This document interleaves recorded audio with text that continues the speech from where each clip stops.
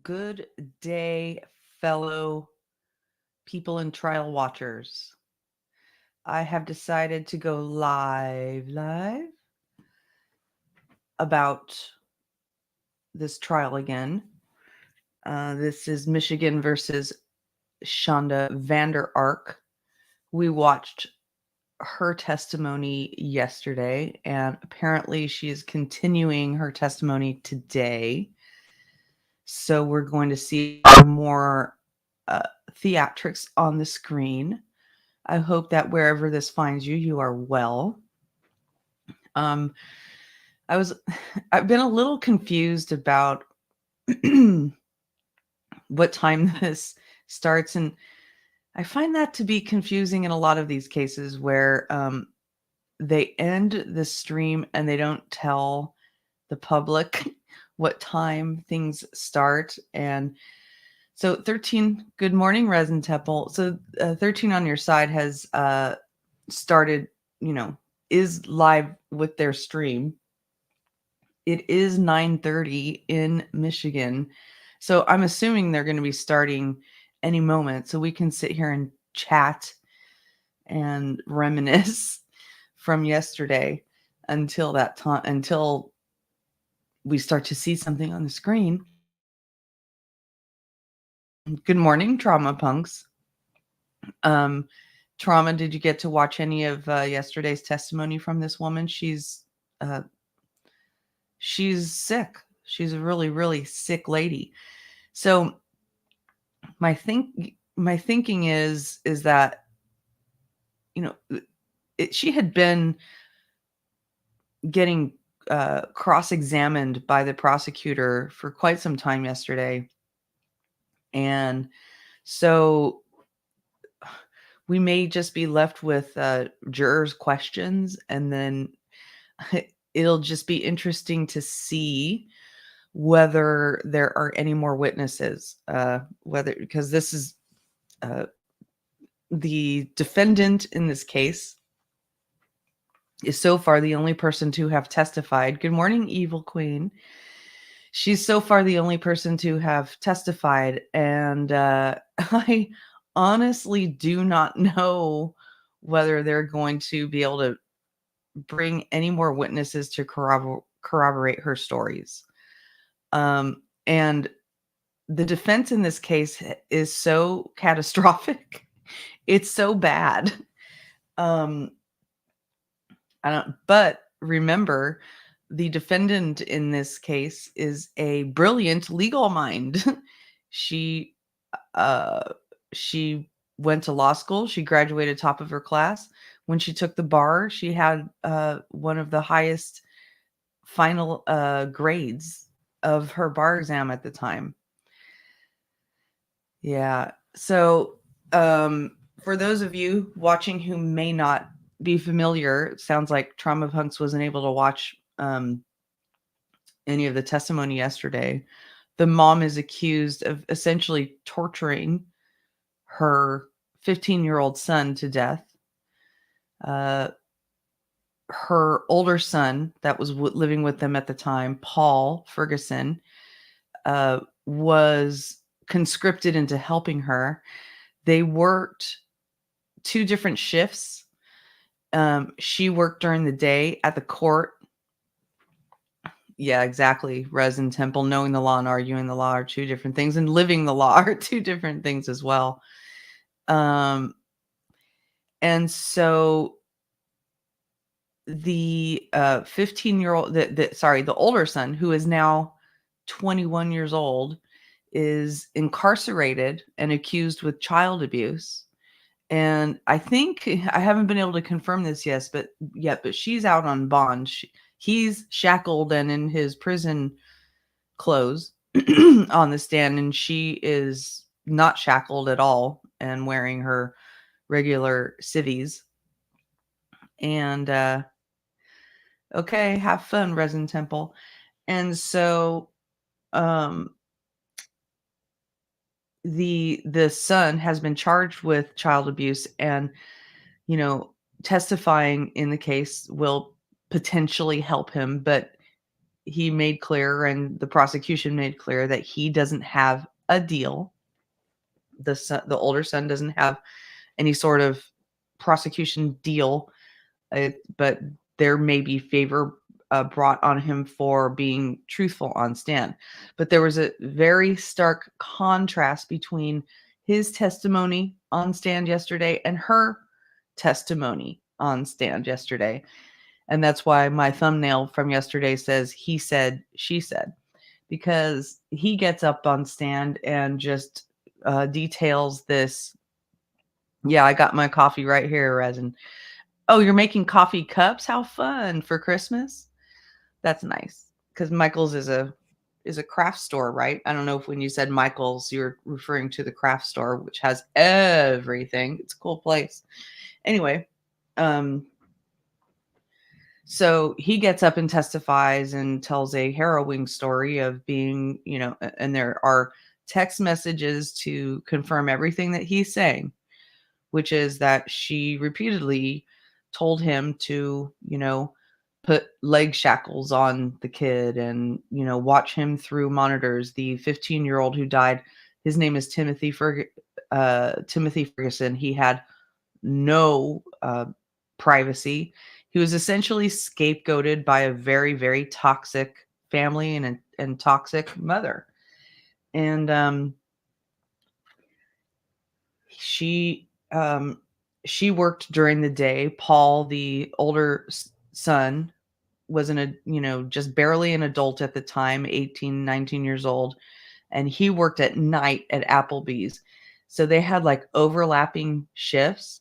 So she would work from something like, 8 to 6, and he would work from 4 to midnight.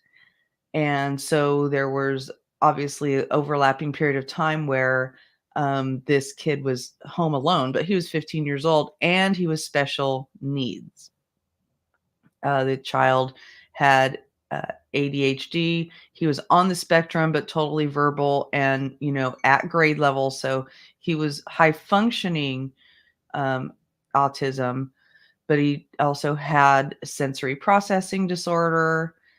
And what else? They said he had bipolar. And yes, Evil Queen, their house had more surveillance than a prison, for sure. And so, yeah, so trauma punks, the family dynamics are really, really strange. So originally, the family was in. Oh, looks like there's some action in the court, so it looks like they might be coming on soon. So they were originally from Oklahoma, and she and the father of these kids divorced, and she was not granted. I don't know the order of things, but eventually she was not granted custody of her kids. And in fact, there was a CPS case brought against her, and she moved to Michigan. And and it sounds like, and it sounds like several different fathers. So she had custody of some kids, and she has 5 kids, 5 of her own biological kids from her. And she had custody of some kids and then custody of not some kids. In one divorce settlement, the husband got one kid and she got the other kid. So she didn't raise. There wasn't a consistent household for any of these kids. Let's just put it this way: any of the kids that were birthed by this woman were not in a stable home. Hello, Finn for the Win. Welcome. I can only imagine the withdrawal Timothy experience going off of 8 different. Exactly. That's another big thing. So this kid Timothy came to live with her and her older son Paul in 2021, and he hadn't been living with them for years. But she didn't get legal custody. The father and the stepmother just sent the kid to them. Good morning, Boho. Just sent the kid to them. without giving legal custody. And since she didn't have legal custody, she wasn't able, this is her excuse. She wasn't able to get him to a doctor. She wasn't able to get him new prescriptions. So she was given a bag full of his medications for his various, disorders. But when she ran out of that medication, she didn't refill it. She didn't have him see a doctor. She never have him saw a counselor. She didn't enroll him in school. She said she was homeschooling him. It was the worst. It was the worst of the worst situation. And I don't know how she may have been able to financially benefit from having the child there, but it sounds to me like she was exacting some sort of financial benefit out of having Timothy, the kid, there. And her older son, Paul, was already living with her when Timothy came to live there. And she was married at the time to their stepdad. The stepdad's name is Adam Vander. And in early 2021, he had a stroke. And so he could therefore no longer work. And when he had the stroke, he had to move in with his parents. So she was now raising these kids alone. And they also had a toddler running around, another child that they call G. They've been referring to this child as G because he's a minor. So at various times in this particular household, there was 18, 19-year-old Paul and 14, 15-year-old Timothy and the toddler G. And Timothy was scapegoated. Timothy apparently was just labeled as a misbehavior. And the way they say that he misbehaved was by trying to sneak food. He would get into the refrigerator and he would eat food. And he would try to get out of his room. And so, as Evil Queen says in the chat, they eventually put up all kinds of surveillance cameras. They have him sleep in a closet, which they euphemistically call a small room. They eventually start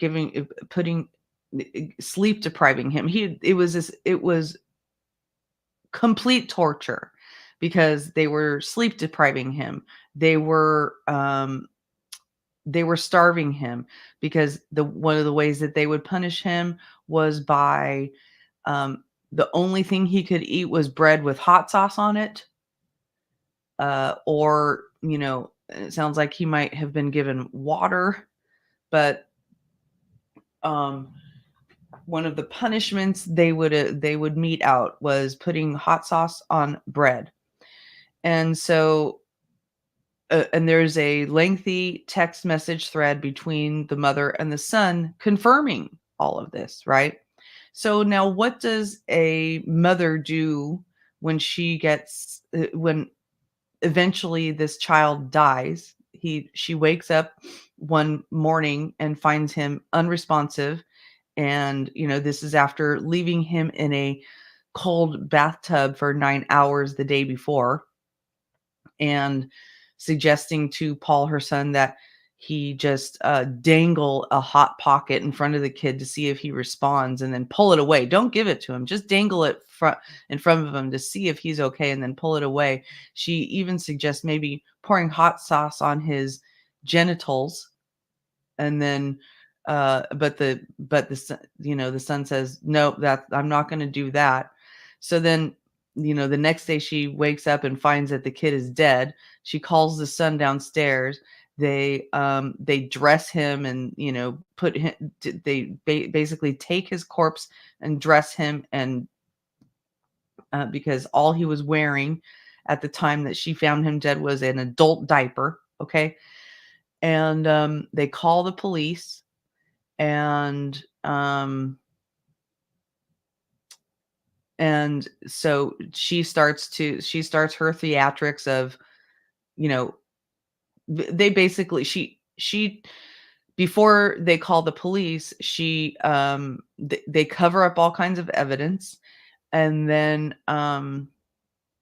she tells her son to lie and say that the reason Timothy, the 15-year-old, was so emaciated and skinny and died of starvation is because he went on his own hunger strike. He went on a hunger strike. So um, basically, what we saw over the last few days is that Paul, the older son, has now decided that he's clearly come out of a fog. He's now 21. This was a couple years ago when all this went down. The child died in July of 2021. Paul has come to his senses. He's been deprogrammed from her, you know, uh, her toxic mindset. And he realizes that what they were doing was straight up abuse. And he testifies against her. And so he testifies against her, tells about how she directed him to do all these things, and then when he dies, how she told him to cover up the evidence and get rid of things like the cameras and the tarp, and tarp that they made him sleep on in the closet because he would wet and poop himself because he was clearly dying and in distress. So she has him get rid of all this evidence, and he testifies to all of this. And the testimony is quite riveting. I showed it yesterday on my channel, um, because the kid is clearly angry and feels very ashamed, feels horrible, didn't realize, he's thinking, just do what mom says to do. And then what mom says to do is essentially killing their child. So, and he's thinking, well, this is my mom. She's my mom. Moms know best. And she's also a lawyer. This is my mom, a lawyer who works for a law clerk who's a brilliant legal mind. And I'm sure that she's thrown this in his face a gazillion times, right? This is a point of pride for her. And you can see her even puffing up on the stand when they start to talk about her education. You even see him, the son, puffing up on the stand when they talk about her education and her high bar scores, right? It's a big point of pride. So I'm sure it was shoved in his face a lot. But um, something he's definitely, the testifying brother definitely has some emotional issues. I would say he's just severely emotionally underdeveloped, and probably, probably any kid coming out of that family is emotionally undeveloped based on the way this woman has raised them, right? So, you just have to feel for them. So he testifies, and then she gets up and testifies, and she tells a completely opposite story, and basically throws her son under the bus, and the defense attorney, who I don't think I've ever been more turned off by a defense attorney in my life, and the way he had attempted to badger the witness, attempted to make the mother, Shanda, sound like some damsel in distress who couldn't have, who wasn't a mom. Finn, for the one, says yes, he compared his mental state to, yeah, he said it must be Stockholm syndrome. He was clearly and we're talking about the older son now who testified, Paul.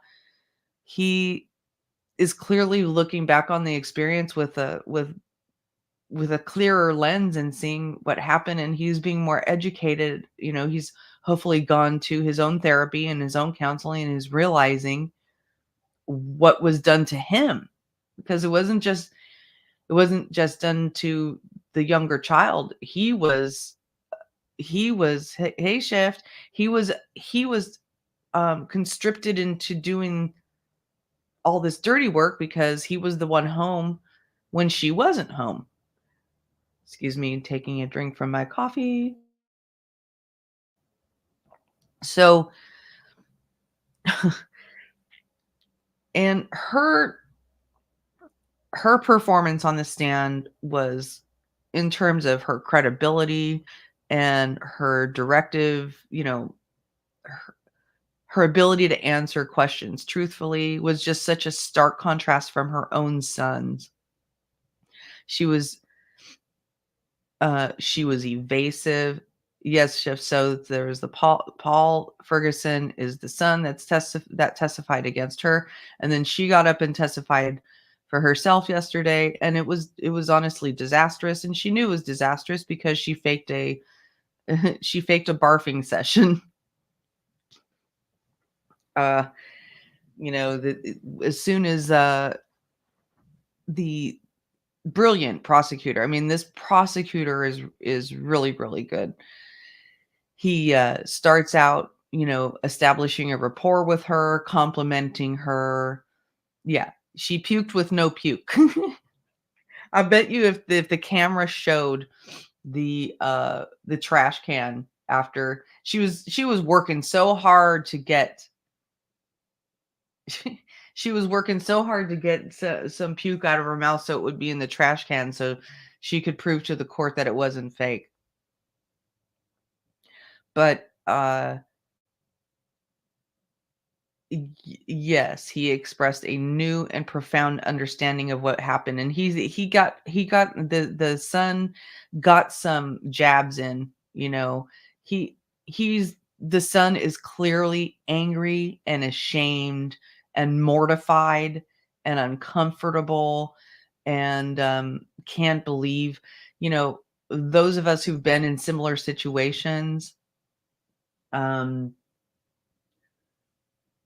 Understand how he feels. There's this just shame that you carry around even when you were there's no question that you were the actual victim in a situation. Even as a victim, you carry around this shame because for whatever reason you allowed yourself to be a victim. And yeah, as the prosecutor is winding up his questions, questioning her on the stand. Ooh, there's camera movement. Maybe something's happening. Um, and they get toward the time of Timothy's death. He slaps down pictures of Timothy, um, and says, "Is that what he looked like? Is that what he looked like when you pulled him out of the bathtub?" And she just pretends to barf. And you know, to me, it just seemed like for her a calculated move to garner sympathy and also to end the testimony because she knew that the prosecutor had her. I mean, the line of questioning was so clearly not going her way, because he would very artfully ask her a question. Sometime he would ask her a question and he would have her defense is, "I don't remember. I'm too traumatized. I don't remember. I just don't remember that. I don't remember that." So the prosecutor would ask her a question knowing that he's giving the wrong detail. I'm pretty sure he's giving the wrong detail on purpose. Like he says, "Wasn't when you weighed him, wasn't he 106 pounds?" And she corrects him and says, 104 pounds. He's like, "Oh, interesting." So, after a slew of saying, I don't remember, she now remembers the exact weight on the exact day that they weighed the kid. Um, hey, language of horses. Yeah, she is sickening. His comment about having the right kind of yeah, the right kind, yeah, when you have the right kind of mother, exactly. And he also, what impressed me about him, the Paul the son, is that he was asked a really tough question about, did you love your brother? And he thought about it. He didn't just come right out for his own um benefit and say, "Of course I love my brother." He was like, "I guess I didn't love him enough because look at the way he's." Yeah, the prosecutor. But the prosecutor expressed our anger for us, right? But he was doing it in a way. He was doing it in a way that, was going to get the legal job done, right? Good morning, Bogart. Good morning, everybody else that's coming in. And that's another big thing that the prosecutor brought out, the evil queen is saying, is that, oh, I like that name, Disorderly Crew. I like that. Is that this woman had all these physical ailments and she took great care of herself. She had all the necessary provisions for herself, including her uh, her support dogs, which are high maintenance because they're huge, right? And so she had her support dogs. She had her good morning. Don't worry about it, sweetheart. She had her support dogs. She knew all of her um ailments and medications she needed. She knew that if she has hot sauce, she throws up. But when you turn, the prosecutor was able to draw all those things out of her. So the and and he was also able to draw out of the son that, the dogs never went unfed. The dogs always got their food. The dogs always got their medical care, right? But, and when you have a person like her on the stand, it's a particular personality, right? Who that they want you to buy into how amazing they are. They want you to recognize how, yes, even the plants were well looked after. So they want you to recognize their brilliance and how great they are. And when you show them that you see their brilliance and how great they are, then that puffs them up, right? And so the prosecutor was doing that. Wow, that's a top legal score. That's incredible. That job, that score that you got for logic and reasoning on the LSAT. And she's sitting there going, "Yep, I know, it's awesome." And then he's like, "So doesn't it?" Then he turns it around on her and points out that she is using absolutely no logic and reason when it comes to her own children and child, and when it comes to answering her own, questions in her own defense, there's no logic and reasoning. And obviously, when people are lying to cover up their, you know, misdeeds and their crimes, they're not going to seem logical, right? Did her support dog travel with her, go to work? I think it sounded like one of them may have, because because one of her issues is that she is reactive. She has all these ailments, right? She's a very, high maintenance person. Hello, Danielle. She's a very high maintenance person. So she has all these ailments. And she and one of them is that they keep saying she is reactive hypoglycemic, which means that if her blood sugar goes in a certain direction, it happens all of a sudden. And the dog, yeah, the 108 things was brilliant. 108 pounds things was brilliant. The dog can smell the blood sugar change before a human can. So that so she probably did have the dog around her all the time. I mean, I could see a person like her being, well, I have to have my dog because my dog has to know if I'm going to be fainting soon or not, right? Because that's the purpose, is that if you go into a hypoglycemic whatever, you might lose your consciousness, and at the exact wrong time, you have to have your dog around her. And, maybe that's why the judge in the YSL trial has his dog by him. Maybe he's diabetic as well. And for that. So Yeah, like she has gone to extreme lengths to take care of her needs, to take care of her dog's needs. But she did the exact opposite when it came to her own children. And one of them was severely scapegoated. They kept saying that he misbehaved. Good morning. They kept saying that he misbehaved. And whenever the idea would come up of what did he do to, in your mind, warrant putting, hot sauce on his bread or putting him in an ice bath. Oh, well, he snuck food. Well, he was probably hungry. Oh no, he snuck chicken nuggets and I thought he was going to die. Um he snuck more candy out of the Easter basket than he was supposed to have. He kept us all awake because we put motion sensors on him and he would deliberately wake us up with the motion sensors.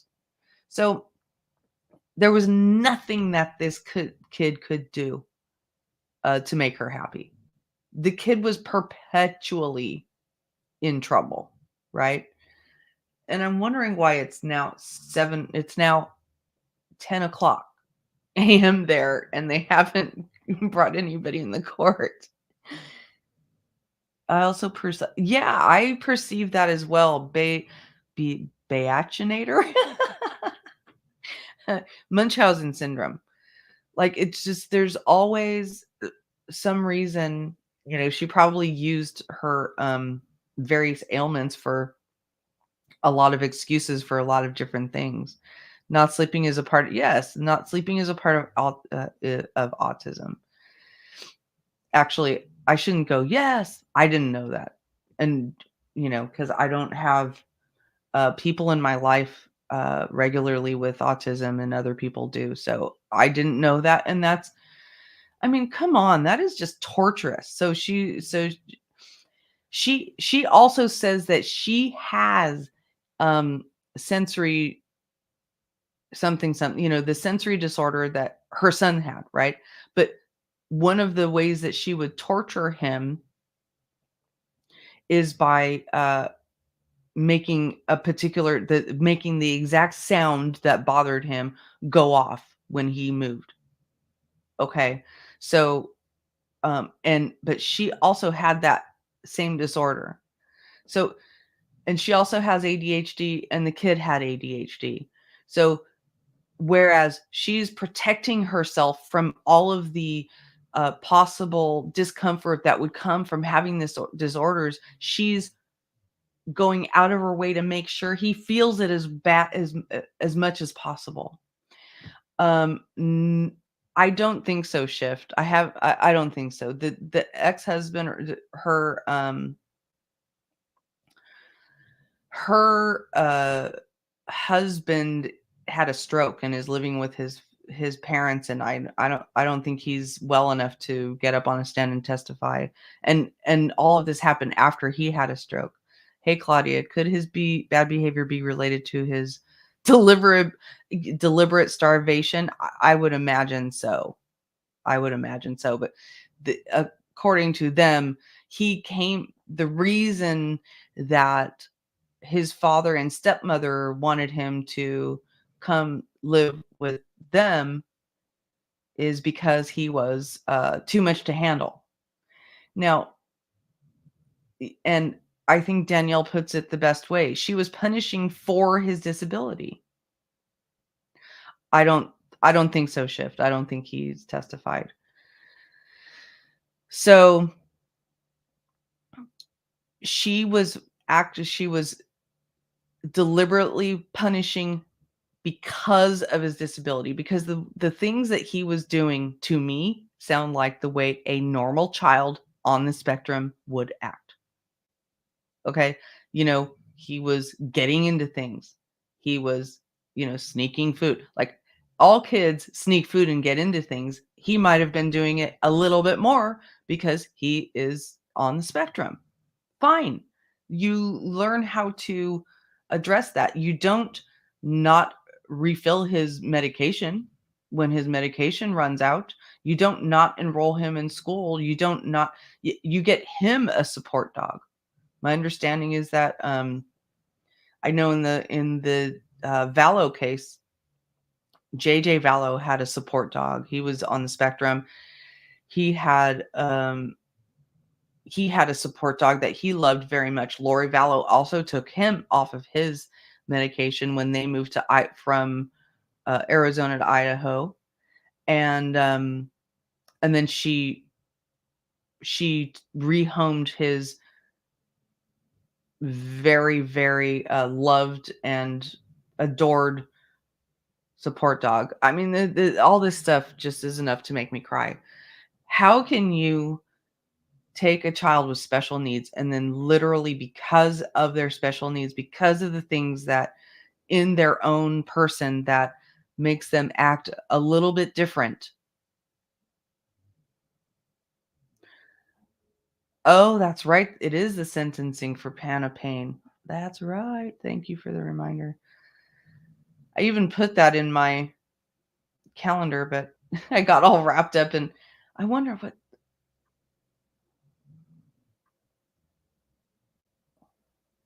where are they going to show that?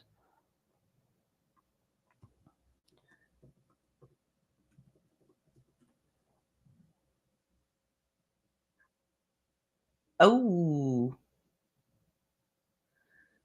well, I'm going to keep a little eye on that because that they have a camera on that as well. So I'm keeping an eye on that feed as well. Yeah.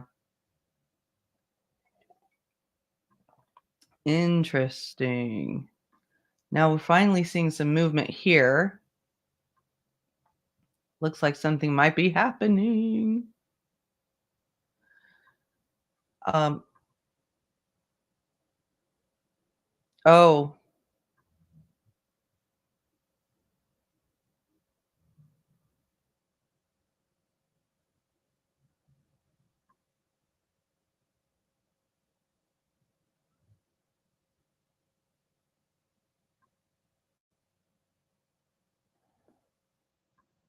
okay. You know what? I'm going to start sharing the Hannah Payne sentencing because, hold on.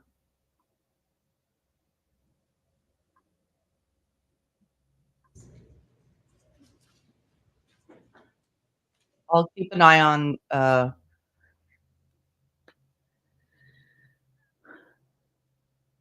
yeah, that's what I was thinking, Danielle. Maybe Shanda is puking again. She's doing some theatrics trying to stay off of the stand. So in the meantime, we'll watch the defense counsel is late. I'm sorry. So for those of you who may not have watched the Hannah Payne trial, that is par for the course for this defense attorney. I call him Pauling Walnuts.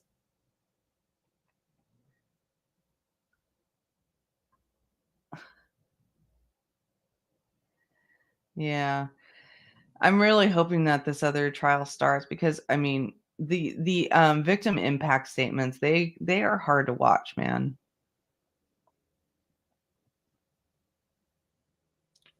She just said Schiff says she just said the bio dad and her decided to send yes.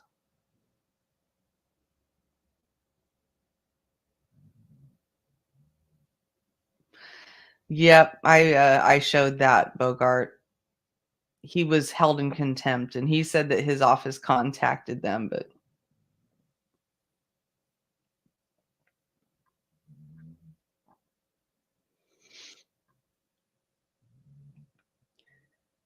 so while we're waiting for Shanda to stop puking, we'll show the Hannah Payne sentencing.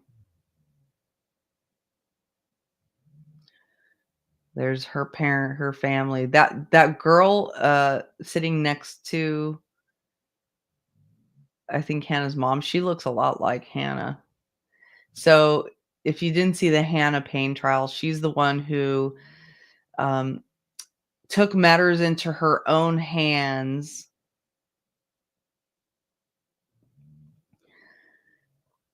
Took matters into her own hands and decided to chase down a motorist who caused an accident. The motorist was clearly having a medical emergency. She chased him down and eventually killed him. She claimed self-defense. Jury didn't believe her. The jury came back in something like 3 hours, found her guilty. This girl never showed any remorse. Never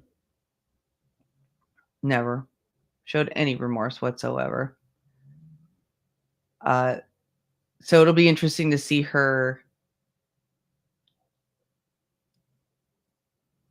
Yeah, I know. Yeah, Claudia says, I don't get the defense attitude in Hannah's case. They chose and hired him. I was feeling bad for her, thinking he was court appointed. No, I don't think he was court appointed. I think I think they hired him, but he probably, they didn't have a lot to choose from, right? Um, and it looks like it looks like her family isn't destitute, but they may not have all the money in the world, right?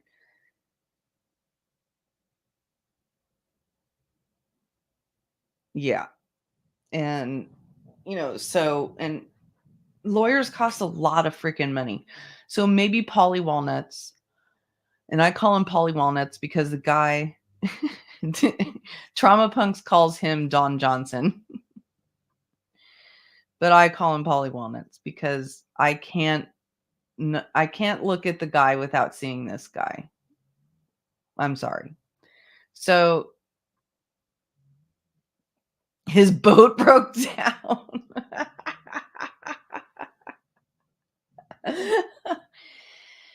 Oh, man.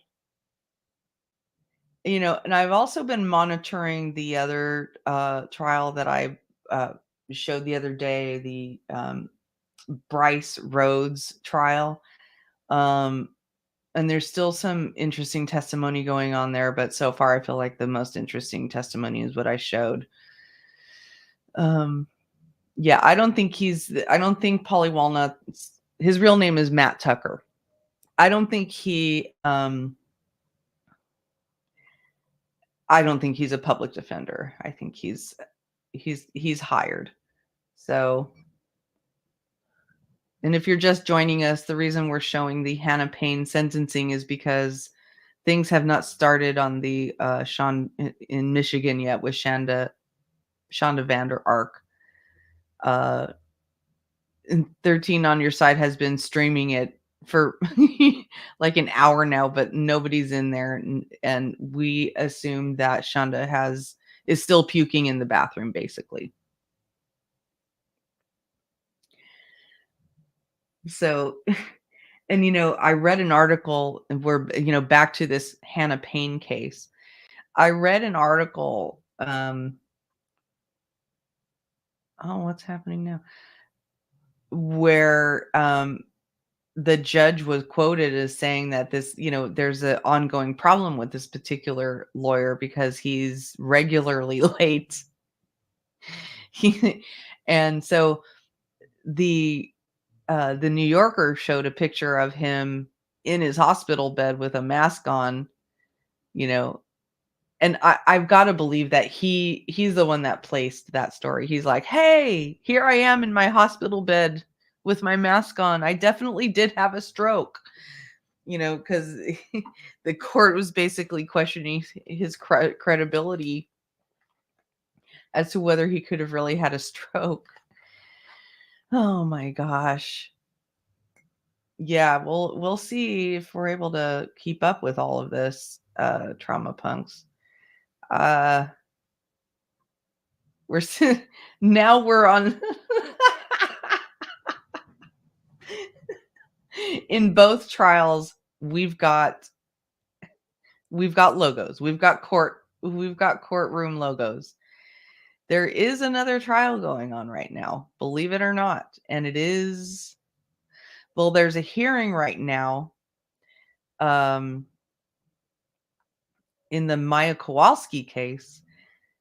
And this is very typical in big cases. So in the Maya Kowalski case,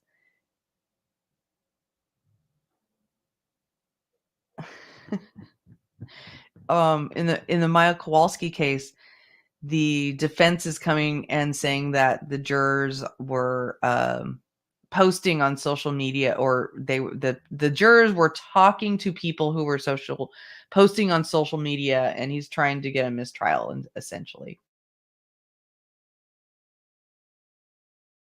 So that's being argued, and then it's looking like this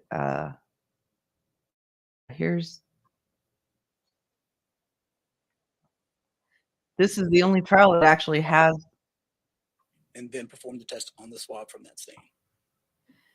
This is the Bryce Rhodes next trial. We have, I believe she sent. I'll keep a watch on the other. I'll keep a watch on the other. Yes, I have two cuttings courts, from okay? carpet, 24.1 and 24.2. Don't worry. I don't know who. I don't know who this witness is. Quantitation, amplification, and then obtaining a DNA profile. What were your results? The male DNA profile from item 24.1, cutting from carpet, and item 24.2, cutting from carpet, matches Larry Ordway. The estimated frequency of this profile is one person in 590 octillion random, unrelated individuals, based on the relevant United States populations.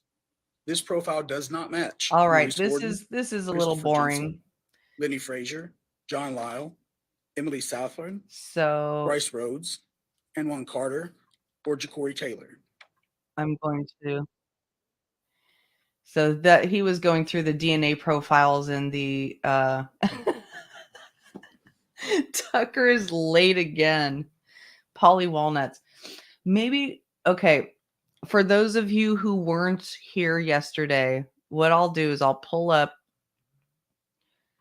Shanda's end of day performance yesterday, all right?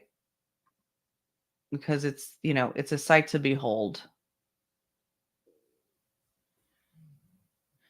It's a sight to behold. Hold on just one moment. One moment, please.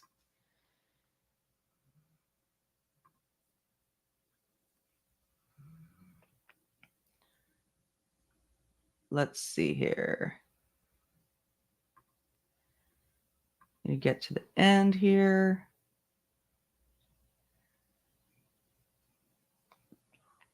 Yeah. All right. Oops.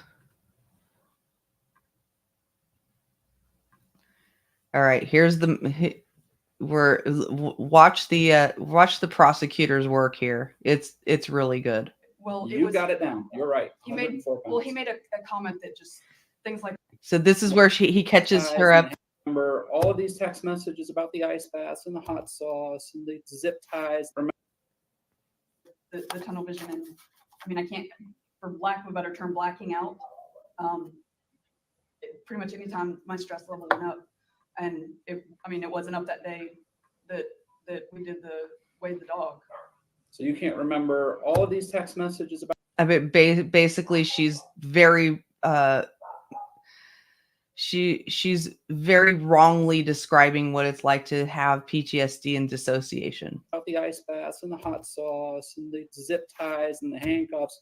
But you remember over 18 months ago that your son weighed 108 pounds sometime after Mother's Day of 2022, correct? 104, yes. 104. Well, you got it down. You're right. He made a comment that just things like that will stick out to me sometimes. And when he couldn't pick the dog up, bear in mind this is a service dog in training, so he's used to getting commands. And Timothy, I remember he put his hands on his hips and looked at Sharma and said, "Next time you get to pick me up." And the dog tilted his head like, "I don't understand that command." And that struck me. It sticks in my head. Hey, Boho. I don't know why, but that sticks in my head. Oh, what day was it? Uh-oh. I don't know what day of the week it was, sir. It was during the week. I'm watching my own stream, so you'll hear me How long talking from to you Mother's Day? guys. I don't remember, sir. I know the reason I know it was after Mother's Day is because my mother-in-law, for probably the last 4 or 5 years, as a Mother's Day gift, has given me cherry tomato plants and then miniature cucumber plants, and I keep them in like plant bags. And I had just when I came upstairs to weigh the dog, I had just gone downstairs and checked on my plants. So the plants were outside then. So I know it was after Mother's Day. I just don't know when. Plants never missed a feeding, did they? It's argumentative about it. She's proud of herself and keeping plants alive.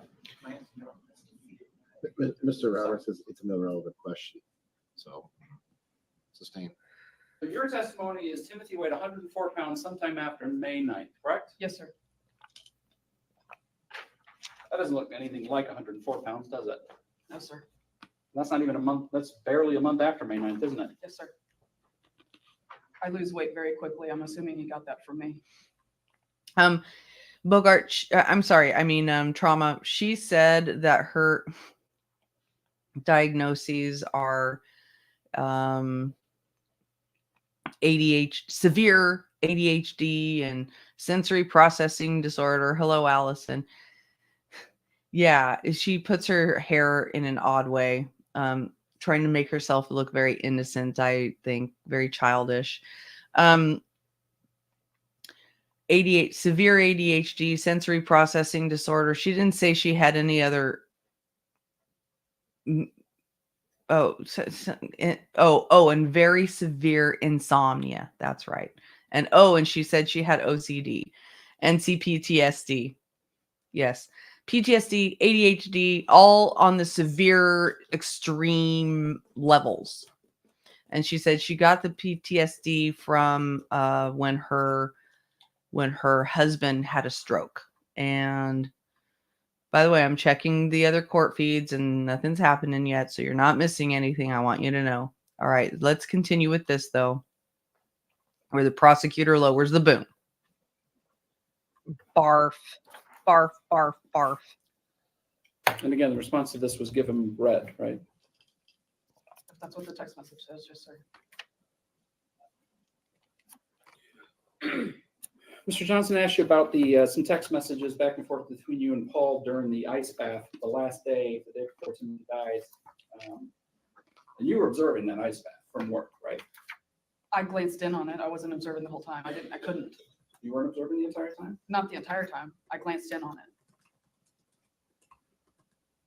it. Whenever you'd send a text message, you were also looking at the camera, weren't you? No, I wanted Paul to think I was. Yes, that was a foreshadowing, Bogart. Mr. Johnson asked you if you remember the text about, honestly, tell me if you think this is all fake. Remember that? Vaguely. You vaguely remember that Yes, text? sir. So you can remember the text where it tries to provide you with a defense to this, but you can't remember. I don't think she said she has PTSD.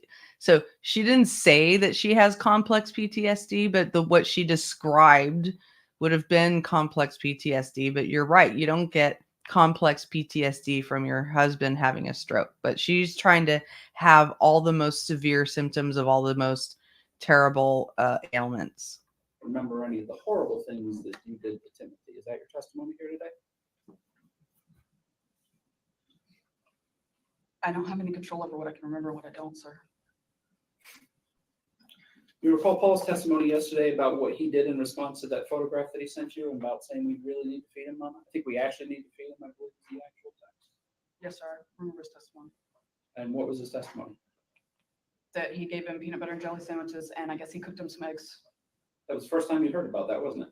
Yes, sir. And that was not his instructions, was it? No, sir, but that was fine. I had no problem with that Well, why did you just tell him to make him some eggs in the first place then? because I didn't think of it. I was in the middle of something. I think we actually need to start feeding him, and the only thing you can come up with instead of Paul thinking to give him scrambled eggs is give him some bread. That's all you can think of. It's, I mean, I don't know. I was in the middle of something. I wouldn't have thought of eggs anyway, not in the middle of the day. So condescending. You said that you would, the punishments, and I guess this 3 o'clock in the morning one about not letting him sleep or he gets an ice bath, so he's got to be awake at 3 o'clock in the morning. You said that was because he would keep you guys up in the middle of the night or wake you up in the middle of the night? Yes. Yes, sir. Can, and again, you did really well on the logic and reasoning portion of the LSAT exam. Can you explain the reasoning behind keeping somebody awake when they're keeping you awake? To show them how it feels. Yeah, yesterday somebody said that her eyebrows look like the Grinch. She looks like a variety of different characters there. They're already awake, aren't they? It made sense to me, sir. That's now that you ask it, but it doesn't seem to make sense, but it made sense to me at the time. You didn't actually mean that as a punishment. That was just out of spite. You were just angry with Timothy for keeping you awake, weren't you? No, it was meant as a punishment, sir. But it's also a punishment for yourself because you have to stay awake as well, don't you? I don't sleep much anyway, but yes, sir. Or Paul has to stay awake, right? Yes, sir. Paul's an insomniac as well. You testified that you gave Timothy a warm bath the night before he passed away, that last night, July 5th. Do you recall that? Yes, sir. That was the first time you told anybody connected to this case that you'd done that, isn't it? Yes, sir. You told the police officers you did that, did you? No, sir. I think that's I her imagine natural warm bath voice. sounds just like, it's just what it sounds like, right? You got him, you took him to the bath, you drew a warm bath for him, and you put him in the bathtub, right? Yes, sir.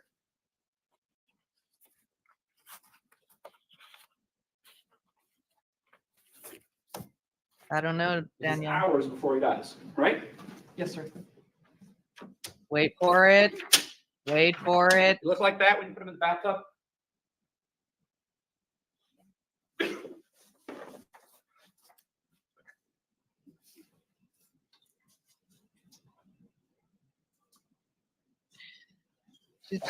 She probably stuck her finger in her mouth to start the gag.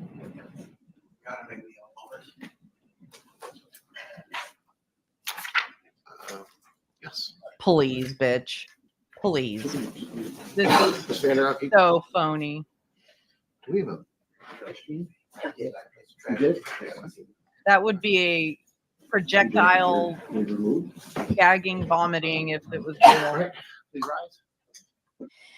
So, when someone truly vomits, it evokes a gag response out of sensitive people. That was so bad that it was like such a desperation move. Let's see if maybe I can barf, in the trash can next to me to end this thing because I'm losing here on the stand. Let's watch that again. Man, this prosecutor, he's one of my new favorites.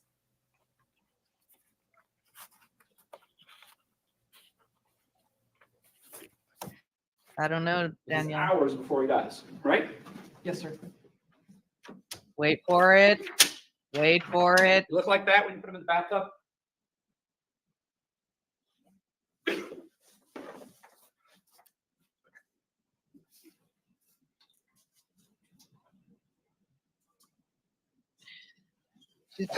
She probably stuck her finger in her mouth to start the gag.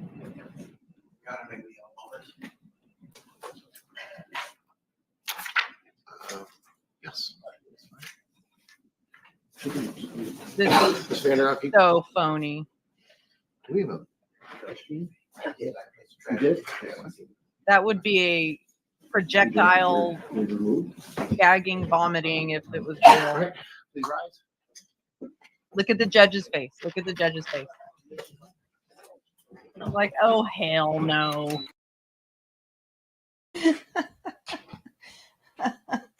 This is just. I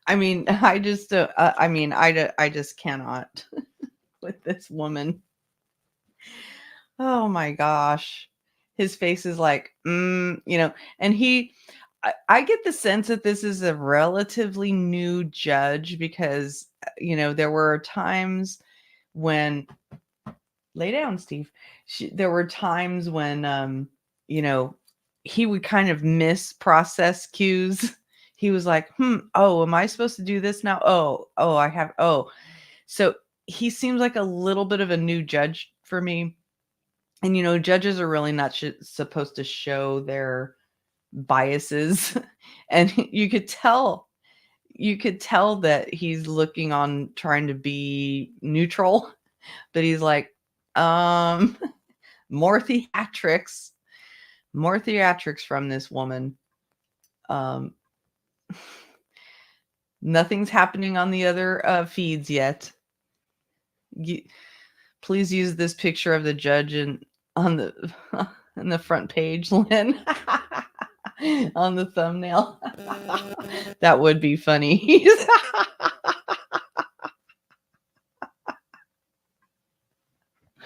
Or showing him pizza rolls. Yeah, I mean, oh, something's happening. Hold on. Oh, this is the okay, so we're back to the Hannah Payne Okay, Attorney sentencing. Tucker. All right. We special set this hearing Tuesday for 10 o'clock, which is special set. You've kept the court waiting for 30 minutes, which is just not acceptable. So you do owe the court an apology for keeping us all waiting for half an hour. Yes, ma'am, and I apologize to deputies, to the staff, prosecution, to the audience. I'm wearing a mask, though. I don't know if it's a bug or what. Kind of slowed me down leaving, and I apologize. There's no excuse. Oh my I was just God. trying to get all the stuff that I've been kind of missing while I was here, caught up real quick. I never expected. You get caught in that kind of traffic, but I apologize, and you know, it's something that I'm just trying to catch up from all that time, and I never expected to get caught, and I'm moving kind of slow based on, I don't know if it's a bug or what, but that's what's causing me to move a little slower today, so I apologize. Okay. Your apologies. Sorry that you're not. Oh my goodness. Deputies, you may bring Ms. King. I'm watching the other court feed to see if Shanda Vander comes on stand. There's nothing happening yet. So now we're watching the Hannah Payne sentencing. Yeah, probably trauma. So Polly Walnuts had to apologize, and you could hear him putting on this, you know, voice of, I've got a bug. Oh, look at Hannah in her jail garb. Oh, she's still looking very, very put upon. This is case number 2019 CR 01737. She's State feeling- versus Hannah Renea Payne, and this is a sentencing hearing. Does counsel for the state have an opening statement? Hannah is still crying, y'all. The record of things that we provided to your honor at your honor's request, and also defense counsel regarding what counts are eligible for sentencing as it relates to this verdict. We then, Judge, will be presenting 3 witnesses who would want to express their opinion to this court regarding what they believe to be the appropriate sentence in this case. I'm assuming then defense counsel will have witnesses to present, and we would then present argument after witnesses have testified. Judge, based on the verdict as it was rendered, the defendant should be sentenced on count 1, malice murder. Count 2, the felony murder, must merge and be dismissed as a matter of law. Count 3, the aggravated assault, factually merges into count 1. Count 4, the felony murder based on false imprisonment, must merge into count 1 and be dismissed. Count 5, the false imprisonment does not merge, and therefore the defendant should be sentenced on count 5.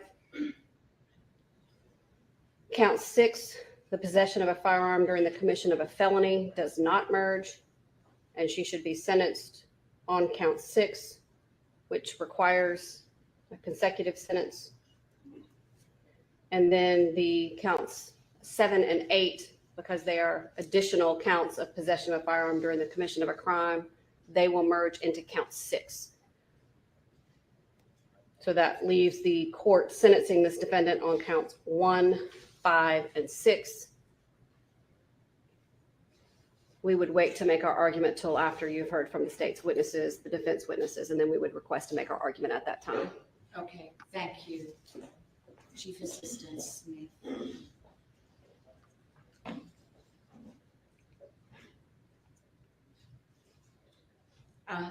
Anything from the defense at this time? Your Honor, if we wait, I think if the state wants to present their witnesses and look at that, then I will have Ms. Payne say that he wanted to speak to her back and talk. I think with the charges being what they are, of course, I'm going to try to find a way to minimize, but I think it's statutory, so there's not much really we can do. But the family does want to speak on behalf of the family, and I would just wait for this family to go ahead and have their witnesses say what they need to say, then we can put the dogs up there and leave it to the court to make the decision. Okay, so before the state calls its witnesses, will counsels please approach? Hannah is still feeling sorry for herself. She still doesn't see what she did as wrong. Look at that. She's still the victim in her own mind.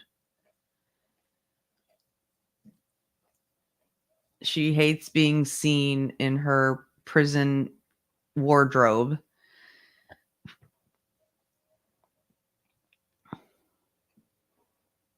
What do y'all think what do y'all think the sentence is gonna be like? What's she gonna get? My guess is that she's gonna get something lighter than life without parole. Yeah, she's scared and she's so young. And clearly she didn't understand that you don't take matters into your own hands. Yeah, that's what I think, Bogart. That's an interesting 15 to 30 years. Everyone in the courtroom, you can all see that we have a packed courtroom. I would ask that protocols be observed and proper courtroom decorum be observed. No loud explanations, nothing that will disturb the proceedings of this court this morning. And so the court asks you to be respectful in every way. The state may go ahead and call its witnesses.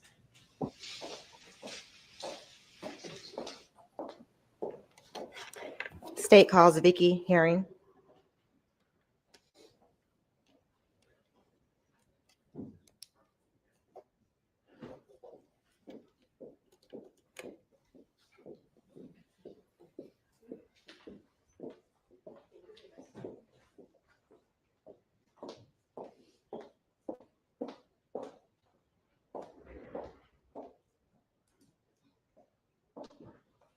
This must be one of his relatives because he... Please raise your right hand.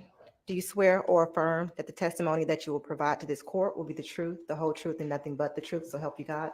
I do. All right, you can take a seat and pull yourself up to the microphone.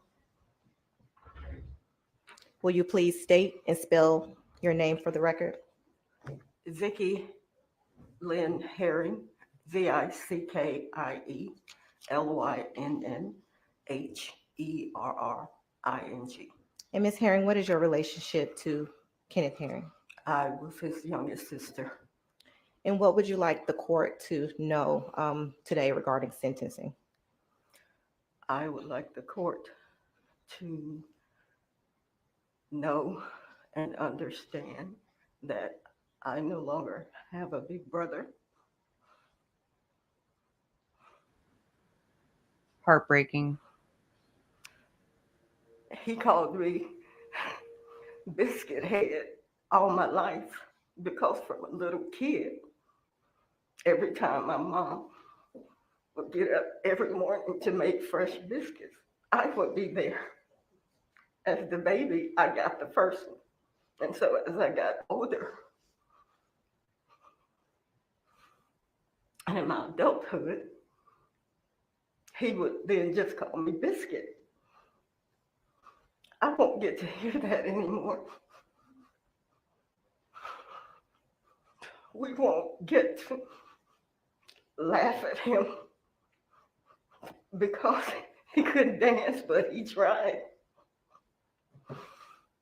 And we won't get to reminisce about all the times, having grown up in the South, my mother would make copious amounts of sweet tea, and he would drink it all and leave a corner and put the pitcher back in the refrigerator. We won't get to do that.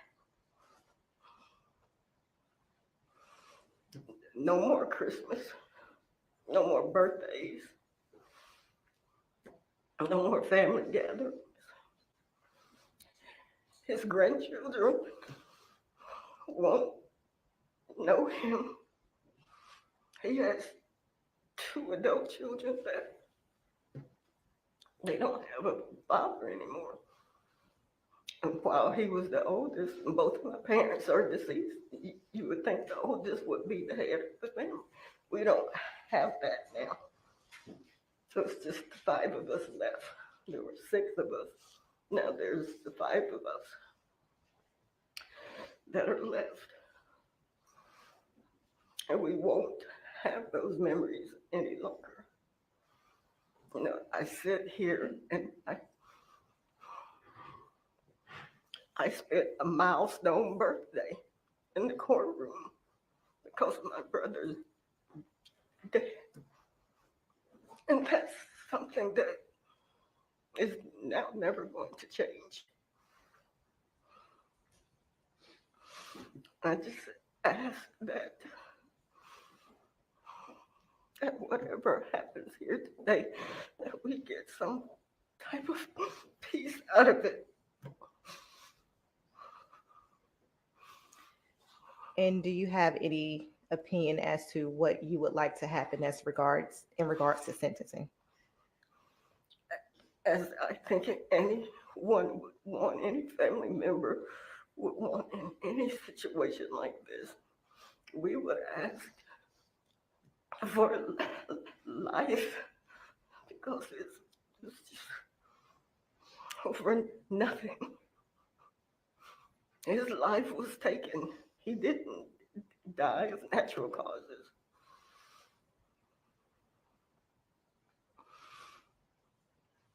All right, thank you. Yeah, me neither, Evil Thank you. Queen. Good morning, Toxic Orchid. Orchid. I said orchid. Sorry.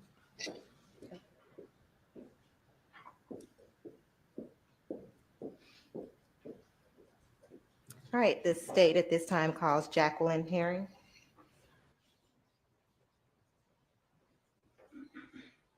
No, that's just so sad.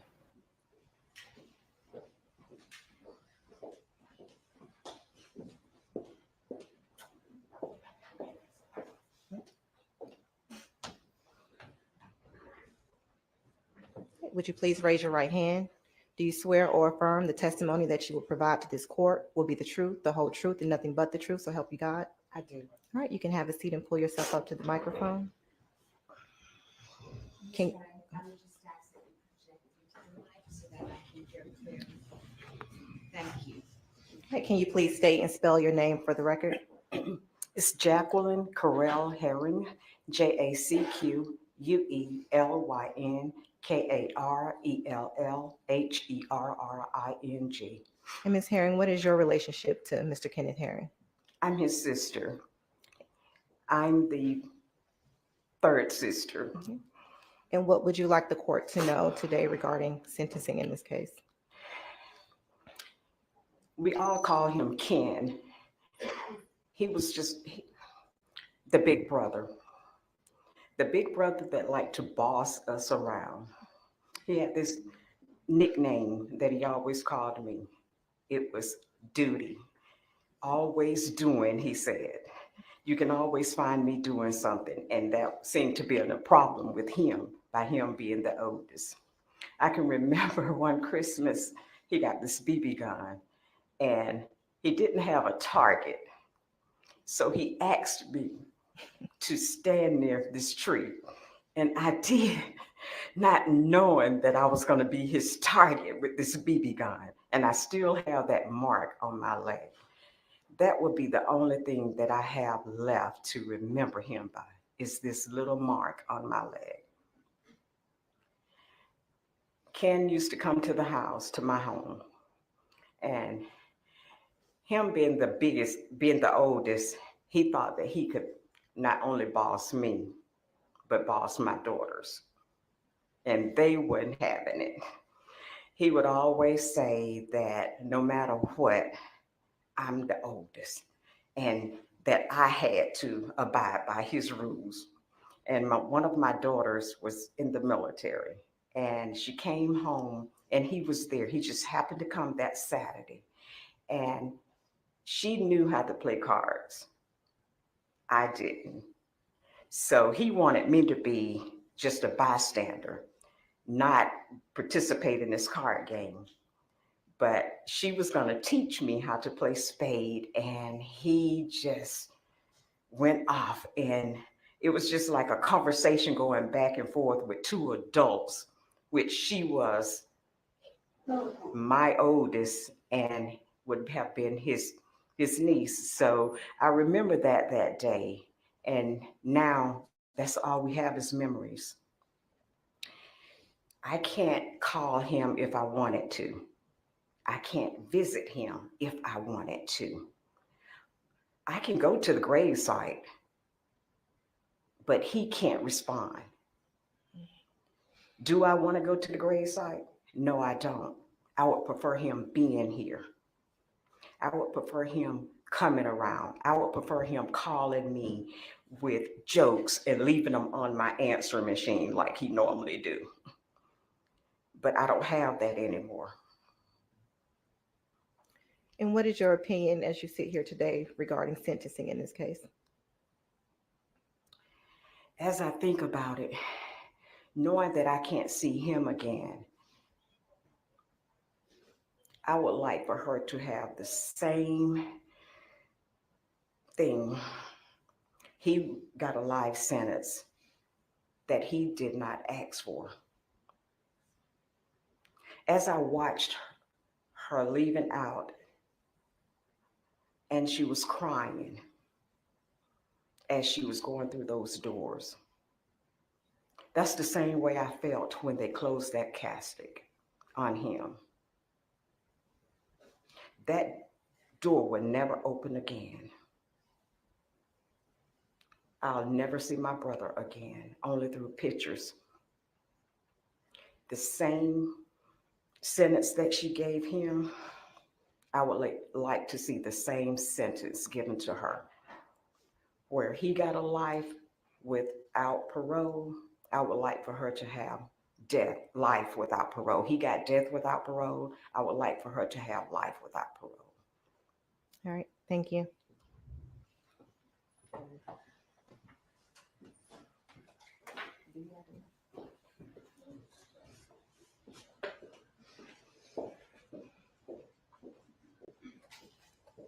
All right, the state's last witness is Keith Herring.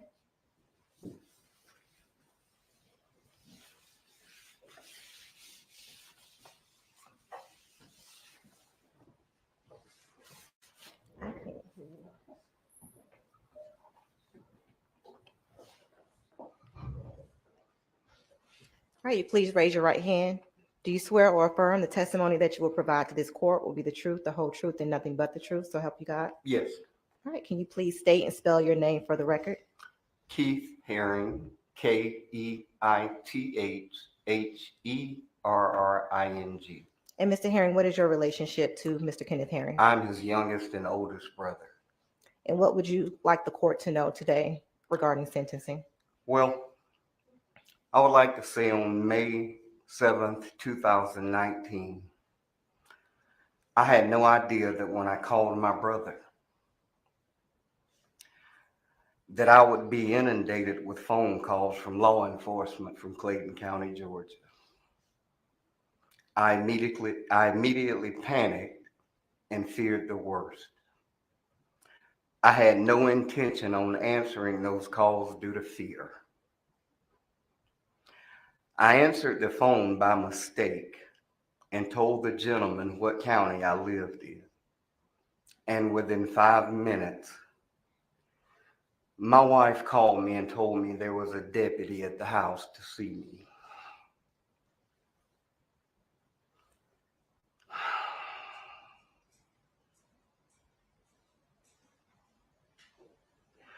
My life from that point has never been the same. The following day, I found myself repeating to my wife, I do not know how I'm going to tell my parents or explain to them how this happened. And they had been deceased for years.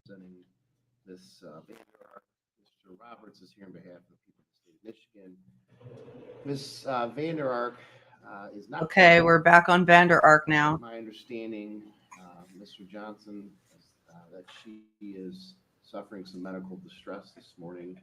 And I know you want to put something on the record regarding that before we go forward, so you may proceed. I do, Your Honor. My client is suffering a medical issue. We were hoping that, given some time this morning, we'd be able to get her to a point where she'd be able to come and join us. She'd be competent to do so. The court has been gracious for a trial that's supposed to start at 9 o'clock. It's now 10 minutes to 11. And we appreciate the court's grace in allowing us to work with her and hopefully get her to the point where she can come and participate in her own trial. I must report to the court at this point that situation has not occurred. That she at this point is not able to participate in trial, given this medical situation. As a result of that, she's been basically, we've gone over a couple of options. One, ask to adjourn this case until a later date, but quite frankly, the situation that brought on this medical situation is occurring and is part of the stress of being on trial. So the reality is we couldn't guarantee the court that as of Monday or Tuesday or Wednesday of next week that we'd be in any different situation than we are in right now. And in fact, for the record, I anticipate we'd be right back to where we are right now, even if we waited a few days to work on things. Given that situation, I explained my client her options. She could come up to the courtroom on her own volition or with assistance and participate in the hearing, or she could waive her right to be here and avoid this and not avoid, but to not participate as we go forward. She has chosen the latter. She's chosen to waive her right to be here. She's requesting not to come back again. For this purpose, she is not requesting an iPad or any other aid to allow her to watch the proceedings from where she is. She is content to rest at this point and simply allow her legal team to go forward, representing her in this matter and concluding this particular trial. Therefore, I'm asking the court at this point to continue with the trial and without my client being present. Thank you. Okay, Mr. Johnson, my understanding too, as well as speaking to the deputies, I mean, I was asking, hey, what's going on with the progress? And they indicated that she had made some statements that she potentially could hurt herself. Is that correct? Your understanding? I didn't hear them, but I heard those comments from a source that I rely on and have no basis to believe that's not accurate. And quite frankly, in conjunction with my experience with her this morning, I can see how she might make those statements. Okay, all right. So that was also a concern for the court as well. So, Mr. Roberts, any comments you wish to make on that? Your Honor, the only thing I would ask, if we could at some point, and we don't necessarily have to do it right now, is because this is a critical stage of proceedings, that we would have something at the time it becomes available, something in writing from her, waiving her right to be here. In terms of her not being present, we also have to address the fact that she did not answer the jurors' questions. I've indicated in chambers that while I certainly recognize that the court rules do allow for jurors to ask questions here, that it is certainly not been a practice for a very long period of time, just recently adopted by the Supreme Court as a practice, and that I would think we could proceed without her presence and without answering the jurors' questions. I think we have to address it in some fashion for the jurors so they understand that. and they're obviously smart enough to look over the table and see that she's not here. But I don't believe that that would in any way cause her testimony to be stricken here or allow the jury, put the jury in a position where they're not allowed to at least consider the testimony that has been given. It's probably frustrating for them, but quite frankly, a few of those questions were questions that weren't going to be able to be asked anyway because of different legal reasons. So I don't think there's anything here that we need to do in terms of, besides addressing it for the jury, however the court sees fit, and getting it right at this point. Okay, Mr. Johnson, any objection to proceeding without the jury questions being asked? I know that I told both attorneys in chambers. It's a little bit frustrating to me because I think we told the jury where they have an opportunity to answer questions and they're getting deprived of that opportunity. But Mr. Roberts is correct. It's a relatively new practice. Are you okay proceeding without having those questions asked to your client? I am, Your Honor, and I amplify what Mr. Roberts has just said. There are some courts even in this building, who do not even allow questions at this juncture. So it is a relatively new process. It is a situation that's unavoidable. I think the court is justified in informing the jury that those questions won't be asked and then proceeding forward. Okay. In terms of preference, Mr. Johnson, of what to tell the jury versus not tell the jury, my thinking, we could go as vague as, unfortunately, she's not available this morning. We could say she's had a medical emergency and she cannot be here. I guess it's, I don't want anything we say to the jury to potentially prejudice her, but I'll leave it to you for your input, what you would prefer from the court. Your Honor, I think what the court has expressed here in this courtroom is appropriate, and what we've expressed in the chambers, I have no problems leaving the court's. I'm not going to try to micromanage the things the court says. Simply expressing that she can't be here. It's a medical situation. Okay. That's all we've asked for, and I think that's appropriate. Okay, is that acceptable to you, Mr. Roberts? I'd have to defer to the defense on this question anyway, Judge. So that's fine. All right, anything before we bring the jury out? Just briefly, Judge, with that, obviously then Mr. Johnson will formally need to rest his defense. I do anticipate calling Lieutenant Hooksman to the stand. We've discussed in chambers again, just to revisit the 2 video issue very briefly. I did suggest this morning that perhaps an adopted admission instruction could be given to the jury based on Ms. Vander testimony about the contents of the first video. I think we've all agreed that the better course here, especially with her not being able to come up and participate in the proceedings today, that Lieutenant Hooksman will just simply testify to that. She said multiple times, if that's what the video shows, we'll just take some brief testimony from Lieutenant Hooksman, and we will still continue with the previous ruling, the previous agreement that was made here that we will not play that video for the jury. And then do anticipate playing the second video that we've discussed, and that was kind of been planned all along. Introduce that through Lieutenant Hooksman, and that video plays about 18 minutes or so. Just to caution the folks in the gallery, there is no way to do this without projecting it on one of the monitors. I think the court's indicated that what it will do is raise the screen here. We'll project it on the TV so that only the jury can see these things, but the rest of the gallery certainly can see those things from the camera perspective. It won't be captured, but the members of the gallery can see that. It begins with an image because the camera is fixed directly at Timothy, deceased, in the closet. There's only a few seconds of it. I've narrowed it down as much as possible, but there has to be some context for the jury so they understand. And the video starts within a few seconds of the defendant walking into that closet, and then what transpires from there is what is really the most relevant portion of that. But again, it's difficult to look at, it's difficult to see, and anyone that thinks that they are going to have a hard time with it, I would just suggest to them when we get to that point to exit the courtroom. But at a certain point, we can't pull the punches too much about what took place here, because these are terrible circumstances, and the jury, I think, needs to be afforded the opportunity to see what transpired and the basically 18 minutes that the defendant waited to call 911. Okay, thank you, Mr. Roberts. Mr. Johnson, any objections to that? No, Your Honor, I don't. And while we have an agreement, Mr. Roberts and I, as to the first video, the before video, there'll be descriptions of it. I'm not sure if Mr. Roberts is going to want an instruction as to why that video wasn't provided for the jury as well.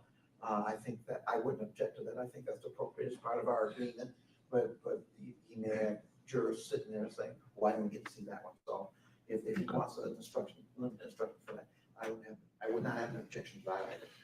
Okay, so yeah, what we're gonna do is, and I forgot to tell Mr. Weaver this, so what we're gonna do is we're gonna have the shut off, so that specifically out of respect for Mr.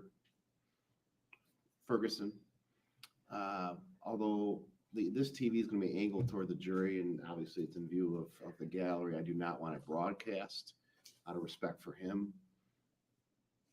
So this TV will be going, but and as well as the witness. But again, I'm instructing those members of the media that are in the courtroom today. I do not want this video, including images of Mr. Ferguson and his deceased, to be broadcast. So, with that, anything else before we bring the jury out, Mr. Roberts? No. All right, Mr. Johnson. All right, please rise. I cannot, with a woman who, when hearing that her children are suffering, meets out more suffering. But when she suffers, she goes into coward position and has to ultimately protect herself. She recognizes all the things that she needs to protect herself, but she makes the punishment more as harmful as possible. She picks out the things that would be the most painful, the most distressing, and she gives it to them. But for her, she goes into vomit and sick mode. She's All right, you may be seated. All right. Good morning, ladies and gentlemen. Thank you for being here on time. It's been a while. We've delayed you. As you'll notice, Miss Vander is not present this morning. Unfortunately, she's suffering some medical distress this morning. The reason we've been delaying is we've been trying to alleviate that medical distress, and so the court was willing to wait a little bit while we did some other matters to see if she was able to be present. She is not. She certainly will not be present during this morning, and she may not be present for the rest of the trial. I don't know, but at least she's not here today. And again, it's not by court order. It's because, unfortunately, she's unable to be here because of a medical issue. So with that, we will continue the trial in her absence. Mr. Johnson, and that also, unfortunately, means that we will not be able to ask her your questions. It was my preference to have that happen, and I tried to get that to happen, but unfortunately, we will be unable to do that. So, Mr. Johnson, any other witnesses? No, Your Honor, at this juncture, the defense rests. Okay, Mr. Roberts, any rebuttal witnesses? Yes, Your Honor, the people recall the evidence.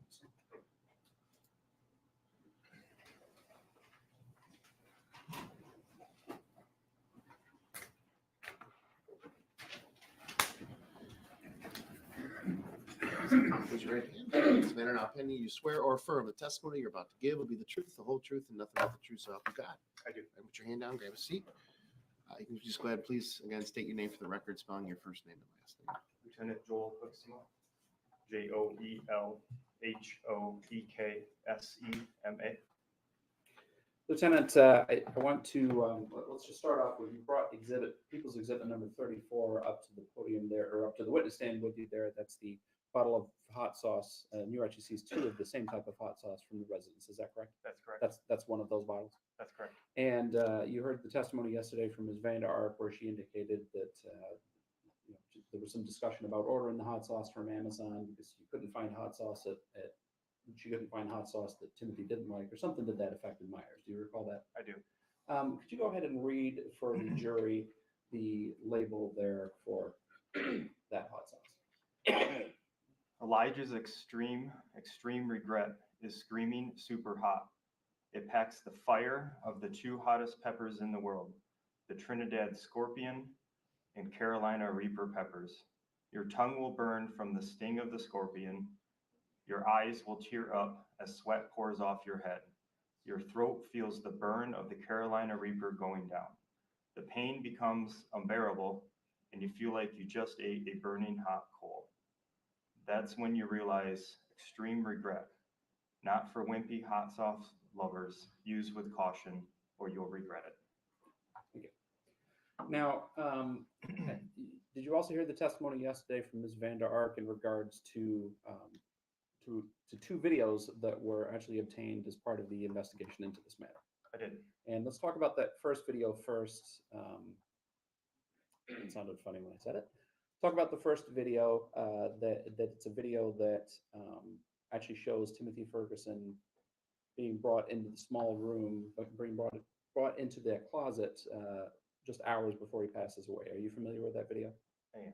And have you seen that video? I have. And we've made an agreement because of the sensitive nature of the video and its frankly graphic nature that's not going to be played for the jury. Is that your understanding? That's correct. I do want to unfortunately have to ask you some questions about it. So if you could just recall that video, and first of all, explain to the jury what camera that video was obtained from.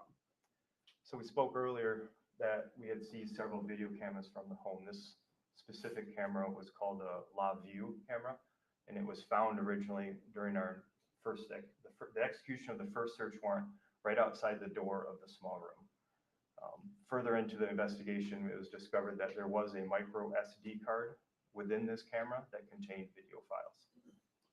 And that camera and the video that we're talking about, what does it capture, at least in terms of an overview of where it's pointed? So at the time those video files were generated by the camera, it was positioned within the small room in one of the corners, looking at Timothy when he was in there. And you've had an opportunity again to review those, is that correct? That's correct. And at approximately 11 o'clock, 23:03 in military time, 11 o'clock or so, you observe Ms. Vander Ark on that video. I do. And what is she doing? On the video around that time that you mentioned, Ms. Vander Ark is observed placing a tarp into the closet and kind of spreading it out as a makeshift bed. And after she does that, what happens after that? After she lays the tarp on the floor, she is seen dragging Timothy by the arms onto the tarp and into the room. And are you able to see Timothy's body at that point in time? I am. And what condition would you describe it? How would you describe his physical condition at that point? His eyes were open, but not really seeing anything. He appeared to be unresponsive. He didn't speak at all. He moaned a few times. It's very concerning watching that and seeing his appearance. And you've also obviously had an opportunity to see both the photographs of Timothy at the scene as well after he was deceased and the autopsy photos. Did he appear substantially the same way that he appeared in those photographs as well? He did. Very, very thin bones protruding. In particular, he wasn't wearing any pants, so I could see his hip bones and his knee joint very prominently displayed as she positioned him in front of the camera. And did it appear that he was wearing a diaper? He was wearing an adult diaper. And you said that Ms. Vander Ark positioned him in front of the camera so that what was facing the camera, I guess? His face was facing the camera. It was the primary focus of the camera, is to keep a view of his face. And that camera also records audio, does it not? It does. And did it record any audio from Ms. Vander Ark as she was pulling Timothy into the closet and positioning him on the floor? It did. I could hear Ms. Vander Ark tell Timothy that he is pathetic, and then adds, but I already knew that as she was dragging him in.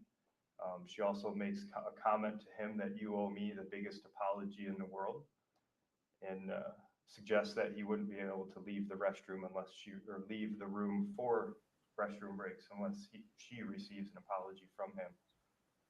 Wow. And then did she leave the room at that point? She does. Did she come back a little while later? I believe it's approximately 15 minutes later she comes back into the room. And during that time period, though, are you able to observe Timothy on that video? I do. And does Timothy do something between the time that she leaves the first time and the time she comes back? Initially, she had positioned him on his side with his face facing the camera, And over the period of about 15 minutes, he rolled onto his back. So his face was no longer visible. When she comes back in the second time, what does she do? She repositions him so his face is visible to the camera. She has one of her Great Danes come into the room and instructs the Great Dane to lick his face, trying to get what appeared to me, trying to get a reaction out of him. And Oh even my makes God. a comment to the dog saying that, see, he reacted to you. And so does the Great Dane, does the Great Dane stay in the room at that point or not? It kind of steps over him, licks his face, investigates, and then eventually leaves the room after she provided the dog instructions to lick his face. And what does she do at that point? During this time, and previously while I observed Timothy in the room, he was taking short, shallow breaths through his mouth. Kind of picture how a fish out of water would breathe, with gasping for breath through their mouth. And she clamps his mouth shut, tells him that he doesn't need to breathe like that, and then holds his mouth shut for a period of time until he's forced to take breaths through his nose, and tells him, see, you didn't need to breathe. No problem of trauma. A dummy or an idiot, something along those lines. And does she leave the room at that point? She does. And is that the last time anyone actually has any contact with Timothy in that room? That's correct. And you've had an opportunity, does that camera continue to record all through the night into the next morning? It does. Because this was about between 11 and 11:30 on July 5th, is that correct? That's correct. And so the camera records into the next morning, is that correct? That is correct. And you've had an opportunity to watch all of that video, is that my understanding? Yes. And at some point, does it appear that, you're not a medical doctor, I understand that, but does it appear that Timothy actually passes away while in view of that camera? Yes, it appears that way to me. He can be seen, his chest rising, lowering very slightly, small little movements, and then there is a point in time where you stop seeing that, and his body just kind of relaxes, and it appears to me that he has died at that point. And does from that point on, is there any movement of his body until the next morning? Is there any movement of his body at all to indicate that he's moving or alive? There is not. There is no more movement from his body from that point. Wow. And we're going to now play for the jury you're aware that there was a recording that takes place later that morning, is that correct? That's correct. Starting around approximately 6:20 or so of that same camera, is that correct? Yes. And just give they'll be able to watch it and hear it, but what are we looking at initially when we see the video? Initially, you'll see Timothy as he was positioned, and then you'll see Miss Vander enter the room, and you'll see her reaction regarding finding him. What I know to be deceased, but I don't believe she does at that time. Okay. For the record, this would be People's 46. It's on flash drive. It's pulled up on my computer, ready to go. So the jury understands I think the court's intention is to only play it through the monitor by the jury box. I think everybody can see that. Can anyone see Mr. Weaver, can you maybe angle the TV out just a little bit? He's probably going to want the lights down too. Yeah. Yeah, I think the more that he suffered, the more she knew she was in control. And that is just absolutely sickening. Mr. Roberts, are you connected to the? Now, I don't know if they're going to be showing All right, let's. this video to us. We're just going to be seeing everybody's reactions, or at least hearing and seeing the police reaction. Oh no, I've instructed him not to record it, so we didn't the lights on it, and then I'll worry about getting him out here. So.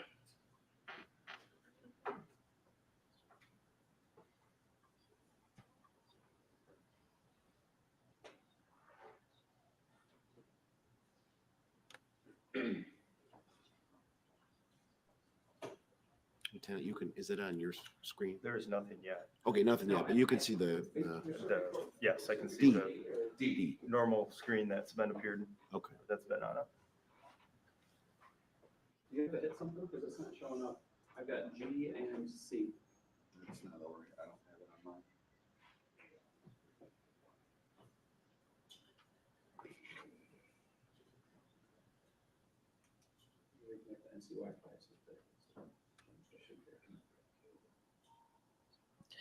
There isn't really any sound right now, random, but it is a little bit low. I have it all the way up from the court.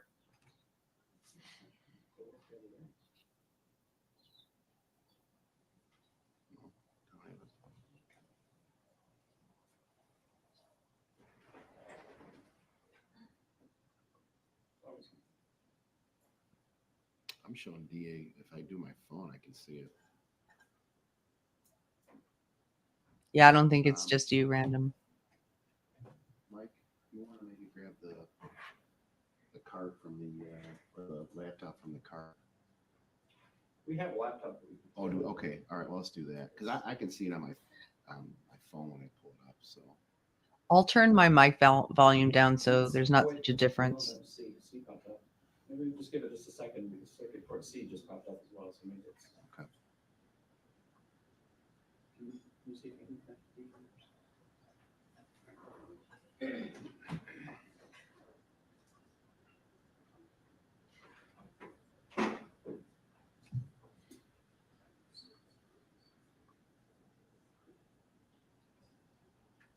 Oh, I didn't know that.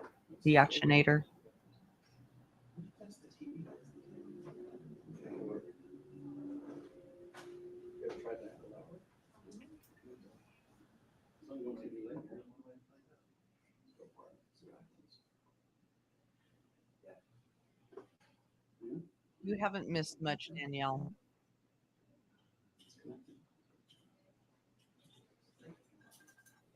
We're waiting for them to show video of the day that she discovered Timothy unresponsive. Let me know if my volume is better. Yeah, this is live right now today, Cal F. This moment. I'm also monitoring the Hannah Payne sentencing. All right, get Shanda out here.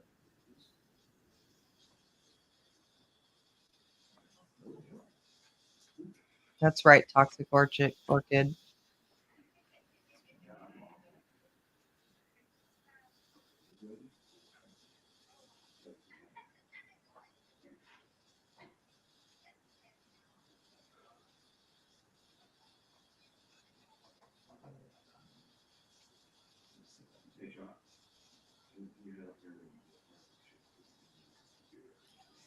There's always some sort of technical issue whenever they want to play a video. Your Honor, could it be because that's turned off? It doesn't go run through that? It'll still go on here. It lines up and it's just another screen basically. So I didn't know if that was the central hub that. no, it's not supposed to be.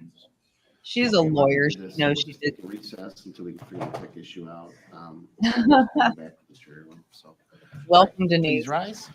All right, so they're going to go into recess to figure out their technical issue, and in the meantime, we're going to go back to the Hannah Payne sentencing. All right. Something, and you would say, "Hey, don't do that." Sometimes you have to let kids go, and you have to let people go fall and bump their head, and then they'll know the next time you did the wrong thing. I'm out there one night working on my car, and it wouldn't start. I had to push it to the top of my driveway. So I'm out there pushing the car. It seems like every time I take one step, I take 2 steps backwards because I'm trying to push my car uphill. Next thing I know, Hannah's out there helping me push my car. And she's like, "Why didn't you tell me, Mr. Victor, that you're out here pushing your car?" I say, I didn't think about that. And like I say, I've known Hannah since day one. I've known her family since day one. And you can see, but anyway, Hannah, she was just the type of person that she didn't mind helping you. And she didn't care what it was. Things, I'm not very good on the computer. I got a race car that I was trying to program. I said, "Hannah, can you help me out?"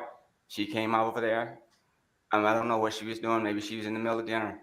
Came over there and helped me program a car because I didn't know how to do it. And just like I say, I'm not much of a speaker. That's all I have to say. And sir, about the sentencing of Ms. Payne, do you have anything to say about that? I don't have anything to say about that. I know what she did was wrong, and she thought about it, she would do it again. I would hate to lose a family member, but I would like to say that the family would have some leniency against her. I know what she did was wrong, and I know a lot of times we do things, we don't make the right decisions. Everybody's guilty of that. He who is without sin cast the first stone. Thank you, sir. So they're clearly on to the character statements for Hannah Payne. She's clearly still feeling sorry for herself. Yes, sir. And this will be my arguments and statements. I believe the state's. The state goes first. Okay. He is so discombobulated. Just as a reminder, Polly Walnuts, the defense attorney, showed up a half an hour late to these proceedings today. Judge, obviously you sat through this trial and heard the entirety of the evidence in this case. This is not a jury that struggled. They never once indicated that they could not reach a decision. They barely took 2 hours to find the defendant guilty of all charges, including malice murder. The evidence was overwhelming, and the jury was very comfortable in finding that malice. I want to address one thing, and I know it's an uncomfortable thing for everybody to address, but the state and my office has never once made this case about race, not one time. We did not ask a single question in jury selection that would be considered race baiting. We did not say anything about race throughout this trial. We just have a community that we represent that needs peace and needs healing and has needed that peace and needed that healing over and over and over again, whether it's aimed at this defendant or not. So whether or not we would be in this same place if Mr. Herring looked different, that's something only the defendant in her heart can speak to. But we have not made this case about race. But we do want this case to be about Mr. Herring and this defendant. Mr. Herring was a human worthy of saving. He had a family to go home to. And what he wanted and his wishes and his rights were fully disregarded by this defendant on May the 7th of 2019.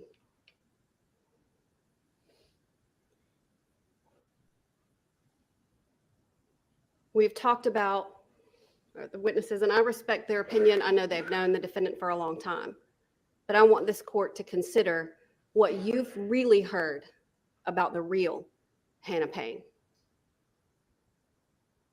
Her demeanor in this courtroom, her demeanor during her cross-examination, where she was as disrespectful as she could be,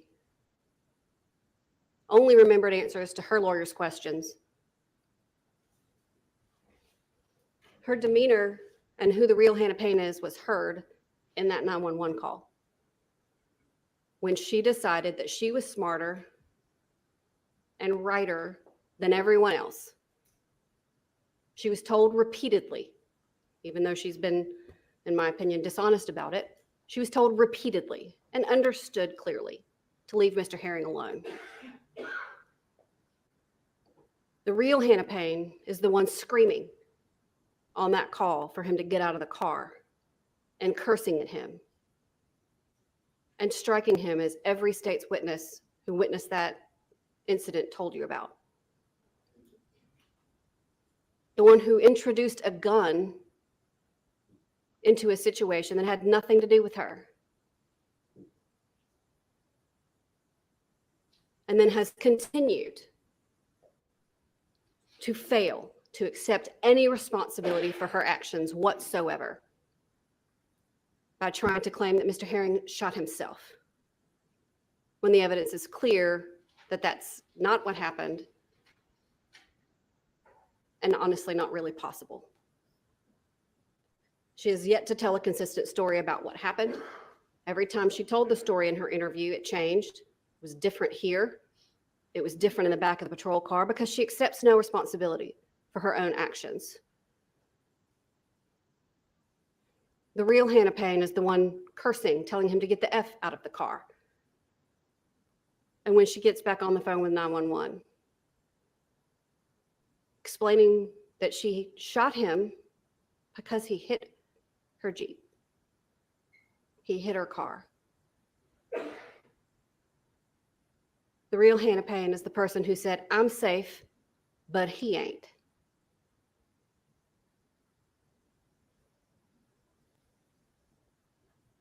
That's the malice that the jury heard and what they had no problem finding beyond a reasonable doubt that was in this defendant's heart when she took the life of a big brother who gave all his siblings nicknames and made jokes with them and took care of them and put himself on the mountain to take care of his. Okay, y'all, they're back in the Shanda Vander arc side of things. Let's go back and see what we see there.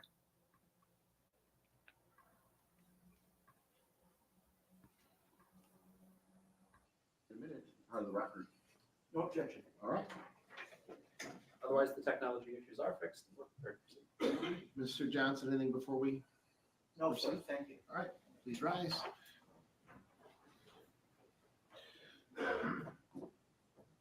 The most important part for me for the Hannah Payne stuff is the actual sentence she gets.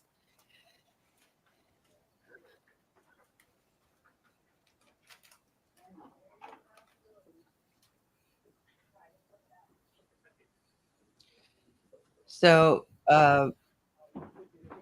this is live video. Yes, Kay and Maine, this is live.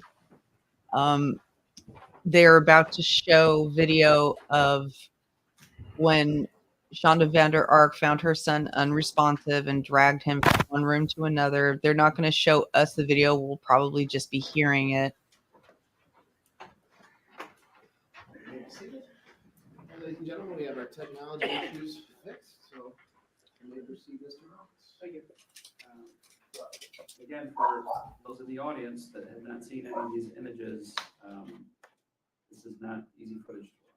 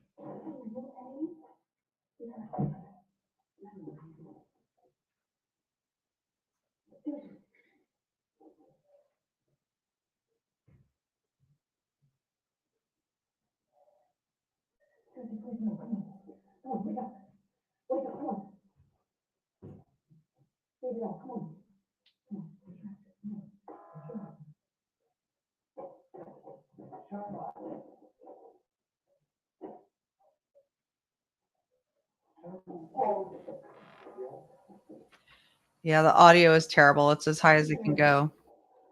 Yeah, what's wrong?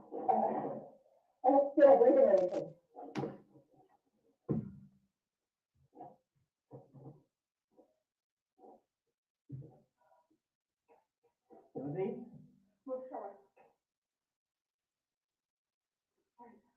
You gotta move. Am I wrong? No. Oh my God. Timothy? Come on, buddy. Timothy? No, can't, this can't happen. Timothy? Is it okay?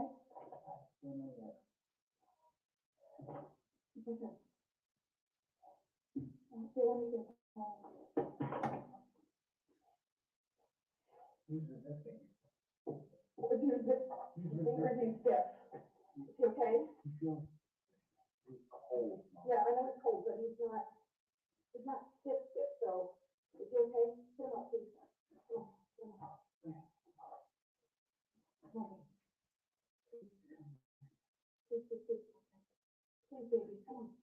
Here, see if you can open his jaw.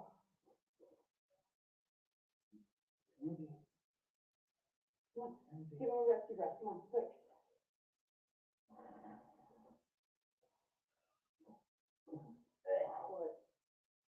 No. And it's still very, very wet. Well, I think that's a little movie. Timothy, hey, Come on, come on, buddy. Timothy.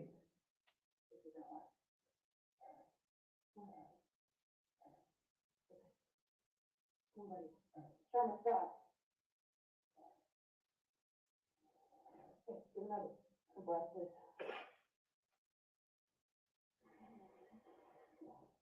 I saw him living here tonight, baby. Yeah. Timothy, come on. Come on. I'm gonna go get some water, see if we can get it down.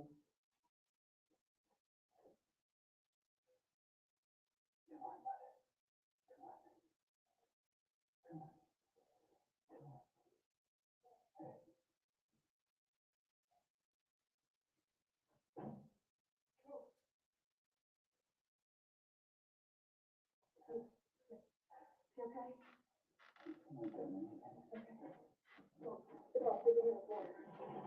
We can't close his eyes, that's usually a sign that he's not. Nobody. Can you open his jaw for me? Come on. Please, buddy. Come on. Please, come on. Timothy.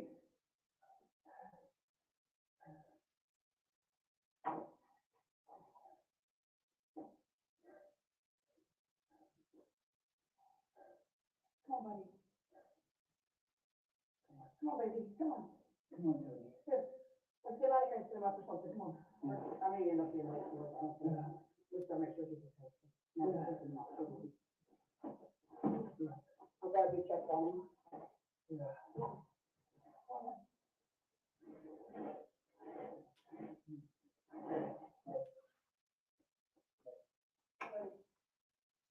You gotta put his 5 minutes into that. Come on.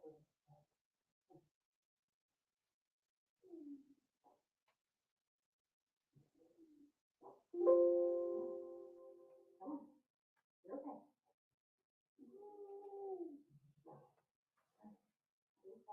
Get his head back when you do that. Come on, go away.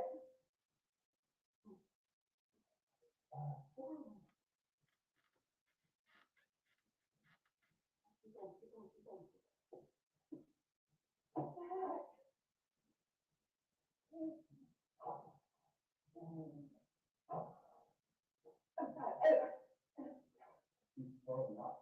Well, then, that's a good thing. Come on. Go give me a towel quick. Come on, buddy. This cannot be happening. Come on, buddy. Come on, Timothy. Come on, buddy. Hurry up, please. There's one in the bathroom. Come on. Come on, Timothy.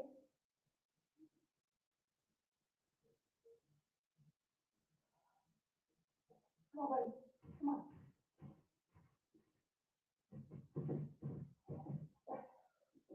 Can't do it, but we can smell quite quick.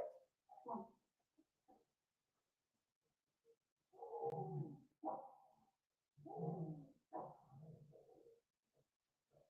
Okay, that's progress. Come on. Come on, buddy. Come on.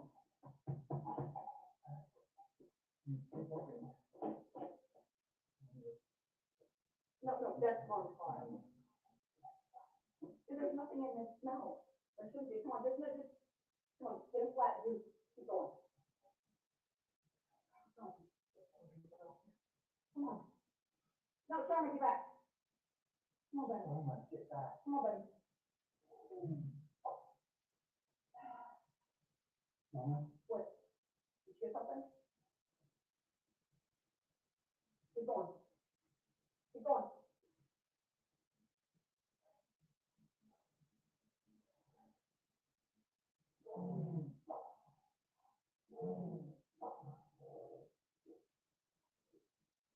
Here, you shut off.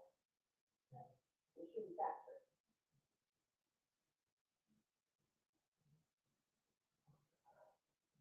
I don't understand.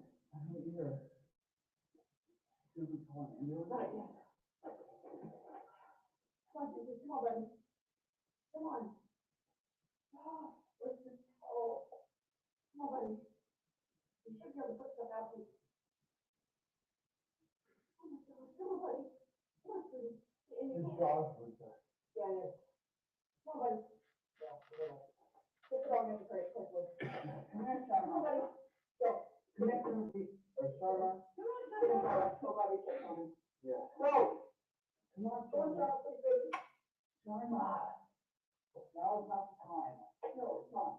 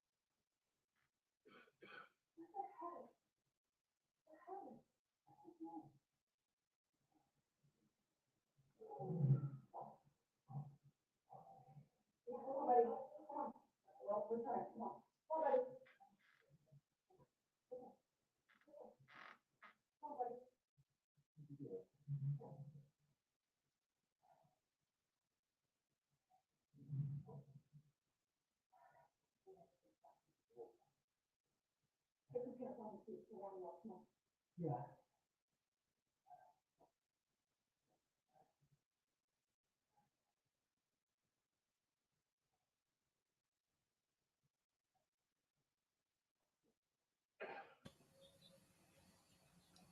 Judge looks disgusted.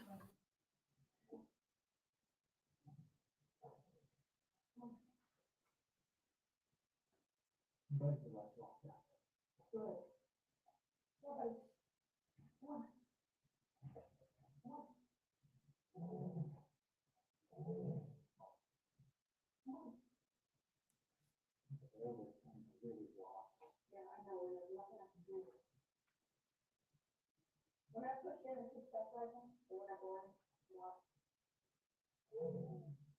Yeah.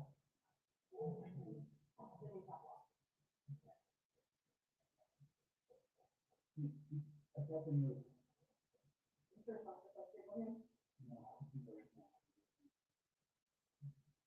Nobody.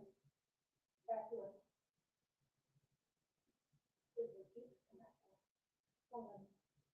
No.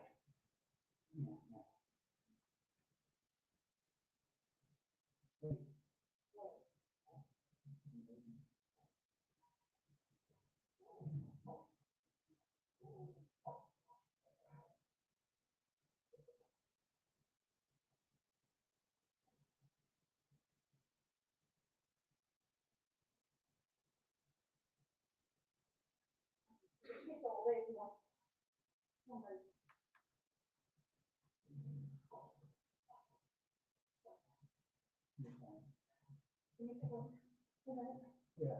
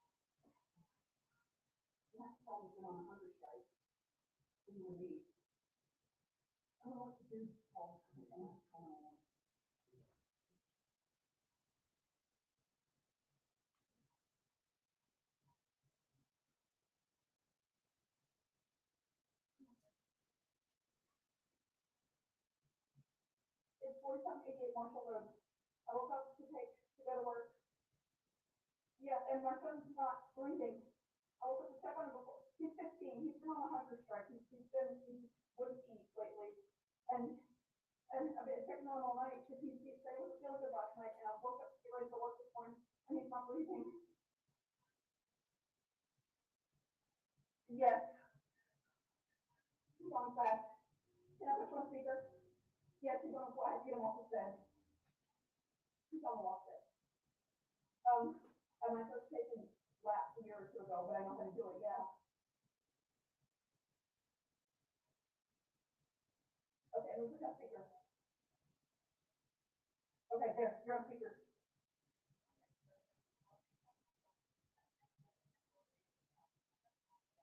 Yep.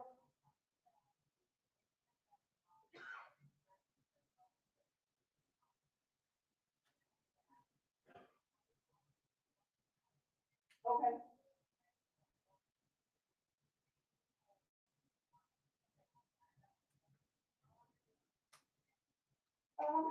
He ate yesterday, but he hasn't eaten.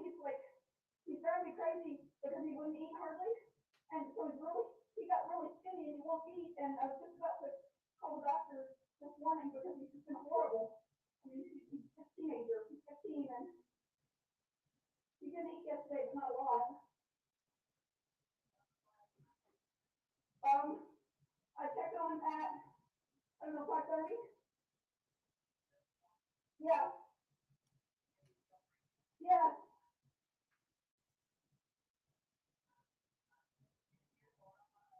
Go and lock it home.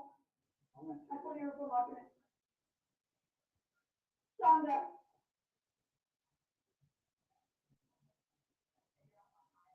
Yes. Yes. Yes, I am.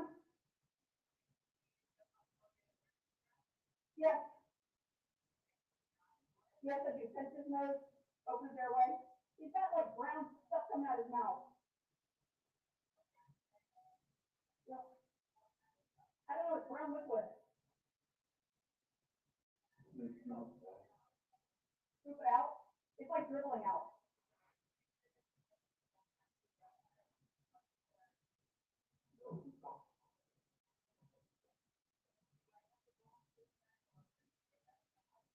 Okay. Yeah.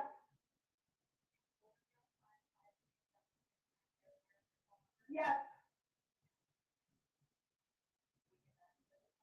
Yes. Sure. 1, 2, 3, 4, 5, 6. Sorry. 2, 3, 4, 5, 6, 7, 8, 9, 10, 11, 12, 13, 14, 15, 16. Yeah, my 20-year-old standing right here. 21, 22, 24, 25, 26. Okay. 30, 31, 32, 34, yeah, 35, 36, 37, 38, 39, 40, 41, 42, 43, 44. Take the card.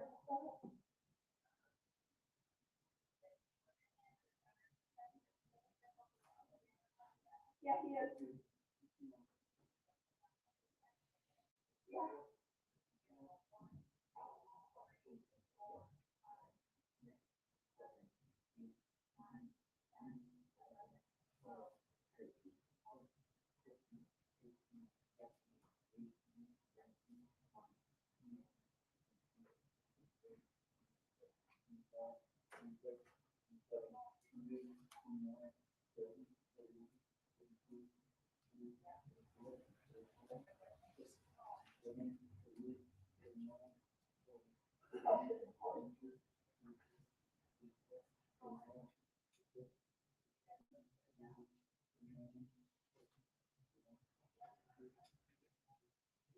He's on the spectrum high functioning, and he has ADHD.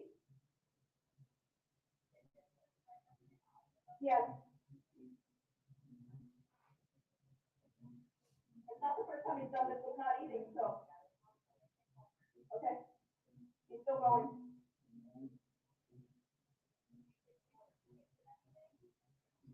It's possible. But my husband and stepdad had a stroke in January, and then his dad and stepmom called last week, told us they were divorced. And so it's been rough, and he's been, like I said, he's been on hunger strike before, I would have been more worried. Hold on, so, I got it. So, I'm here, sir. I don't think there's anything in his reach, honestly. Benadryl, the only thing, or, off-brand Excedrin, extra strength. Let's get the check on him. He's on a hunger strike for like 2 weeks. Yeah.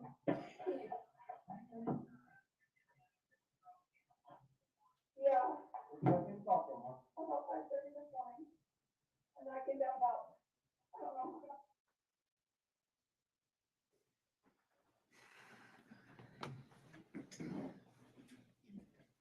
Just a couple of quick questions there.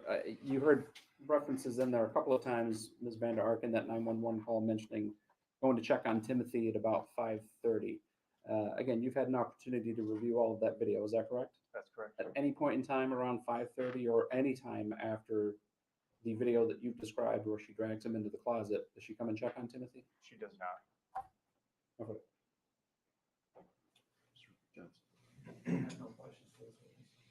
All right, do we have any jury questions? As far as you can tell, Mr. Rieger, you want to check?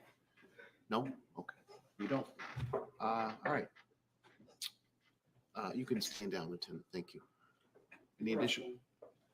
All right. So at this time, well, we're close to the noon hour.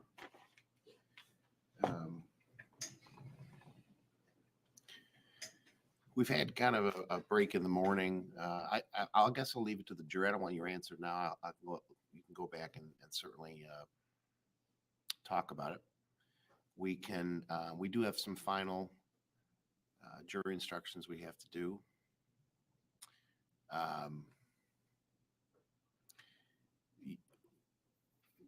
We'll have to do. We have to close as well, Judge. Yeah, I understand. Well, I guess I suppose you guys want to take the lunch hour to prepare closing, or I don't know. Mr. Johnson, you prefer to have a break for lunch before we go into closings? Yes. Thank you. An affirmative answer. Thank you. All right. So at this time, we will take a lunch break. Please do not discuss this case with anyone. Please don't look at any social media, any news reports. All right. While they're on a lunch break, we're going to go back to the Hannah Payne sentencing, where Polly Walnuts has gotten up and is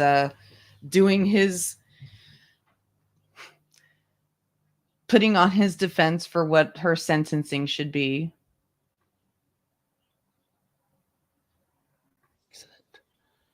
And by the grace of God, when it did, she wasn't shot by it, and it was terrible and a tragedy that Mr. Herring was. But, you know, she is a young person who has plenty of life ahead of her. We just hope that the court would use the discretion to allow her to have some of that life to continue. The charge number 5, the false imprisonment, it does say it could be run concurrent or it could be run consecutive, but it also says it can be probated. And the 5 years for the gun can be probated. And I think the court would hopefully look into what has been said today from both sides. Unfortunately, I was not able to speak with the jurors to see what their mindset was, to find out conclusively, was it dead set because the facts were overwhelming, or was it something they discussed? So I really can't go into details of what the jury said. I just can go in what I heard and wrote down, and I saw you making numerous notes. And I would hope the court would use those notes in coming to the decision to sentence her to life with parole and allow the other two, well, the one charge to be run concurrent, the other one has to be consecutive. Our hands are kind of tied on that. But understand that, you know, this was all done with good intentions. And I know they say the road to hell is paved with good intentions, but she's never seen that road. She's never seen what happens out there in car accidents and arguments and walking up on cars in Clayton County. And to send somebody to life without parole for being naive or trying to do something with the goodness of her heart, I think is a little bit harsher than what is necessary in this case. And I would just put it to the court to use the facts that they've heard and the direction that is given to them by the law and the compassion that we know is in your heart, and allow her to have parole and have an opportunity to show that it was just a bad decision. She's just human. Decisions can be changed by the way people handle adversity, which is what she's going to be dealing with here, and give her a chance to show that she does have good in her heart and that she does know certain things you can't do. And no matter if it feels right to do it, you just can't do it. And I don't think she'll ever step up to help again. And that's a tragedy in itself, not to the magnitude of losing a loved one. But if the court could take that in consideration of her age, the facts, the compassion, and sentence her to life with parole and have the other charge run concurrent and probate that gun charge, I think it would allow her time to reflect, to fully understand that things happen and it can be found to be wrong, but it's how you handle yourself through that adversity to get through it and come back and show the true you is what allows us to keep hope in our heart and allows us to keep going. Thank you, Your Honor. Thank you, Attorney Tucker. From the state, Just I believe in this hearing, this is entitled to the last word.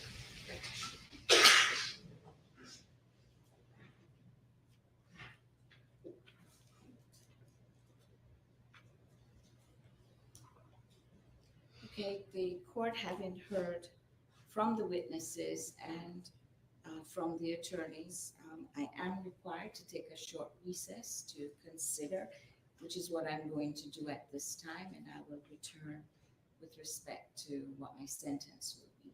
Thank you.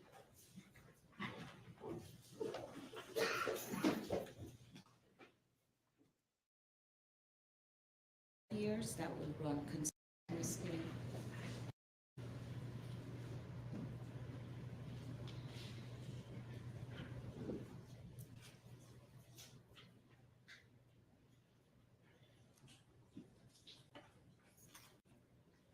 Through the trial, has heard arguments of defense and the state, has listened to the witnesses today, and after considering all of those things, the court will impose sentence as follows. Please stand, Ms. Green. Okay, here we With go. respect to count 1, malice murder, the court will impose a sentence of life with a possibility of parole. With respect to count 2, felony murder, that will merge into count 1 and is dismissed as a matter of law. With respect to count 3, aggravated assault, that merges into counts 1 and 2. With respect to count 4, felony murder, that merges into count 1 and it is dismissed as a matter of law. With respect to count 5, the false imprisonment verdict, the court imposes a sentence of 8 years consecutive. With respect to count 6, possession of a firearm during the commission of a felony, the court imposes a sentence of 5 years that will run consecutive to the underlying sentence. Count 7 and 8 will merge into count 6. So the court's total sentence is life with the possibility of parole plus 8 years consecutive on the false imprisonment and 5 years consecutive on the possession of firearm during the commission of a felony. and that is a court sentence. So I'll remand you again, Ms. Payne, into the custody of the Sheriff's Department. We need to notify the defendant. Before I do, I do have some instructions for you, Ms. Payne. You have a right to seek post-judgment relief from your conviction of the crimes, either by making a motion for a new trial in this court and/or filing an appeal to a higher appellate court. If you want to file a motion for new trial or an appeal, then you will need to file the said motion or a notice of appeal with the clerk of Superior Court of this county within 30 days. You may want to more fully determine in which to becomes final to file a habeas corpus as a deputy. I believe I was very clear, Attorney Tucker, that they're consecutive. So it's consecutive to serve. The life with the possibility of parole. Okay. Anything further from the state? Nothing further from the state, Judge. Anything further from defense No counsel? further from the defendant. Okay, thank you. Ms. Payne, you may go with the deputies at this time.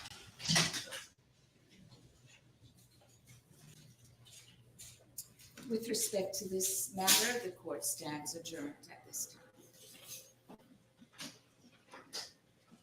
It was hard to hear, so let's go listen again. For a new those things, the court will impose sentence as follows. Please stand, Ms. Payne.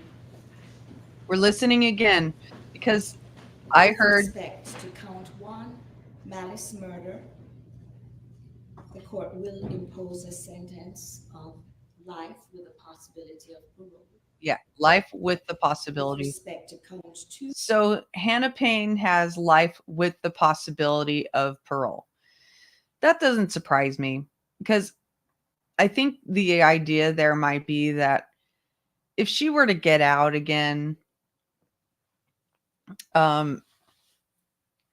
is it likely that she would do this again?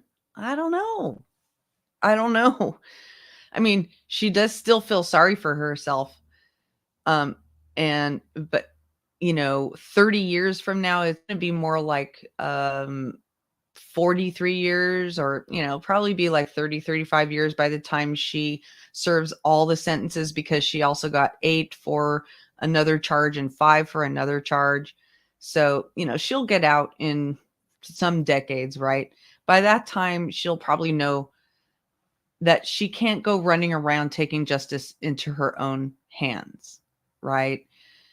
It's unlikely she'll do that again, but what we can't know is what other terrible judgments she may make. So anyway, we have been bouncing back and forth between trials because we've had this sentencing with Hannah Payne, and we thought that Shanda Vander was going to testify today, but she didn't. She called in sick. I will look and see what's going on with the Bryce Rhodes trial right now. Hold on just one moment. Last we checked, there was some rather dry testimony going on. Hold on one moment. One moment.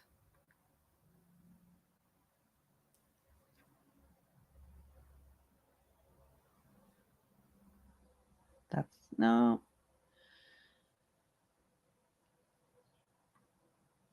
I'm looking to, okay, so let's bring up the Bryce Rhodes trial here. For example, I believe the report for they're emailed. To use an example, Detective Kimmer's report. Detective Kimmer report was 9/7 of 2016, I think.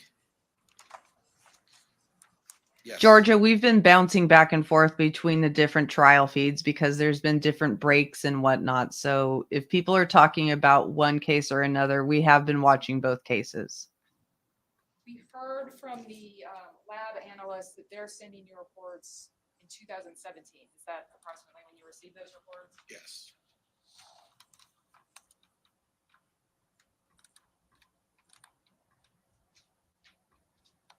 And during all of this time,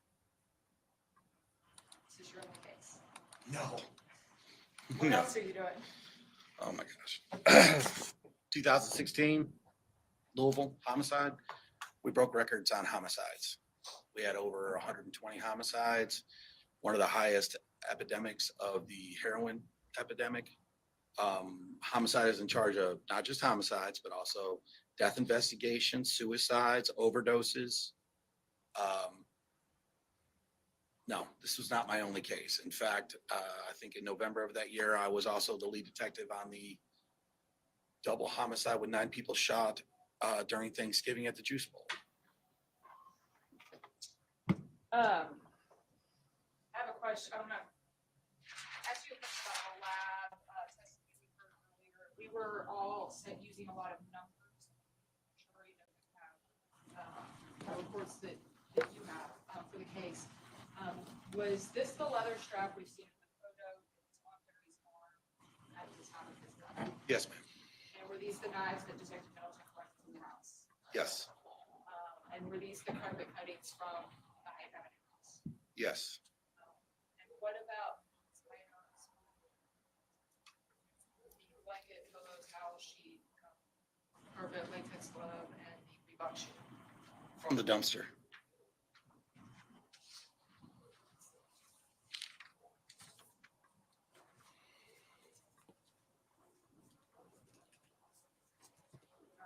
Obviously, the car items came from the Mazda Yes, ma'am. and the Timberlands from the Liberty Bell address. Yes, ma'am.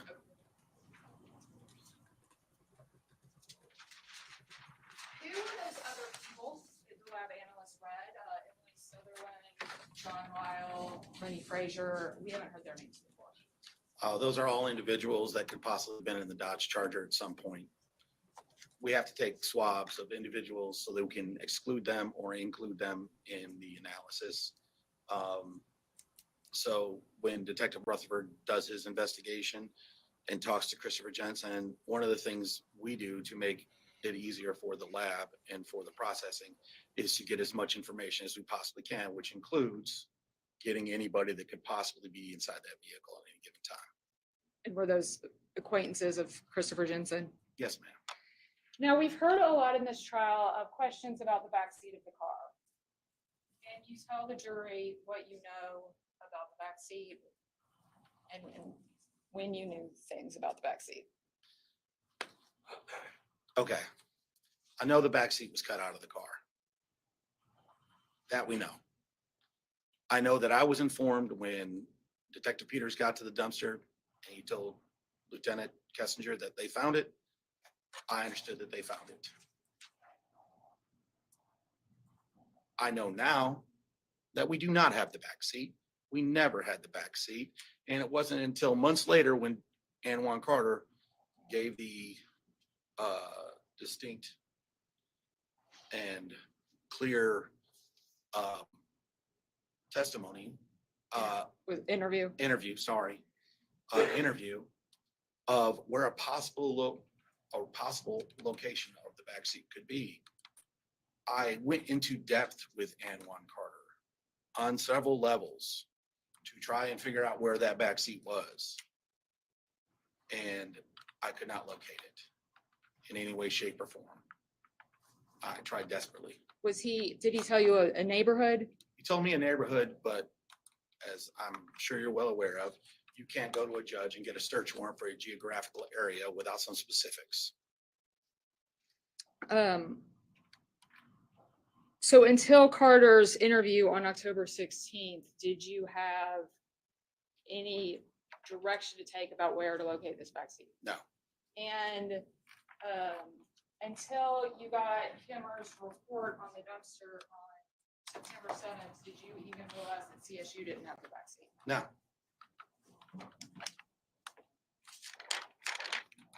Thank you. I have no further questions. Does anybody need a break before we begin cross-examination? All right, great.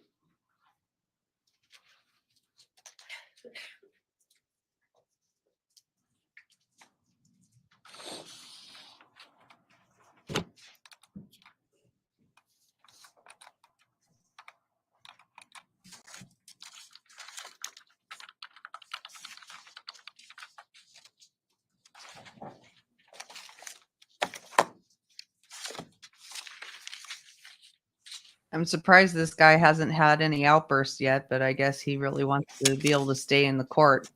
Because if he does Detective, you outburst, were lead on the case of Larry and he Maurice. gets punished. Correct? And not involved in the investigation of the Christopher Jones shooting, correct? No, I was not. So only what we've been referring to as the May 22nd incident, we'll say, is what you were lead on, correct? Yes, ma'am. Now, as lead, that means that you oversee the case, correct? Yes, ma'am. You, as lead, are responsible for the investigation, correct? Yes, ma'am. Part of that includes supervising the roles and duties of other officers Yes, ma'am. and overseeing the collection of evidence. Yes, ma'am.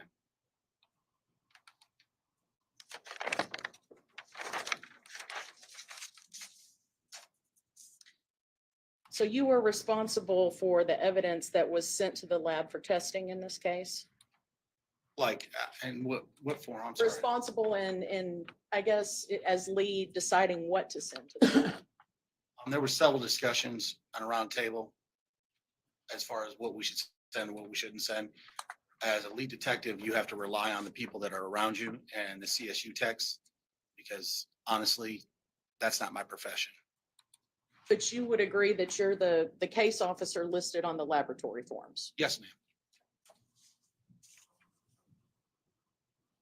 And so you requested several examinations of evidence in this case then, it sounds like, Yes, ma'am. including the shoe and tire print identification.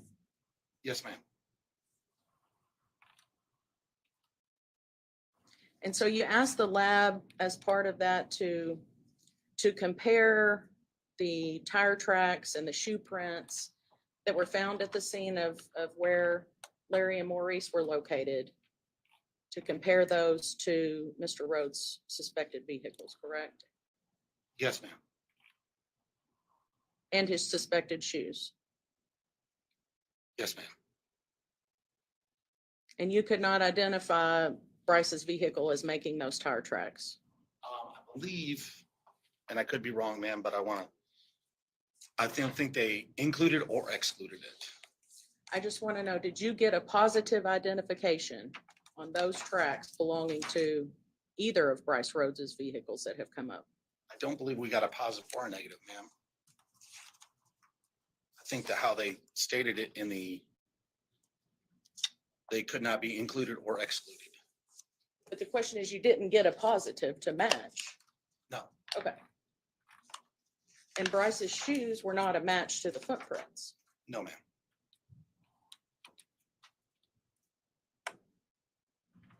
You showed the jury, I'm sorry, you didn't personally, one of your colleagues, I believe, showed the jury a picture of the blue Mazda in this case, in which luminol had been sprayed. Yes, And ma'am. do you recall seeing that No, I photograph? was not here that day. Okay.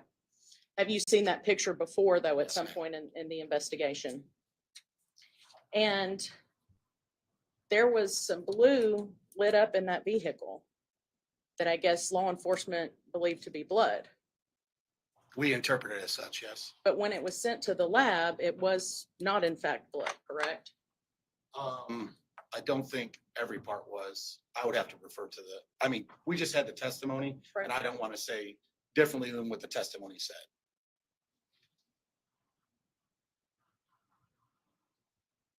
A specific part? Can you give me a specific? I can flip back, but what I'm referring to is the picture that the jury saw. It had a bunch of blue on it, Mm-hmm.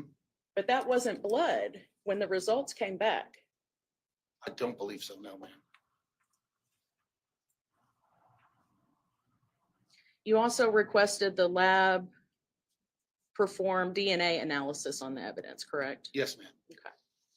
And you tested under Larry Ordway's fingernails for DNA foreign to him. You tested the carpet, the blanket, other items. None of that had Bryce's DNA on it, correct? No, ma'am. It did not.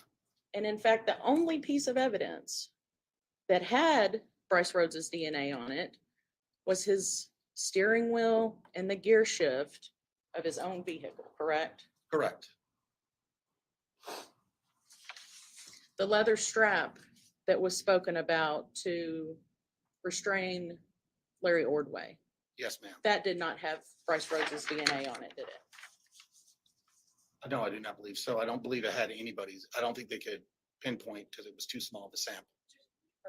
Yes.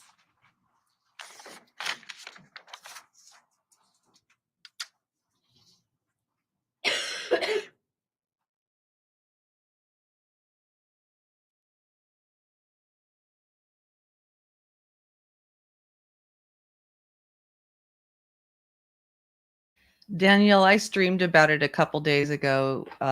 It's a triple murder case. This is a triple murder case. The murders took place on 2 different days, a couple weeks apart. And they happened in 2016. It's taken a long time for this particular trial to come about because this defendant that you're looking at on the screen here is a lunatic.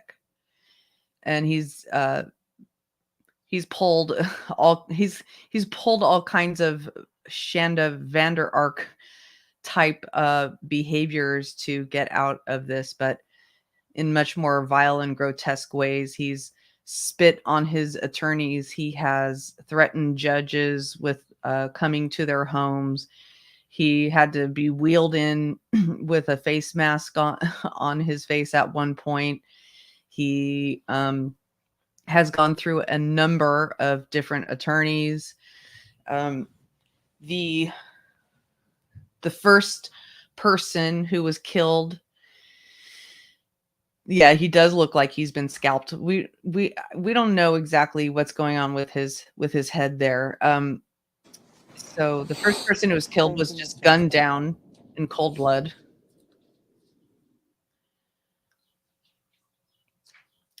Detective, you testified that Ann Juan Carter was interviewed by you. The Correct. first time, yes, ma'am. And isn't it true that Mr. Carter did not involve Bryce in the death of Larry and Maurice until after you told Mr. Carter in that interview room that Bryce was throwing him under the bus and blaming him for all the murders? I would have to refer to the interview. If you have it, I'll be happy to refer to it. If you could show me the page and information, that'd be great.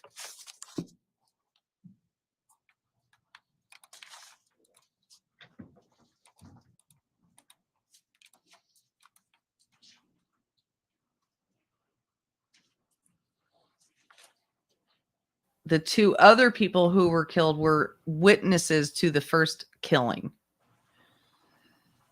And some people who have gotten up on stand and testified against him were also This is a long witnesses. transcript, Detective, but I've turned to the page of where I believe that you said that. Can I? Help? Can I? Sure. Thank you Feel so free much. to look. I appreciate it. Thank you. Welcome, Karen.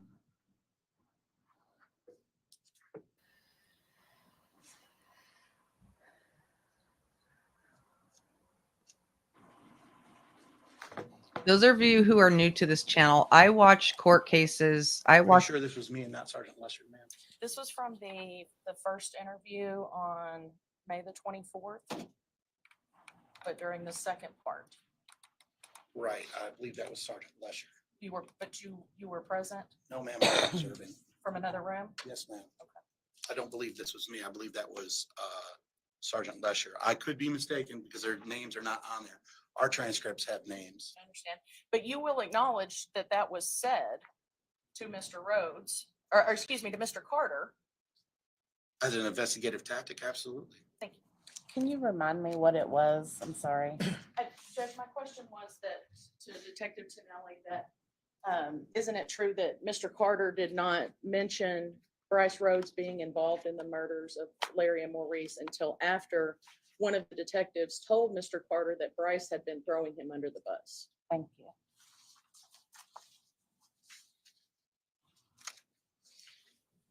But we just watched Mr. Rhodes' interview, and you did interview Mr. Rhodes. Yes.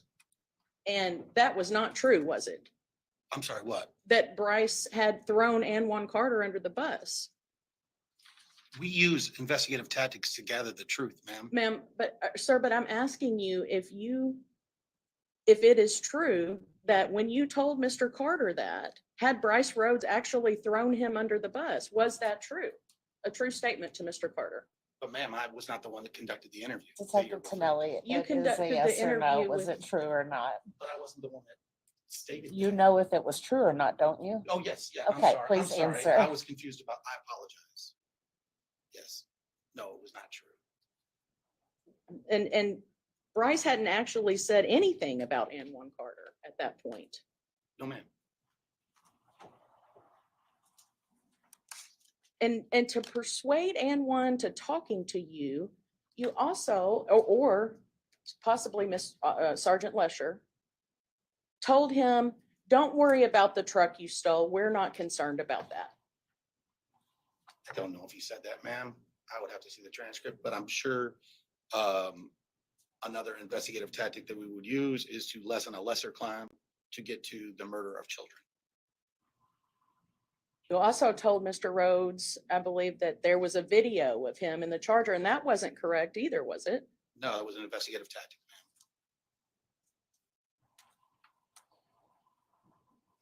You also told Anwan Carter and Ja'Cory Taylor, in an effort to get them to talk, that you had collected a back seat, correct? That's possible. I don't remember and don't recall. This guy comes across as During the defensive. interviews, there were several of Anwan Carter, several names, other names came up. Is that true? In the course of his conversation, a lot of names were thrown out there, correct? I'm not sure, ma'am. That's 7 years ago, but if you gave me the transcript, I'd be more than happy to look through it. Well, let me ask you specifically, do you remember him telling you that when Larry and Maurice were killed, that there was at one point 2 black men and a white woman?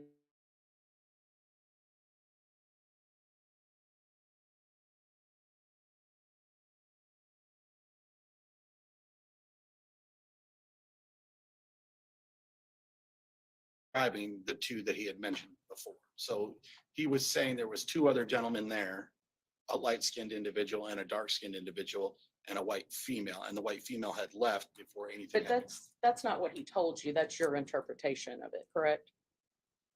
I believe that's what he told me. If it's my interpretation, that's what I told him. He also told you that his cousin Q had dropped him off that night. Yes. And you did not push him. Isn't it true? You did not push him about any of these people, whether it be their identity, their alibi, like you did when he brought up the name Bryce Rhodes. No, ma'am, that's not true. Because in the later on, months on the road, when we did the 3rd interview with Mr. Carter, right? We also did the photo pack and got another individual that was involved in the crime. And but my question to you, detective, is you testified that someone had told Anwan Bryce is throwing you under the bus. You didn't tell Mr. Carter these other people are throwing you under the bus, or even try to find out who the light-skinned person was that was there. I think is what you testified a while ago, that you never found out.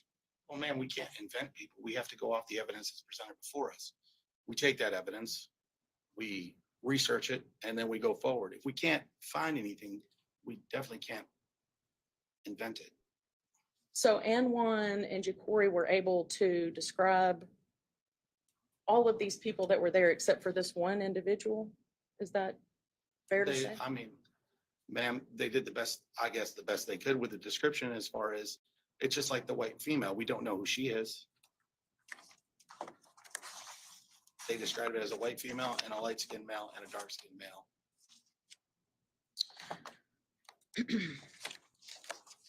Detective, you wrote an investigative report in this case, correct? Yes, ma'am. And you're familiar with that report? Fairly familiar, yes, ma'am.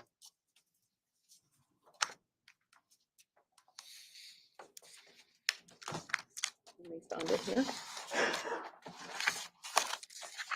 You have a copy of that with you I do, today? ma'am. Thank you.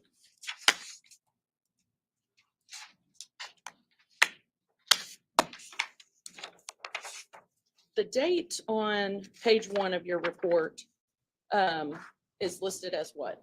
May 22nd, 2016.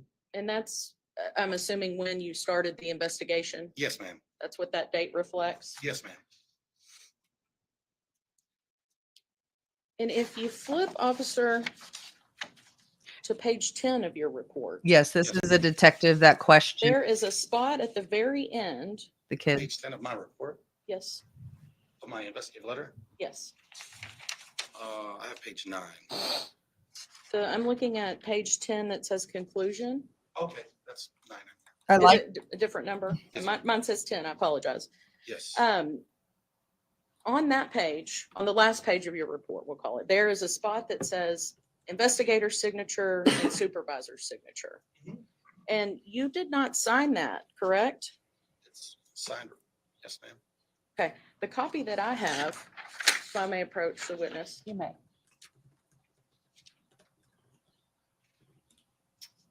Does not purport to have any signature on it, correct? On On my copy. Not on your Any, copy. this is the only copy I've ever seen. Okay. So I don't have any way of telling when this report ended. And I don't have any way of telling if it was approved by your supervisor. Is that typically what these signatures are for? No, What we is, don't. what is the signature at the end of the document for then? As you can, on my copy right here, you can see, you sign it and put your code number, and then your supervisor signs it and puts their code number.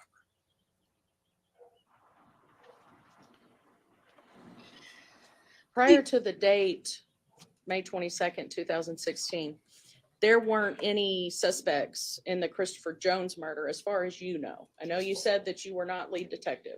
I don't do anything on that case. I honestly don't know. To your knowledge, was Bryce Rhodes a suspect in that case at that point on May 22nd? Like I said before, ma'am, I have no idea. I think your testimony a while ago was that you first learned that Christopher Jones, that you thought these two incidents were related, not up until this point, right? Correct. Like, I didn't know they were related at all until the interviews were conducted, and then I made the phone call to Brian Griffin because I had no information about his case.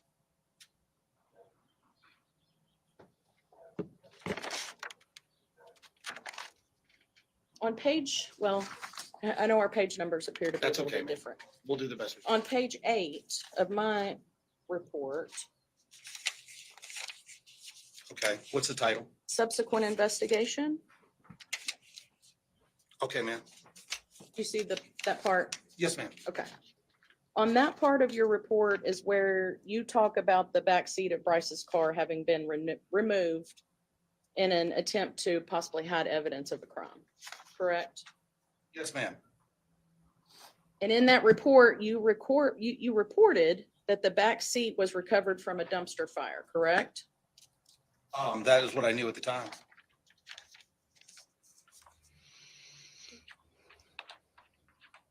You talked about testifying at the preliminary hearing in this case on June the 3rd of 2016, correct? Yes, ma'am. And that would have been the month following the deaths in this case, correct? Well, that would have been like 7 or 8 days. Right, but the following month. Yes. And you testified at the preliminary hearing, and the testimony is an effort to continue charging Bryce with these accusations. It's called a PC hearing, yes, ma'am. And you were under oath when you testified, is that correct? Yes, ma'am. And you told the judge at that time that the back seat of Bryce's car had been removed, correct? Yes, Okay. And you also told the judge that Bryce acted alone in transporting the bodies of Larry and Maurice after they were killed.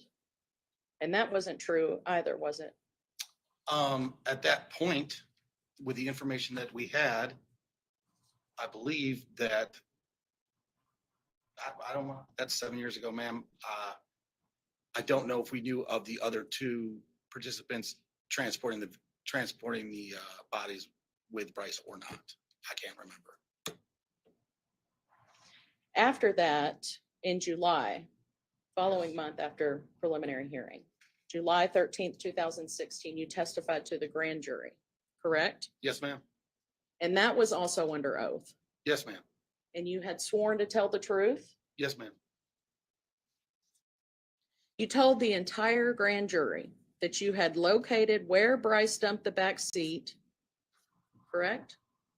Yes, and during that grand jury, the only thing I can say is that in the preliminary hearing, PC hearing, I caveated with the statement that we believe we have the back seat. It's in the transcript. We believe we have the back seat. We're waiting for the forensic analysis. Up until that point, and when I went to the grand jury, and testified that we had the back seat. I did not put the caveat in there, but I had not received the CSU reports, and I was going on good faith of the information that I had received during the investigation.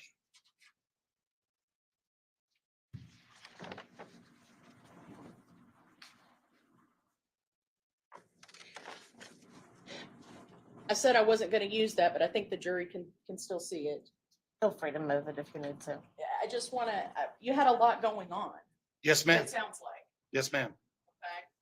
And I think that's fair to say that, correct me if I'm wrong, but you are just physically unable to be everywhere at one place, right? Correct. And would it be fair to say that you may not know approximately, I mean, you may not know exactly, but if you can tell the jury approximately, if this is correct, that there were about, when I looked through the evidence, there were about 41 law enforcement officers involved in this case, 27 lab techs, 7 property clerks, for a total of around 75 people that are even just listed, not to mention the ones that weren't. Is that fair assumption to say that many people were involved in investigating? And I don't want to speak to numbers, ma'am. I can't. I mean, if you looked at it, I mean, I don't think you would lie. So I don't know. and you cannot monitor every single one of these people 24/7 as to what they're doing and if they're doing it appropriately, correct? Correct, but we are all trained the same way and we are all doing the very best job, especially when we're dealing with such a heinous situation. And one of the biggest things it sounds like that you guys had going on was communicating information back and forth during this busy time, right? I mean, is that fair to say? I mean, had to information talk is to each other and- information is constantly flowing, but you got to remember that this is not the only case that's going on. Right. I mean, yes, information is flowing, but it's not the only case. So you told the jury today that you testified to the preliminary hearing in June of 2016. Correct. You testified at the grand jury in July of 2016. Correct. Do you remember 3 years later in September of 2019, this court held an evidentiary hearing? Yes. Do you recall that? I do, ma'am. And do you recall the judge specifically asking you, what evidence are you going to bring up to the courtroom for this hearing? Absolutely. And so 3 years after you had told the grand jury that you had a backseat, Mhm. you told this court, I'm gonna bring the back seat up to the courtroom, Judge. That is not what I said, ma'am. Tell us what you said. We were inside the court. It was at the end of the court. We were trying to decide because there's over 200 pieces of evidence inside this case. And the judge asked, what's the biggest piece of evidence you have on the spot? And I was thinking and racking my brain, and I said, I don't know, the back seat, the carpet, I don't know, sir. And that's exactly how it went down. It was a misspeak, if you will, but I didn't at that point, was not under oath, didn't say anything of that nature, just blurted it out. And there's no back seat. No, ma'am, there is not. Thank you. I have no further questions, Your Honor. Can you all approach just for a moment?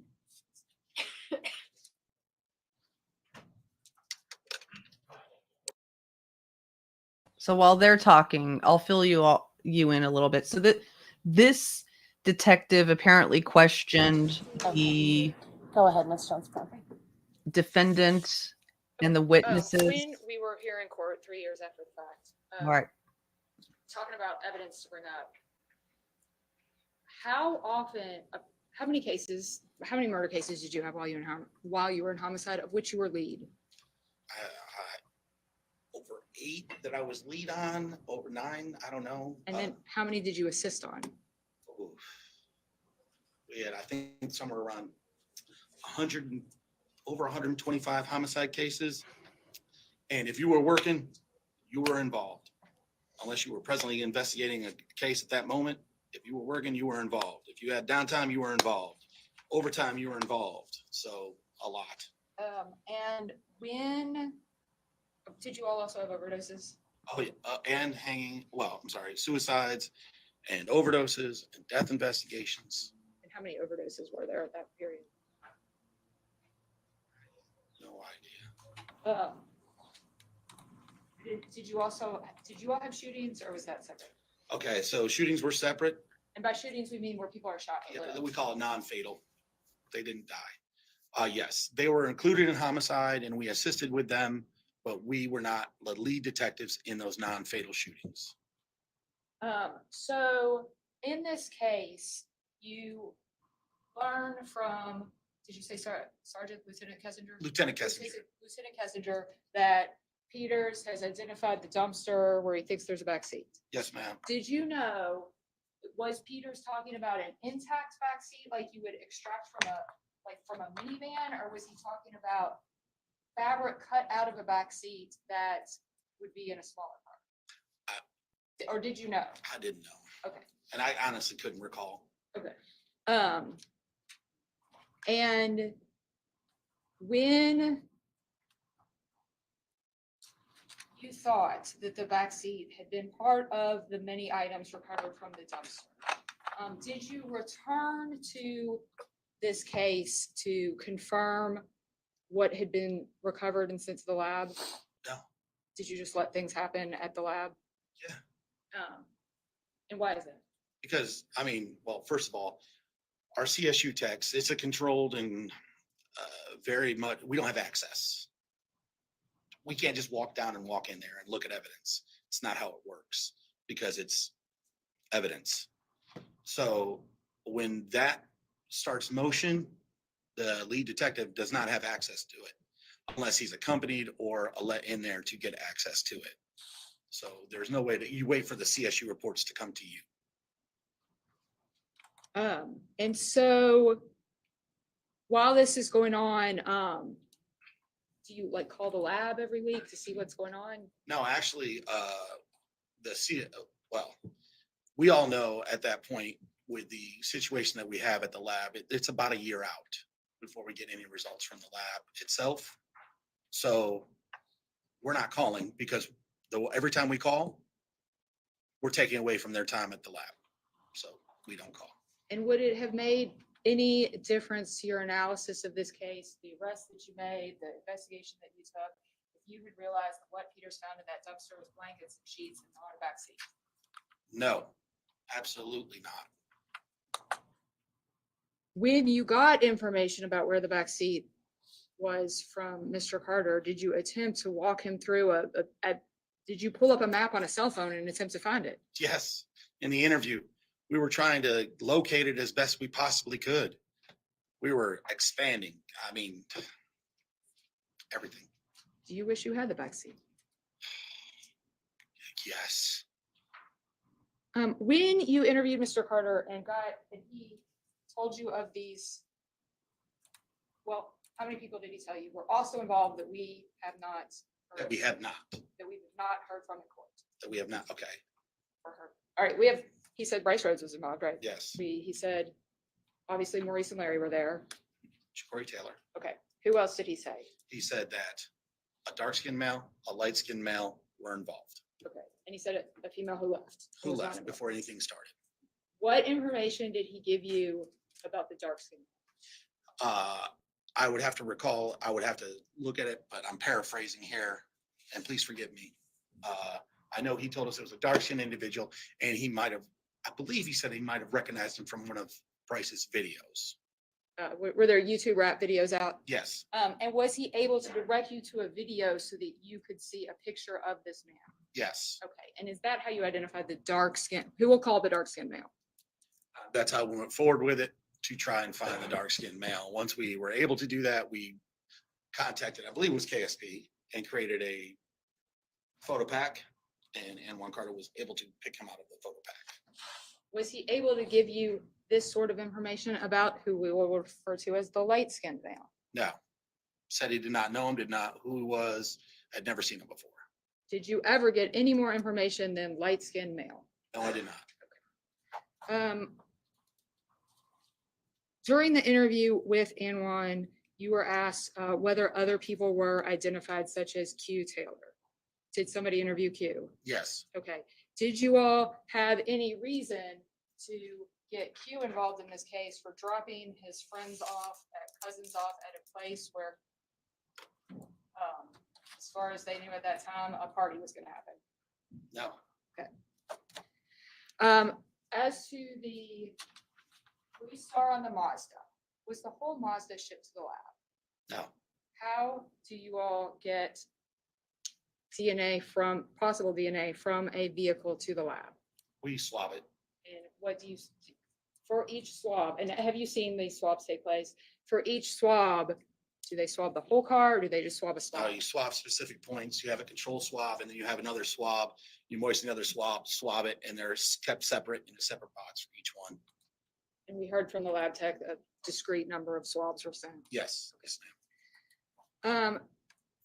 The shoes, so you had a shoe print at the scene, Yes, ma'am. and that you asked the lab, or somebody from homicide asked the lab to test that against certain items, correct? Yes, ma'am. What did they test that against? I believe they tested against other shoes that were collected. How many shoes that were collected did you know were associated with Bryce Rhodes? Actually, don't know if any of them were. Maybe one.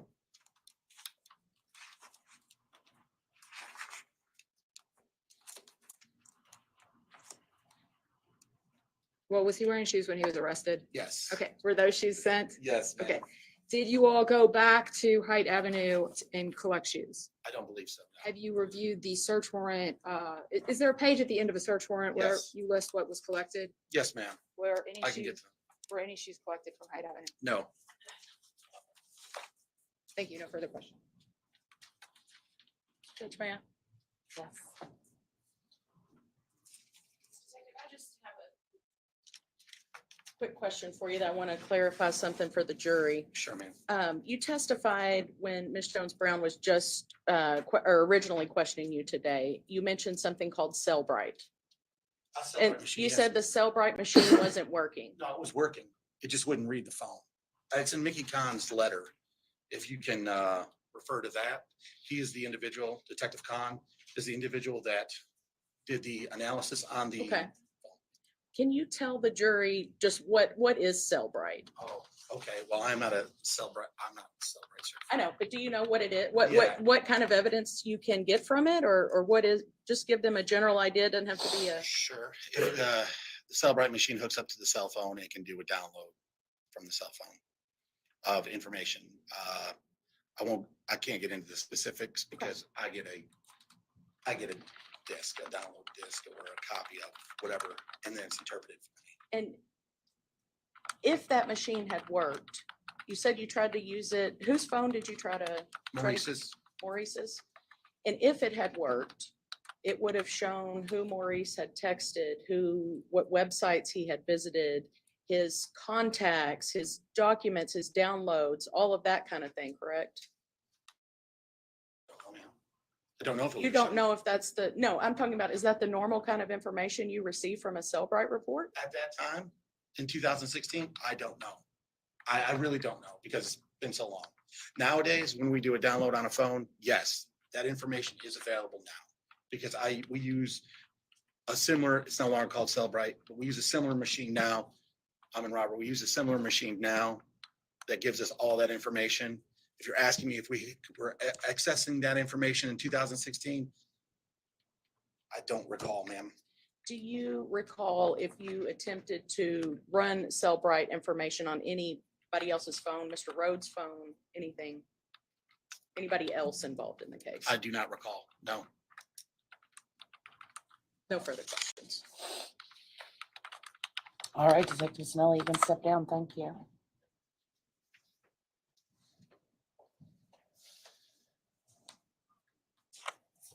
Okay, ladies and gentlemen, we're about to break. I just want to ask the lawyers one scheduling thing, if you don't mind to come up. Judge looks tired.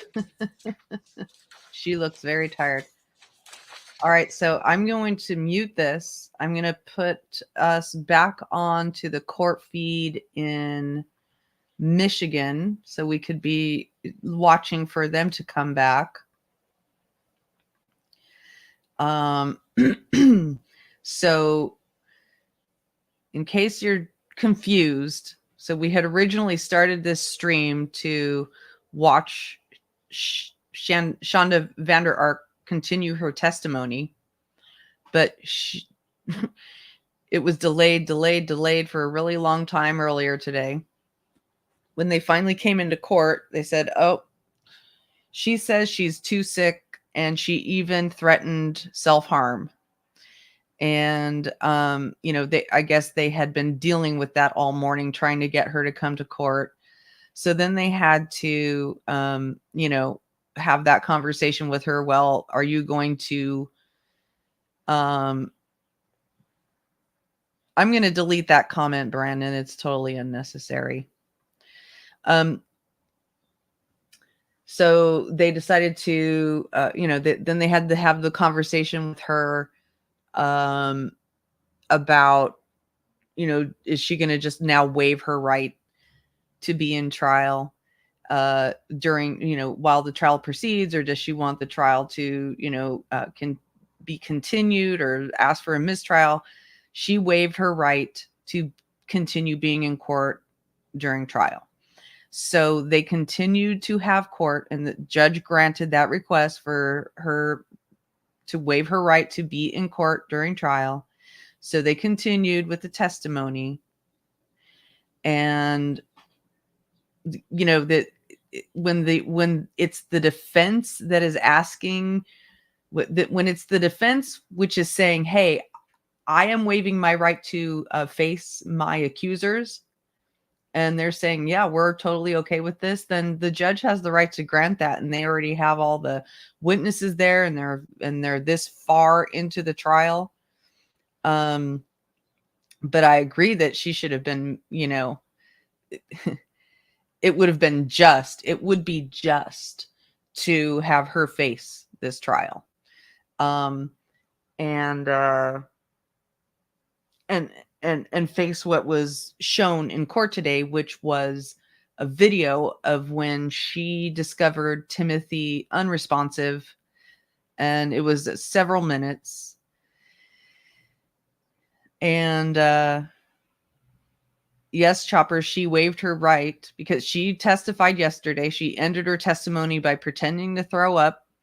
And she probably knew that what was coming up was the jury and the people in the courtroom seeing video of her discovering her child unresponsive and waiting many, many minutes before calling 911 to get help.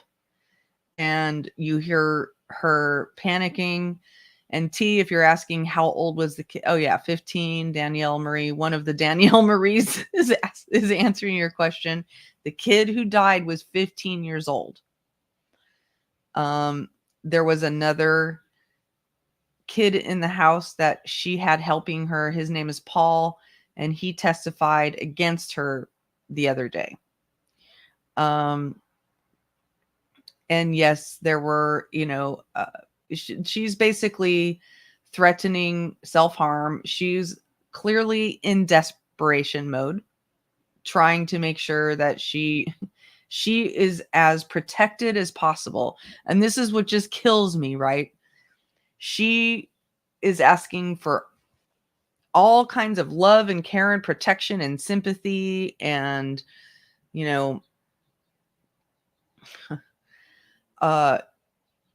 all of the most extensive legal and medical remedies to be given to her. But when her son was in distress, she made sure that he was feeling the most pain possible. And she is in the law profession, okay? She's from the legal profession.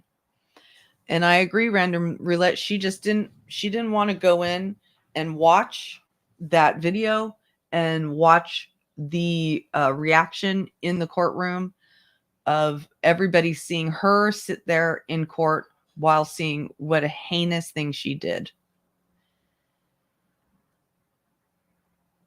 Did the Jeff Williams, did the stepdad actually pass away? I hadn't heard that, whether he actually passed away. I know he had that stroke and then he was incapacitated and he moved in with his parents, but I didn't know that he died, and that's awful.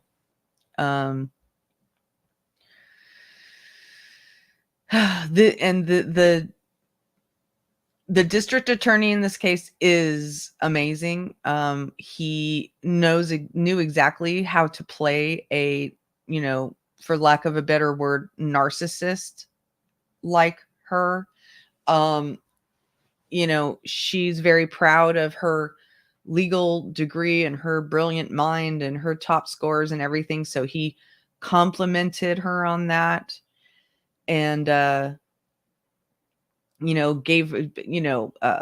built her up, as much as he needed to, until he then started just completely impeaching her with her own words. So she kept insisting that it was Paul's idea to do the hot sauce. It was Paul's idea to do the most torturous treatments. And then he would show her text messages where she was saying, put the hot sauce on, use the ice, she even suggested putting hot sauce on his genitals. She is a coward. I'm starting to see movement. We're starting to see movement in that room. Yeah, I agree, SLC Connolly.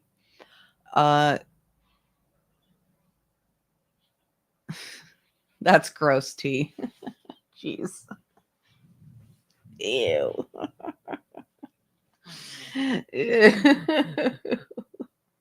God. So for anyone who's new to my channel, I am not a lawyer.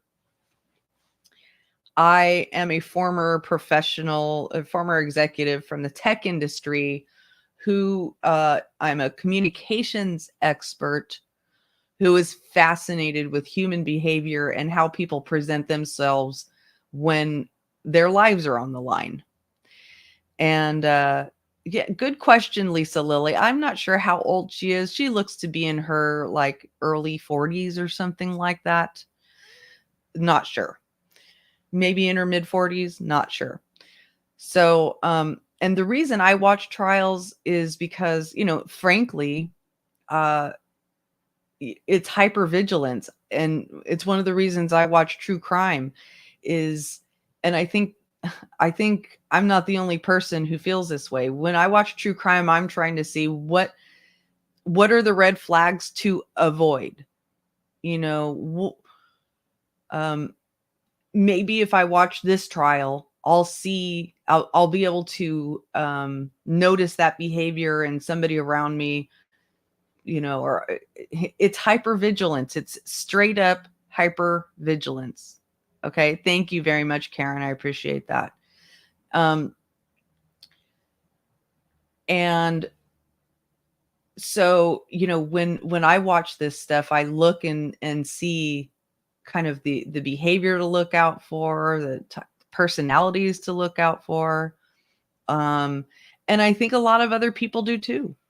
And so I kind of wanted to create a channel where we can all kind of watch out for that stuff together, and people watch together and observe how people present themselves in a court of law where it matters the most, you know, where their lives are on the line, where the stakes are high.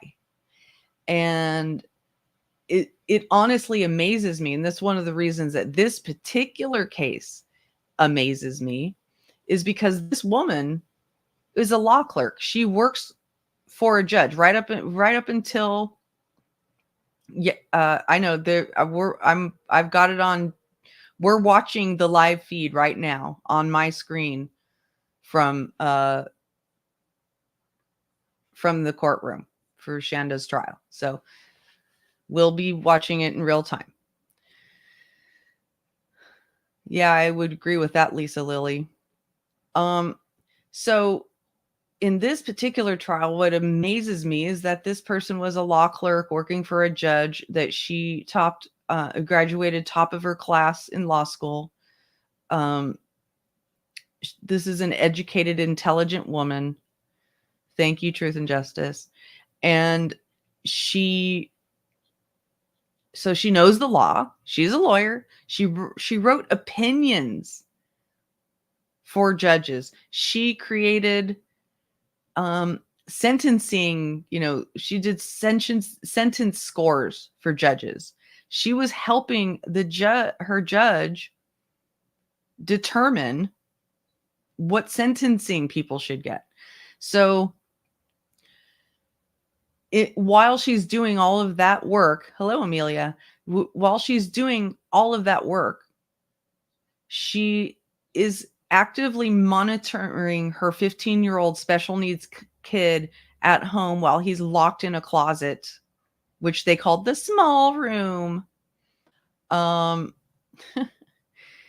They, you know, telling her other son there to only give him bread with hot sauce on it. The son gives I'm not sure if Shanda was offered a plea deal. If anybody else knows that, feel free to answer. And yes, she did the opposite of what it means to be silent. So this woman, you know, knows better. And it really goes to show the human being is so complicated. You could be the most intelligent person in the entire world and still have horrible personality traits, horrible personality disorders. You know, you could still be horribly abusive. You could still be a murderer of your own child and still, you know, be among the most intelligent in the world. And that's why, you know, we shouldn't assign virtue to people with high intelligence. You don't know, just because they have high intelligence doesn't mean they're incredibly virtuous. And, you know, one of the things I put this on my other channel, in case you don't know, I have another channel. It's called Checkmate Humanity. I do videos there about how true crime YouTubers tragedy pimp on cases. That's basically what the content is about. And it's pre-recorded content, they're videos. And, you know, There was a reason I brought that up. Sorry. And one thing I talk about there is, toxic personality traits and how to recognize them in people and even on YouTube, because the algorithm that drives our eyeballs to certain content on YouTube, I happen to know is also toxic, is incredibly toxic, because it's driving you to the most radical, most extreme, most corrosive content, because that's what keeps you glued to the screen longer. Okay. And the problem is that so much of the conversation about what we see on the screen is cloaked in, conversations about narcissism and stuff like that. And when we start to talk about narcissism and the dark triad and stuff like that, we can't possibly know what's going on with these people because we're watching them from behind a screen, right? We can't possibly know. I'm not a mental health practitioner. I'm not a psychiatrist. I can't diagnose, but we can watch what their behavior is. So I've started to call these things, what I've implored people to do is just watch the behaviors, watch the patterns of behavior. And I've proposed new lingo such as control assist, because the ultimate goal of someone like this woman, Shanda, is to control. She was trying to control her things that she couldn't control in her son. She was, this was a teenager with special needs that hadn't really bonded with her mother because they weren't, she didn't raise him from toddlerhood. They were in and out of her home through divorces and whatnot. There was also a CPS case called in on her, and she moved states. And then when she got custody of him again, it wasn't legal custody. It was just that her ex-husband, the boy's father,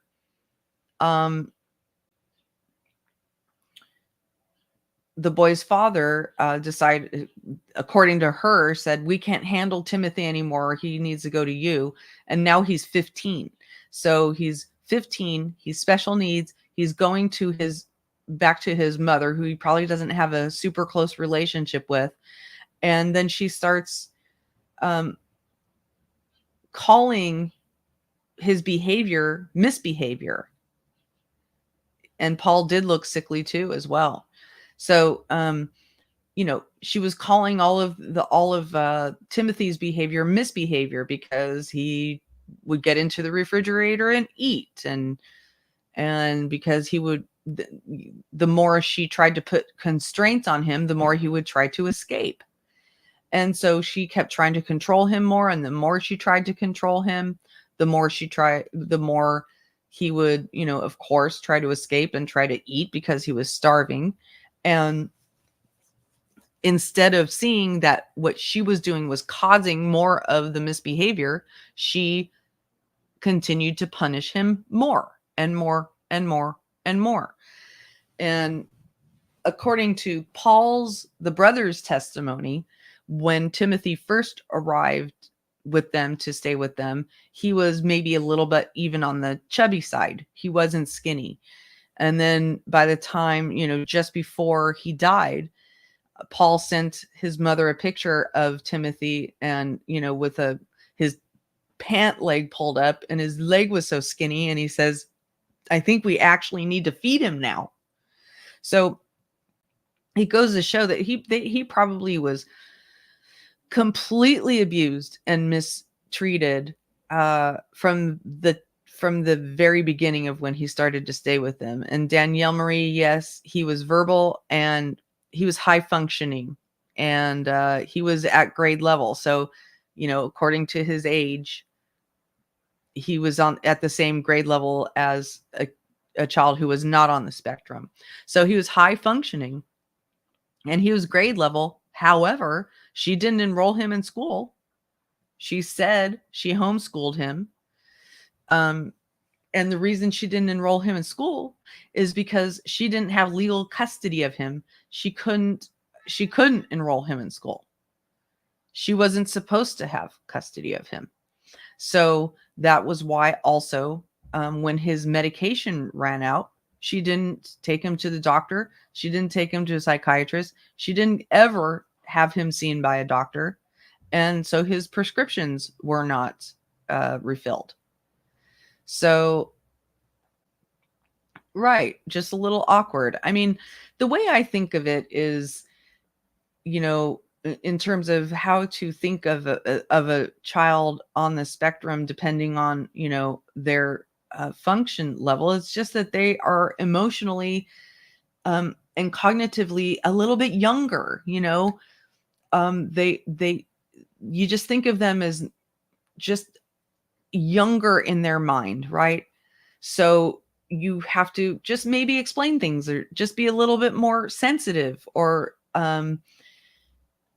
more of an example, you know, not punish them for not understanding, not punish them for acting out. Their brain isn't adapted to help them behave in all the right ways. And yes, tend to be very literal. And so it's really up to us to, you know, adjust our expectations of someone on the spectrum rather than forcing them to behave in a way that they literally can't behave, you know. And it may take them a little bit longer to learn things. They probably still can learn things, that definitely can still learn things. It just takes longer and you have to be more patient, right? And it's like, you know, it takes and I'm sure that there are a lot of people watching right now who have kids on the spectrum. And my heart and my respect is out to you, because I know that it takes an immense amount of patience and your own self-awareness and evaluation to make sure that you're parenting this kind of child in the right way. You know, of course you don't expect when you have a child to have a child on the spectrum, but then you just make adjustments because this is your child, right? And yeah, everything is more of a struggle. And you know, I have sympathy for parents who have children on the spectrum, because you know, my kids aren't on the spectrum, and it was a challenge enough for me to get my kids to school on time, right? Imagine when, you know, you have a child who's very easily distracted or just not catching things quite, you know, quickly as the other kids, and you know, may not follow directions as quickly. You have to just, I hope the prison staff barely feed her. Just kidding. I I just do not have a lot of sympathy for this woman. You know, I have sympathy for all parents who have children with special needs. I don't have sympathy when they abuse those children because of the special needs. I noticed that too, T, about her one of her braids being shorter than the other. I think that happens with braids sometimes, because you catch some hair that is shorter on your head than the other. It's a function of the braiding. I don't know. But I see the way that she braids her hair as like her way of appearing to be pure and innocent and childlike, you know. Devin, we didn't really miss that much in court today. What we missed is hour-long delay, and then them coming in and saying, oh, Ms. Vander Ark says that she's sick and she is now going to waive her right to be in court, and the judge granted that right for her to be in court. And then they reviewed the video on this from the surveillance camera of when she found Timothy unresponsive. They didn't show it to us on the broadcast, but you could hear it. It was very heartbreaking. You could hear her and Paul panicking, and yes, Dorothy from Wizard of Oz. Absolutely. That's what she looks like. That's a good one, Stargazer. So in this video, which we could only hear the audio, you could hear her panicking, you could hear him panicking. She says, that they're trying all these methods of, revitalizing him, and they're saying, come on, buddy. And you hear Paul, the brother, saying, he's cold, Mom, he's cold. And at one point,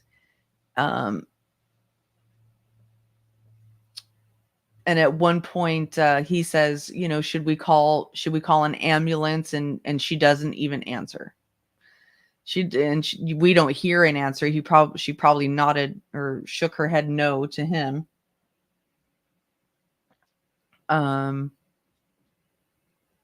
Yeah, exactly. Arlene Potash says, what I heard was her no longer calling him stupid and dummy, but baby buddy. Right. So there's an extensive text message history between her and her son, Paul, where she constantly calls Timothy dummy, misbehaving, all kinds of, bad names. And then when she finds him unresponsive, now he's baby and buddy. Oh my gosh. And you can almost hear her feeling sympathy and sorry for herself. I think Danielle Marie, I think they finally called 911 because they weren't having any luck, getting a response from him. And they notice he isn't breathing and he's cold. So they finally decided to call 911. And yeah, Devin, I agree. I think the jury is done with her as well.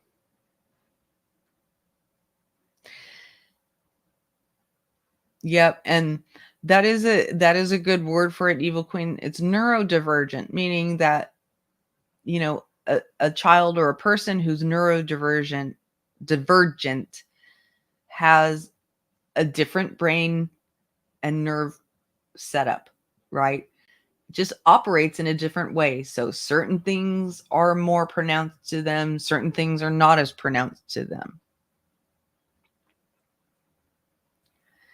Yeah, the jury will probably be out for just 15 minutes.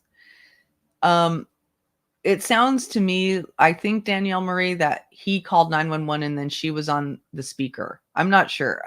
I'm not totally sure. I think he called 911 and put 911 on speaker. And then, she was talking to 911, and then 911 told her to start doing CPR. And yeah. And you hear her on the 911 call say, oh, my son, Timothy, he's not responsive. One of the first things she says was he was on a hunger strike. And that's been her story, is that he took it upon himself to go on a hunger strike. He took it upon himself to starve himself, even though she locked up the refrigerator and the cabinets and, so what, the locking all that stuff up is just helping him with his hunger strike? or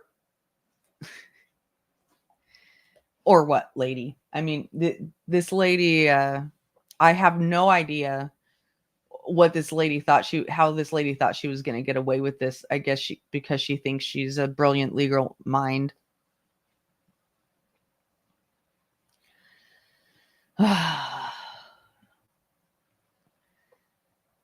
So, I'm starting to see people are, speculating as to how long the jury will be out and all that type of stuff. And, to me personally, I feel like this is going to be a guilty verdict. She did not do herself any favors by trying to testify up against the testimony of her son the day before. She looked like a liar.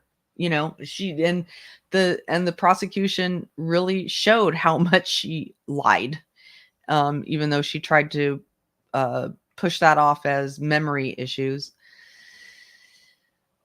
So it'll be a question of how long it takes the jury to be out, and I kind of doubt that they'll come back within 15 minutes. I think most juries try to at least seem like they haven't made up their minds by the time they go back to the jury room. But I agree that it'll be probably as quick as they possibly can. I mean, no jury wants to stick around for longer than they have to, right? So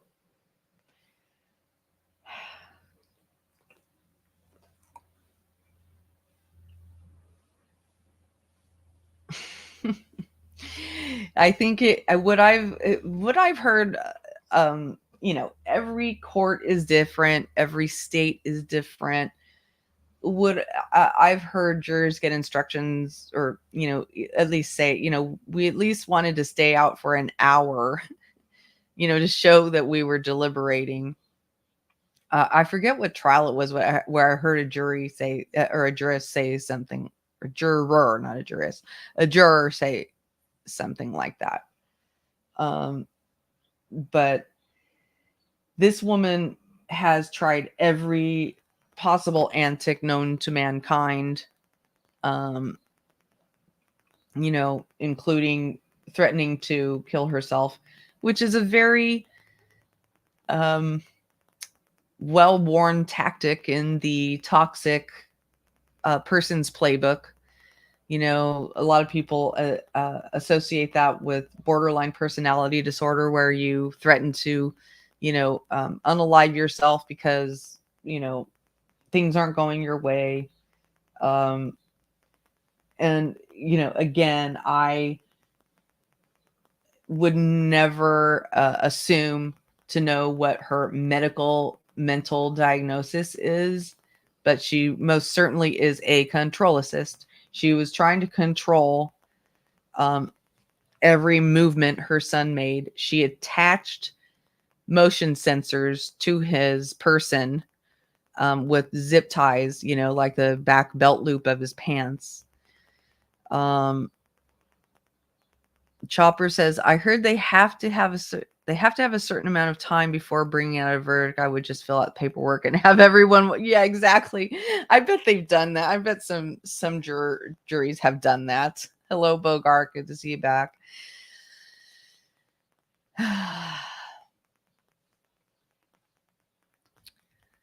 It's just do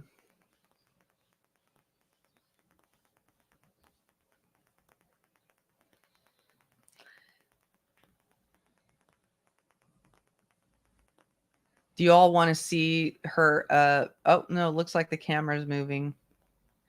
Okay, looks like they're coming back.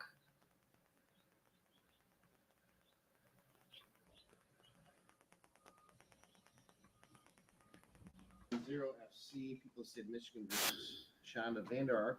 It's the continuation of the trial. After the afternoon break, the jury is secure in the jury room. Mr. Johnson, before we proceed, I just want to inquire in terms of your client is not present in the courtroom. Can you give us an update from your perspective on her? The situation remains as it was, Your Honor. My client desires not to attend further. Okay. Have the people had a chance to review the proposed jury instructions and verdict form? Yes, Your Honor. And any additions or corrections to those? No, I believe they are satisfactory. All right, Mr. Johnson, have you had an opportunity to review the proposed jury instructions and the proposed jury form? I have. And, or excuse me, verdict form, and any additions or corrections you have? Thank you. All right, well, it's my intention after closings to go right into closing instructions. Any objection to that, Mr. Roberts? No. Mr. Johnson? None. All right, let's go ahead and bring them up. Mr. Weaver, please rise. No, this isn't the verdict. So they're going to give their closing arguments and then they will go to jury instructions and then we'll be on verdict watch.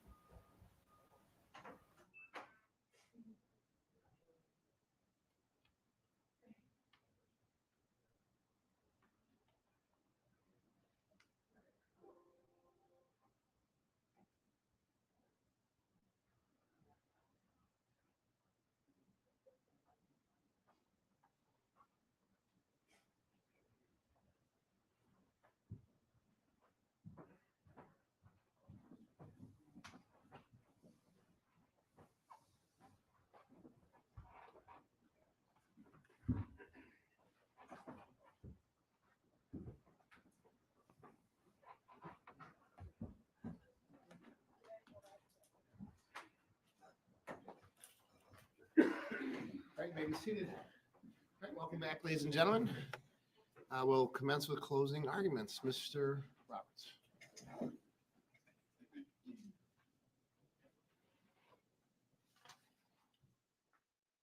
Good afternoon, ladies and gentlemen. Once again, on behalf of the people of the state of Michigan, I want to thank you for your time and attention to these matters. As we've repeatedly indicated, and as now you've seen through the evidence and the testimony in this case, these are incredibly difficult, incredibly sensitive matters. And we certainly do thank you for your time and attention to them. I usually like to start closing statements in a homicide trial such as this by showing you a photograph. And that photograph is usually the victim in the case prior to their death. In this case, our victim was a child. Would hope to be able to show you a photograph of what he looked like within a few months of his death. I can't do that. I can't do that because the defendant apparently took it upon herself to make sure there were no photographs taken of the victim in the 6 months leading up to his death.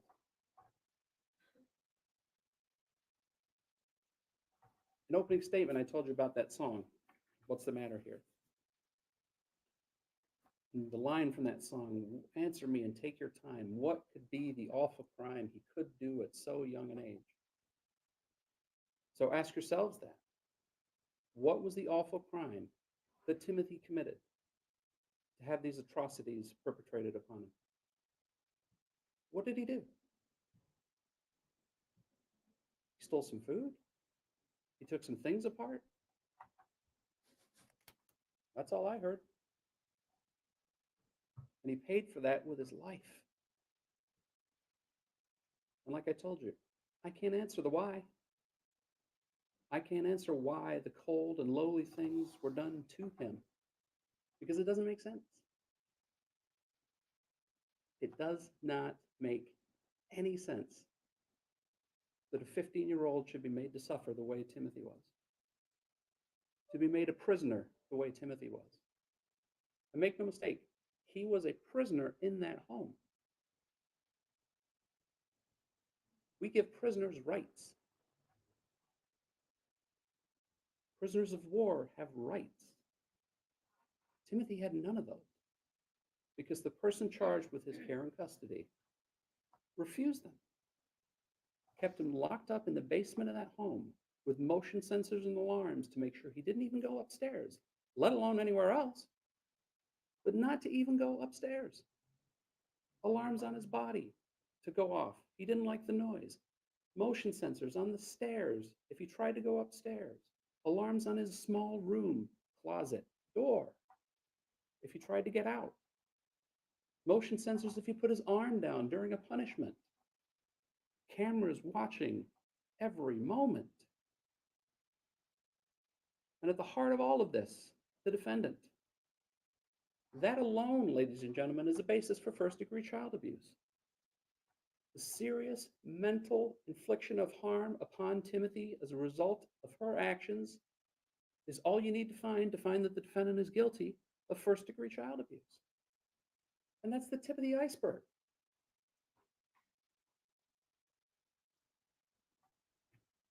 Towards the end of Ms. Vander Ark's testimony yesterday, I kept pressing her on that question.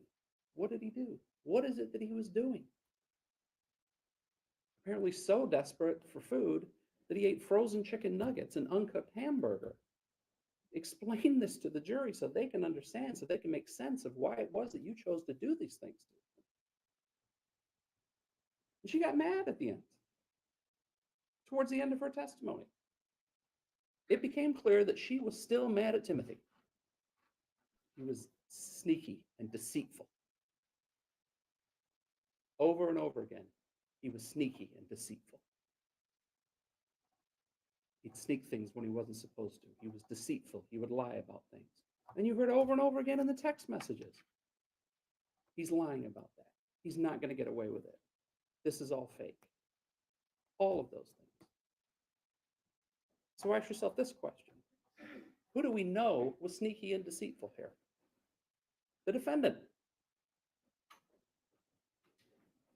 And it started when, after 18 minutes of her son being unresponsive and so obviously deceased, she finally decides to call 911. But she better get her story straight before we call 911. So what's the last thing she says before she calls 911 to Paul?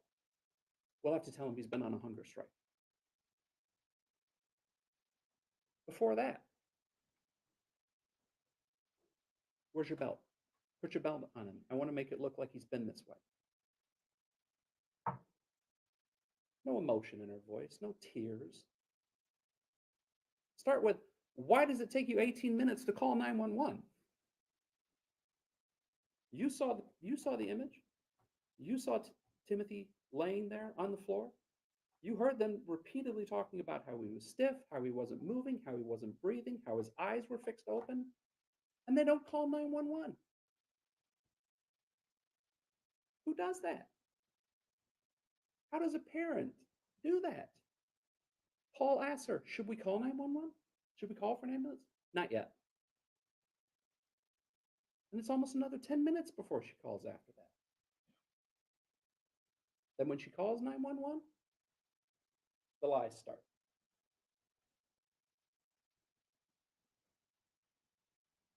I came to check on him at 5:30.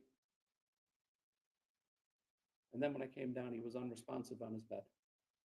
Both completely false. We know he wasn't checked on at 5:30. We know the last thing that she did and said to her son. You could hear it in Lieutenant Hooksman's testimony today. The last thing she did to her son was to drag him into a small room, throw him down on the ground like he was a piece of meat on a tarp in the room where she says he wanted to be. That was his comfort. Positions him in front of the camera so she can see. Calls him stupid. Then when he has the indignity to roll over, no, that's not good enough. She comes back. Positions him again in front of the camera. Makes the dog lick his face to get a reaction from him. Holds his mouth closed and said, see, dummy, you don't need to open your mouth to breathe. Imagine those being the last words you said to your child. So that's what it was. That's the last thing anybody said to Timothy. You don't need to open your mouth to breathe, dummy. Shut away in isolation after months and months of physical and mental abuse at the hands of the defendant, and Timothy slipped away. No, I went to check on him at 5:30. Lie. I have to put you on hold because I have to pull him off the bed. Lie. He's been on a hunger strike for the last couple of weeks, but I was just about to call a doctor. Lie. Then the lies continue.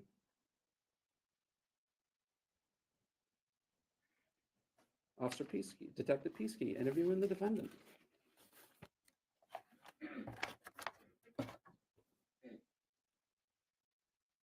Why is there a lock on the fridge and the freezer?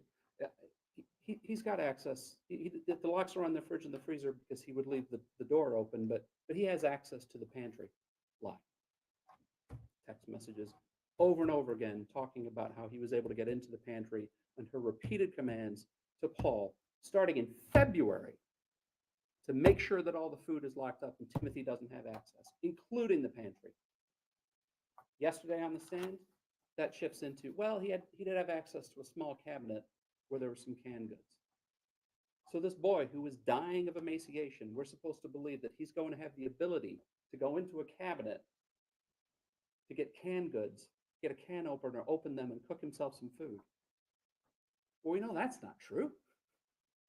He's not allowed to have food. He can't do that.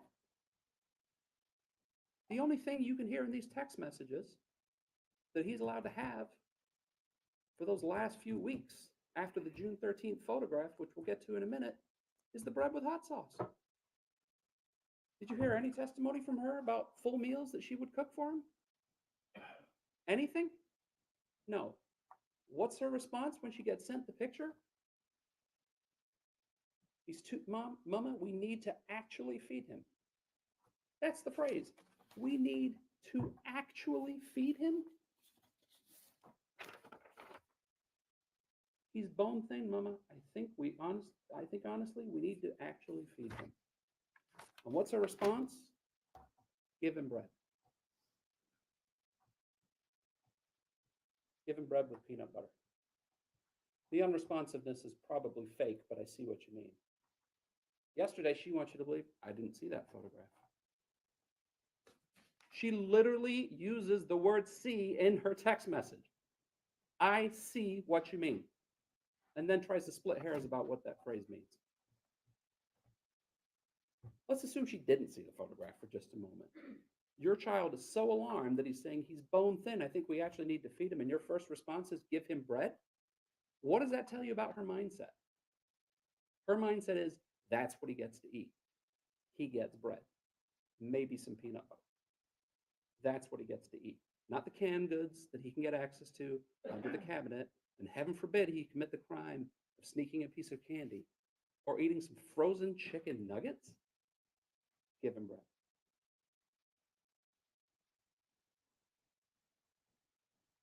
Detective Peasky. Well, after the stroke, he went on a hunger strike. That was a lie. Paul told you it was a lie. He never went on a hunger strike. There isn't a single reference here to him being on a hunger strike in January or in July. The bigger binder. More of the text messages, just about Timothy.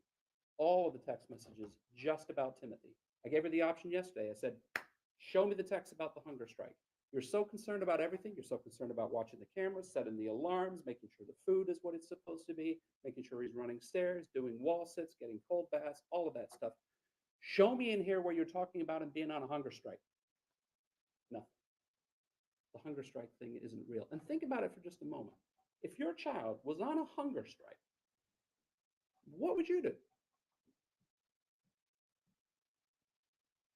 I know what I'd do. Remember, we talked about reason and common sense. What's the reasonable thing to do? Get your child to a doctor. Get your child to a therapist. Get your child to something. But what does she actually do? The first set of text messages we hear, the first text message, February 18th. So this would be on or about the time of that first hunger strike. First, rude, and second, wire his hands free. That's where we're starting. Wire his hands free because he's a human being. And what did he get into that he felt he needed to brush his teeth to hide it? I think most parents would be ecstatic about their child actually brushing their teeth. I know I am, and my kids do it. But to her, him brushing his teeth is a sign that he's hiding something. Sorry, didn't know he was up. What do you mean you didn't know he was up? Has he not been upstairs against the wall? So he's supposed to be against the wall. No. What? Why the heck not? What the heck has been going on? Check the brownies in the kitchen. Check everything not locked away. Check where the flipping keys have been. This is in February. We're not even talking about the last couple of weeks that Timothy's alive. This is in February. And she's already started talking about locking away food. 5 months before Timothy dies, and she's talking about restricting his access to food. Hunger strike? No. She realized late last night that he was thin. She threatened to take him to the ER if he didn't eat.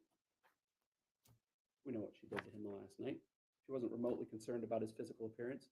Make no mistake, she could see his physical appearance because she dragged him into the closet, and Lieutenant Hooksum had described to you in unfortunately vivid detail.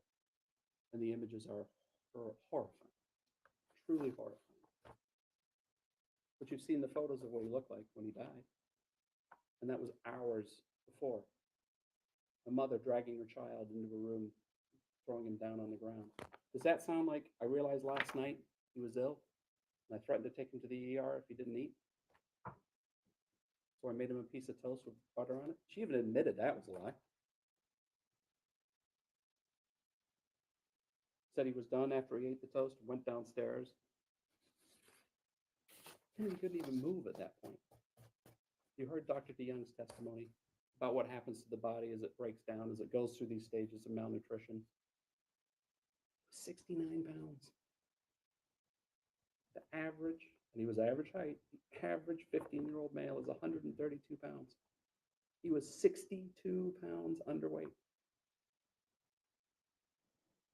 And we saw what he was like 3 weeks before. Make no mistake, she saw what he was like 3 weeks before. She got ready for work in the morning and went to check on him. No, that's not true. But it's interesting that she mentions getting ready for work. Because on that video, you can hear her. And she's been working on Timothy for a number of minutes at this point in time. And she says, well, I guess I'm going to be late for work, but we've got to get him responsive.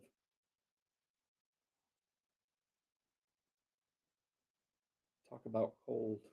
I guess I'm going to be late for work. Your child is dead. And all you can think about is being late for work? She had to have Paul help him get off the bed. Lie. On a hunger strike 2 weeks ago. Lie. There'd no pictures of Timothy since January. That one's true. And then when the detective starts to ask about the unusual things in the house, what leg shackles? What are these leg shackles for? Oh, those are Paul's leg shackles. Now bear in mind, this is hours after this has taken place.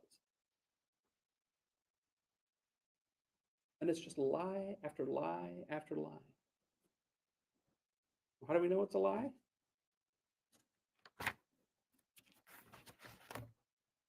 May 18th, the Wisely transaction is handcuffs and leg cuffs for Timothy from Amazon. Figured it would be okay to get those right away so we can talk about the sensors and stuff. That's her text message.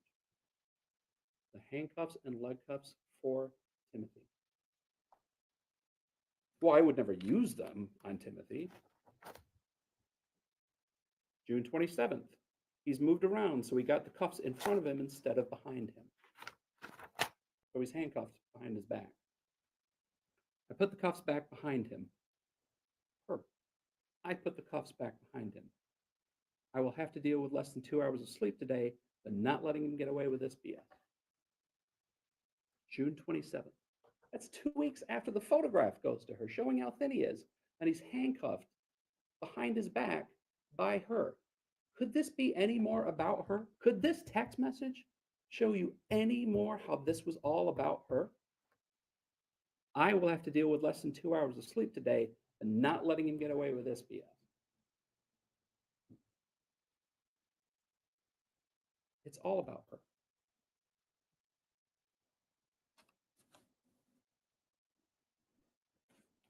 Fell out of bed at 5:30. Nope, never happened. Never went to check on him. The last thing you said to your child was, you don't have to breathe with your mouth open, dummy. Oh, there's alarms on that room down there because we had the sewing stuff in there. Lie. The cameras were in the home because Gabriel would strip down naked and wander around. Maybe a camera was in there for that. But she doesn't care about wandering around naked. You heard the text messages. Timothy had to clean the garage with nothing on below his waist and then stand against the wall with nothing on below his waist. He had to earn his right to get clothes back. She doesn't care if her kids are running around the house naked. It's a form of punishment for her.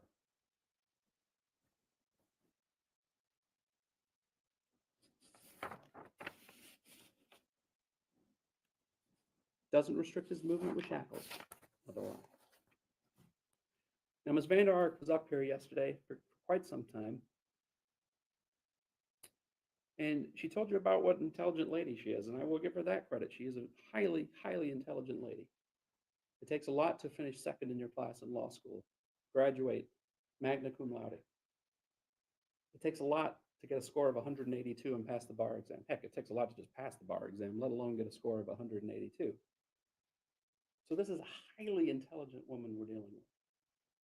She clerked for not one, but two different judges, was clerking for a judge at the time her child died. Yet she wants you to believe that she doesn't remember any of this. Can't remember any of these things. I don't remember that text message. I don't remember doing that. I don't remember saying that. Every time she's confronted with something that she did or something that she directed to be done to Timothy, she can't remember. How does this woman hold down a job as a legal clerk? If your memory problems are that bad that you can't send these text messages, how are you not seeing a therapist? How are you not on medication to address these issues? You couldn't hold down a job if you were that, let alone a job as a legal clerk, if you had that many memory problems. Let's talk about the things that she can remember. Oh, right after Mother's Day, he weighed 104 pounds. And I asked a couple times, 108 pounds? No, 104 pounds. Absolutely certain about that.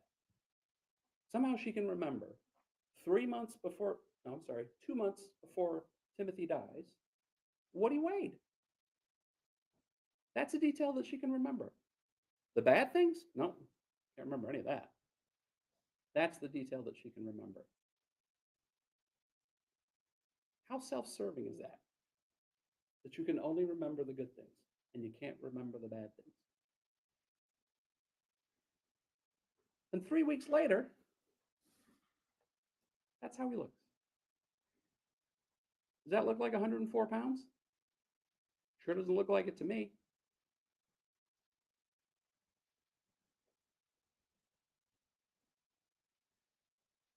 There isn't a single text message in here or in there, the larger binder, where she says, what are we doing? I don't understand why we're doing these things. Why are these things happening? Why is Timothy on a camera? Why is Timothy in handcuffs? Why is Timothy locked away in a small room? If she has all these memory issues, where are those text messages? Where are the memory issues in here? She knows everything that she wants to have done, and she's telling Paul day after day after day what to do to Timothy. Not struggling to remember what it is, not struggling to remember what it is that Timothy had done to be punished in this way. Not struggling with any of that. She doesn't have memory problems. She might have chosen at this point to block those things out from her memory. But make no mistake, all of these things happened. She did all of these things. It's only now that suddenly she has memory issues. So stressed out, so much stuff going on. Not so much stuff going on that you can't spend half of your time at work, especially in those last couple of days, just watching the camera. Watching while Timothy's in the bathtub for hours on end the day before he dies. Telling Paul to pour more cold water on it. Telling Paul to take a pizza roll. Take a pizza roll, warm it up, hold it in front of his face and see if he reacts, but be ready to snatch it away if he tries to eat it. This is supposedly when he's on a hunger strike. And you're going to bait him with food? She did all of these horrible, horrible things. And she doesn't get to hide behind saying, I just don't remember doing them. or I didn't intend for Timothy to come to any harm. Of course she intended for Timothy to come to harm. Of course she did, ladies and gentlemen. No rational person, no person who can score 182 on the bar exam, let alone any other individual, no parent, nobody with the logic and reasoning skills that she has could not understand the consequences of what she was doing. I didn't intend for any of this to happen. We don't even know if that's true. It's not. But we couldn't even say that that was true anyway. She can barely even say that because by her account, she doesn't remember doing any of these things. For all we know, she did intend for all of these things to happen, which of course she did. And remember, we talked about the cookbook in voir dire. Went over it a couple of times. Unless you hear a defense from the judge in these instructions that says, if you find that the defendant just doesn't remember these things, that she can be found not guilty, she doesn't get the benefit of that. Don't add to the cookbook. Don't give her a defense that I just don't remember doing these things. I hope on some level, maybe she doesn't remember these things because they are so cold. They are so lowly. They are so dangerous that they took Timothy's life.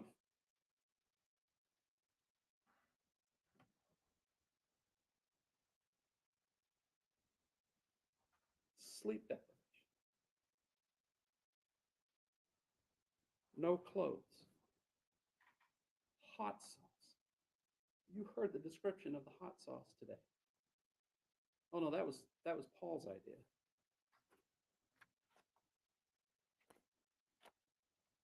The hot sauce was Paul's idea. Paul's text to her. July 2nd, 3 days before Timothy dies. So apparently this hot sauce isn't just Carolina Reaper, it's also Trinidad Scorpion Chili Pepper. Her response, yep. She knew what it was. She went out of her way, whether it was her or whether it was Paul at her direction, or the two of them doing it together, out of her way to find a hot sauce that would be too much for him to take. Let's set aside the logic for just a moment that how is it that you decide you're going to punish a child with hot sauce if the child likes hot sauce? It's ridiculous. That's the form of punishment? Of course not. That doesn't make any sense.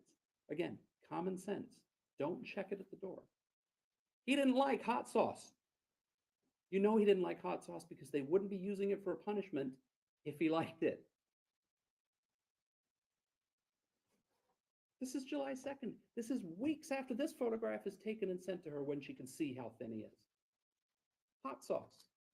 Hot sauce on bread. 4 slices with hot sauce. 4 slices, as long as there's plenty of hot sauce on it. Then if he waits 30 minutes, he can have some without hot sauce. So his reward for eating 4 slices of bread with hot sauce on it is if he can wait 30 minutes, he can have 4 regular pieces of bread.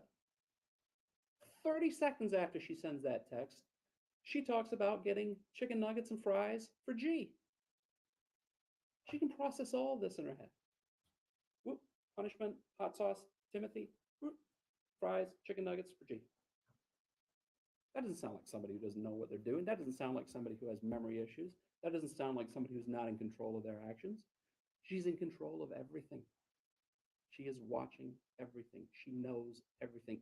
Even when Paul is supposed to be watching. She's watching as well and critiquing how well Paul is doing watching. He's with Timothy at the tub, and she's watching to make sure that Timothy doesn't look too comfortable in the tub. Move his head. Looks like he's trying to get comfortable. Pour some cold water on him. Do the pizza roll thing. Somehow, as an act of grace, mercy, whatever you want to call it, go ahead and give him 2 pizza rolls, and I don't care if they're frozen.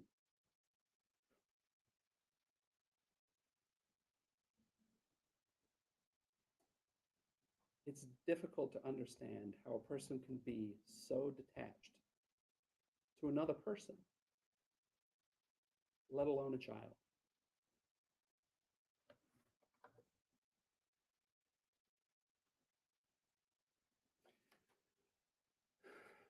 Ladies and gentlemen, it's the people's position in this case that the defendant is guilty of 2 crimes. That first crime is first-degree child abuse.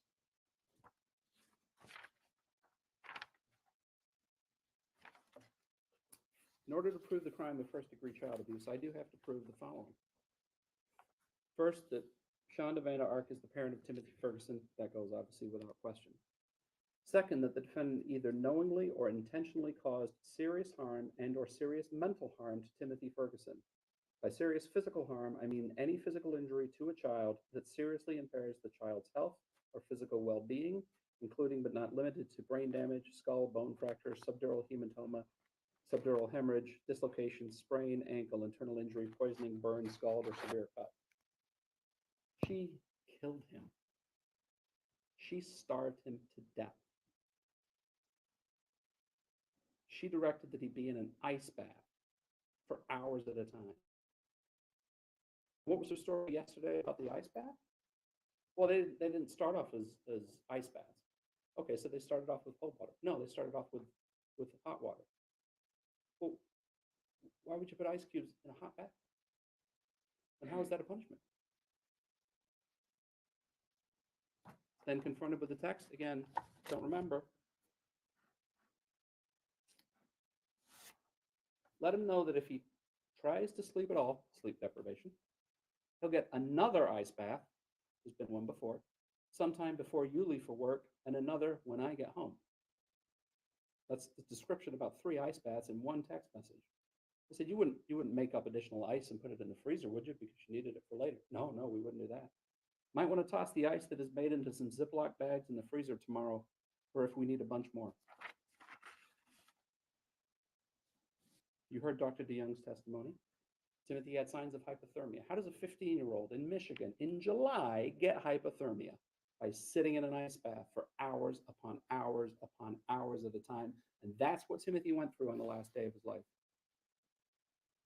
Tortured with a pizza roll that he could eat.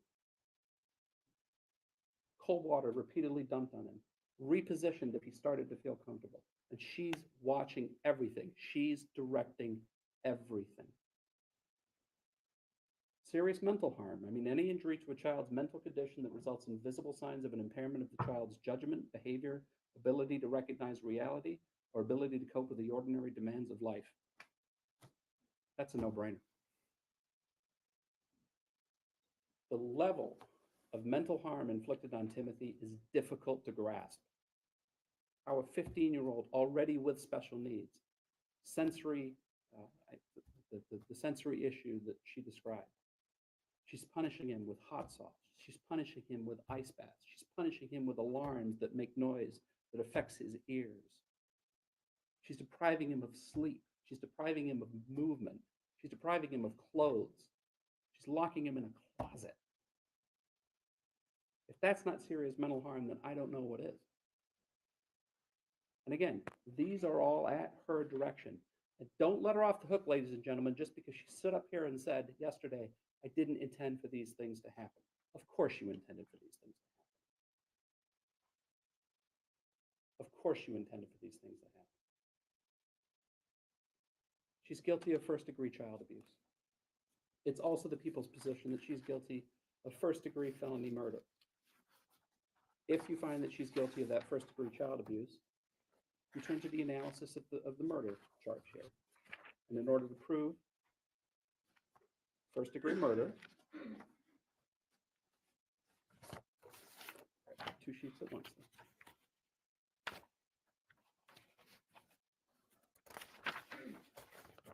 First, that the defendant caused the death of Timothy Ferguson. That is, Timothy Ferguson died as a result of starvation and or physical abuse, physical neglect and abuse. You heard Dr. DeYoung's testimony about the cause of death for Timothy here, and all you needed to do was look at the photograph to see how he died. And again, I wish I could have spared everybody from seeing those photographs, but I can't, because I have to prove, and this is why, I have to prove how he died. The defendant has one of these 3 states of mind. She intended to kill, she intended to do great bodily harm to Timothy Ferguson, or she knowingly created a very high risk of death or great bodily harm, knowing that death or such harm would be the likely result of her actions. Let's talk about that first one for a moment. she intended to kill. I wish I could stand up here and tell you that I think she actually didn't have the intent to kill. I wish I could do that, because the notion that you could starve a child to death intentionally over months and months, which is what it would take, I wish she didn't have that intent. I wish I didn't believe that she had that intent. And it's for you to decide whether or not she had that intent. But her actions sure show that she had that intent. If she wanted to kill Timothy, I wish she'd done it a lot faster than what she did. Because what he would have had to have gone through in those last few days or few weeks is unthinkable. But she had that intent to kill him. At a minimum, she had an intent to do him great bodily harm. And you can find either one.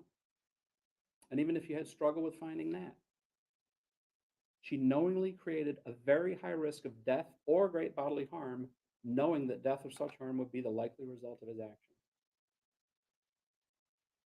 She made a situation so dangerous, so obviously dangerous to anyone, especially someone of her intelligence level, that death or great bodily harm was the likely result. Well, death was the result. Death was the result because of what she did to him, because of the things that she directed to be done to him. On the stand yesterday, she tried to say, well, some of this was Paul's idea. Paul did this, and Paul did that, and Paul did this, and Paul did that. If you need to, feel free to review these text messages. If you want, you can review the bigger binder of text messages, because these are all about Timothy as well. And when I say they're about Timothy, they're not about Timothy, all the good things that he's done and all the good things we're going to do. It's all about the punishments. This is a small window. This is a larger window into the life, to the hell that Timothy's life was for the last 6 months. Every step of the way, her directing, her telling, her ordering, her threatening Paul to do the things. This was not on Paul. I told you in opening that you may not like Paul Ferguson. And I do believe that he is also in part responsible for Timothy's death here. But you had an opportunity to see Paul testify here. Did that look like the mastermind behind this? Or did that look like, as he put it, somebody who was just desperate for attention, desperate for the love of his mother, and doing the things that she wanted him to do? That's for you to decide. But I submit to you, ladies and gentlemen, that's what it was. That Paul was doing what she told him to do, because he knew what was going to happen to him if he didn't do those things.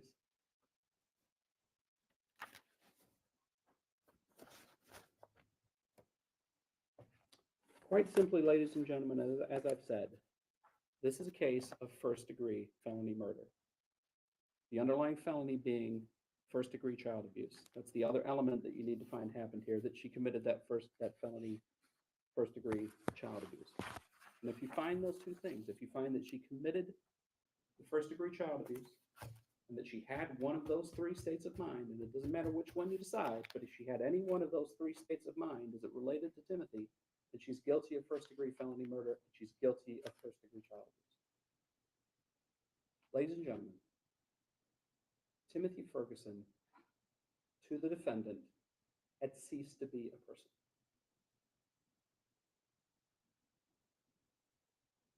Timothy Ferguson had become less than the animals that she trains.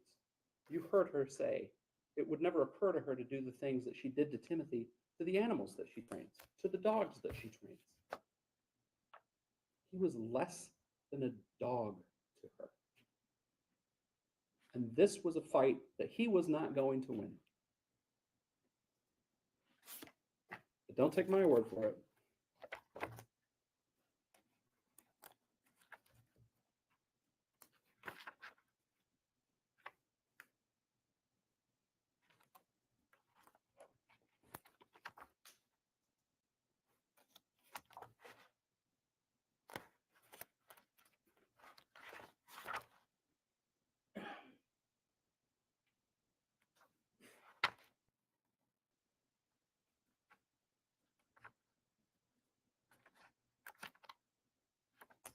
Of course, I had it tagged.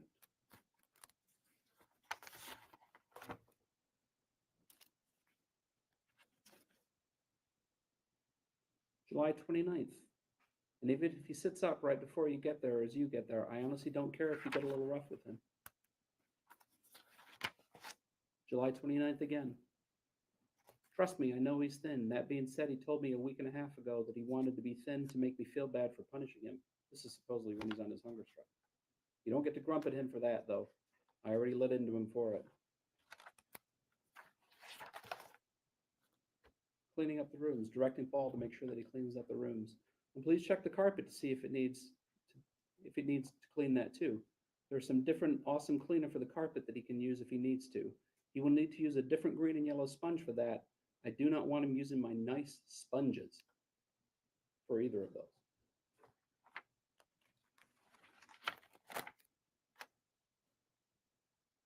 July 1st, after the photograph that she's got.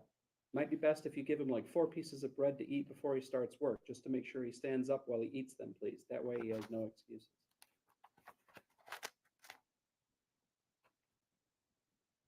July 1st, the camera in his room needs to be picked up, please. Lots of hot sauce for that. What do I do if he doesn't finish within the assigned time? Hot sauce. These are all after that photograph. So apparently this hot sauce isn't just Carolina Reaper, it's the Trinidad Scorpion chili pepper. Yep.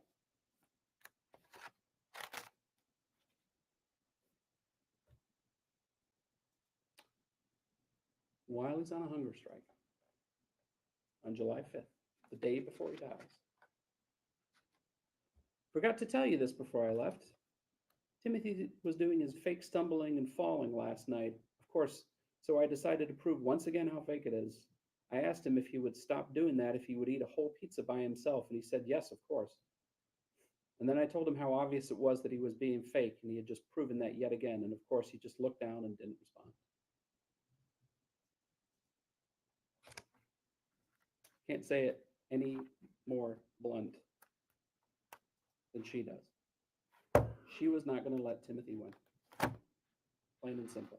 And if that many died, then many died. He dies, she kicks into survival mode and starts to lie to the police. That alone evidences a guilty state of mind, ladies and gentlemen, but you don't need that. You don't need much more than these text messages to prove that Shanda Vander is responsible because she intended to kill, because she intended to do great bodily harm, or she at least created a situation so dangerous that death or great bodily harm was a result to her child, Timothy Ferguson. And I will ask you to return a verdict of guilty of first-degree felony murder, first-degree child abuse. Thank you. Mr. Roberts? Mr. Johnson? He's such a good prosecutor. My prediction is he'll say it was Paul's fault and she has no memory of it. Gentlemen. Everybody ready? Need a moment? You all good? Okay. I'm a child of the late 50s and grew up in the 60s and 70s, and during that period of time and even the 80s and 90s, when you remember something, it was in your head. It was something that was up here and a memory was up there, and that's where the memories were. That's where we kept them. And it was a great system because they were all there. And if called upon to respond to a memory, a situation, an issue, the entire memory and its context would come coming out. Then we started doing something in the aughts and the 10s and the 20s, where we started having these devices called cellular phones. And in those cellular phones, they have this thing on them called text messaging, where you can write down whatever's going through your head at the moment and send it. It's a great system. I mean, let's face it, we all use it because it works, and it works well, and it's very utilitarian, and we love it. But I think if we had a chance to think about it, we'd all admit that what you text isn't everything that's going on. That what you text doesn't tell the whole story. The text you sent today don't tell the whole story of your whole day. Just tell a portion of it. They tell a snippet. They tell a story. But they probably don't tell what happened to you from the time you got up and you couldn't find your left shoe to the time you're going to go to sleep tonight and wishing you had an extra slice of that pie for dessert. It doesn't tell you all that stuff, right? It tells you a snippet. It tells you a bit.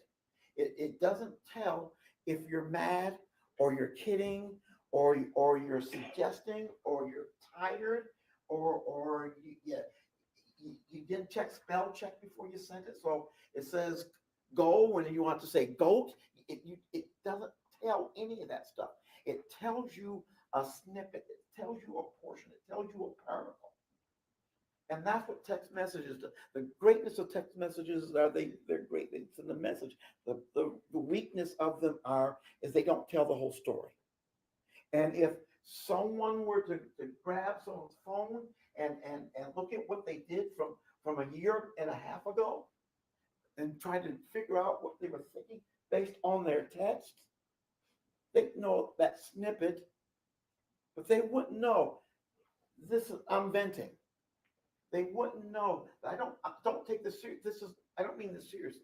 They wouldn't know that even though I'm mad at you, I still love you, because that the part in the text is going to be, you didn't clean your room, and that's it, because that other part isn't with it. The other part, our communication, even when I speak to you right now, our communication is the words that come out of my mouth are only about 35% of what information you're taking in. You're watching my body language, you're listening to the sound of my voice, you're listening to the context, you're looking at the situation. That fills in the other information that you're going to need to have in order to figure out, with the most powerful computers that known to man, our brains, what I really mean and what I'm really saying. If you have all you have is a text, ladies and gentlemen, it's like watching a movie with no picture. All you hear is the voices in the background. Somebody has to explain to you what else is going on in that scene. That's what we have here. We have a series of texts. We have a series of texts that people can select and jump around in terms of not just times and dates and times of day and without reflection on the circumstances. You're at work, you have time to send a 3-second text before the judge calls you and says, come do something else. Or you're sitting in your living room, you're reading a book, and you can take your time with these texts. It doesn't tell you any of that. So what comes out to you is a distorted picture. My suggestion, someone takes your text, what comes out to you is a distorted picture. It's not the whole story. It's not the whole situation. It doesn't tell the whole thing. All the texts that you've written do not tell you the whole story of your life. It tells you what they refer to that moment, and that's it. And the rest has to be inferred. If someone comes along and takes it out of context, and takes it out of circumstances, and it takes it out of where it existed at the time you sent it, you have a different story than what was intended. The communication you're getting is different than what you intended. That's problem number one.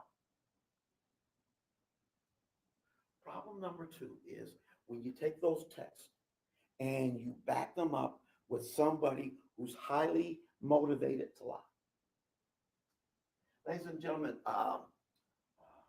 they didn't have supercomputers back when they invented the theory of relativity. When Einstein, he didn't have a supercomputer. They hadn't been invented yet. What Einstein used to do famously, he used to call them thought experiments, where he'd imagine a situation and then he tried to think his way through. He was pretty good at it. He kind of changed life on the planet doing this. He kind of changed life on the planet. Now, you've been told that Paul's deal was that he had immunity from prosecution for whatever he talked about, and he'd get a sentencing recommendation or something like that. And there was one other thing, I forget, it doesn't matter. There's 3 things you were told him. He's charged with child endangerment, child abuse in the 1st degree. Okay. And you were told that by our judge that you can believe all of what somebody says, part of what somebody says, or none of what somebody says. You were told that was Paul's deal. I'm going to invite you to it.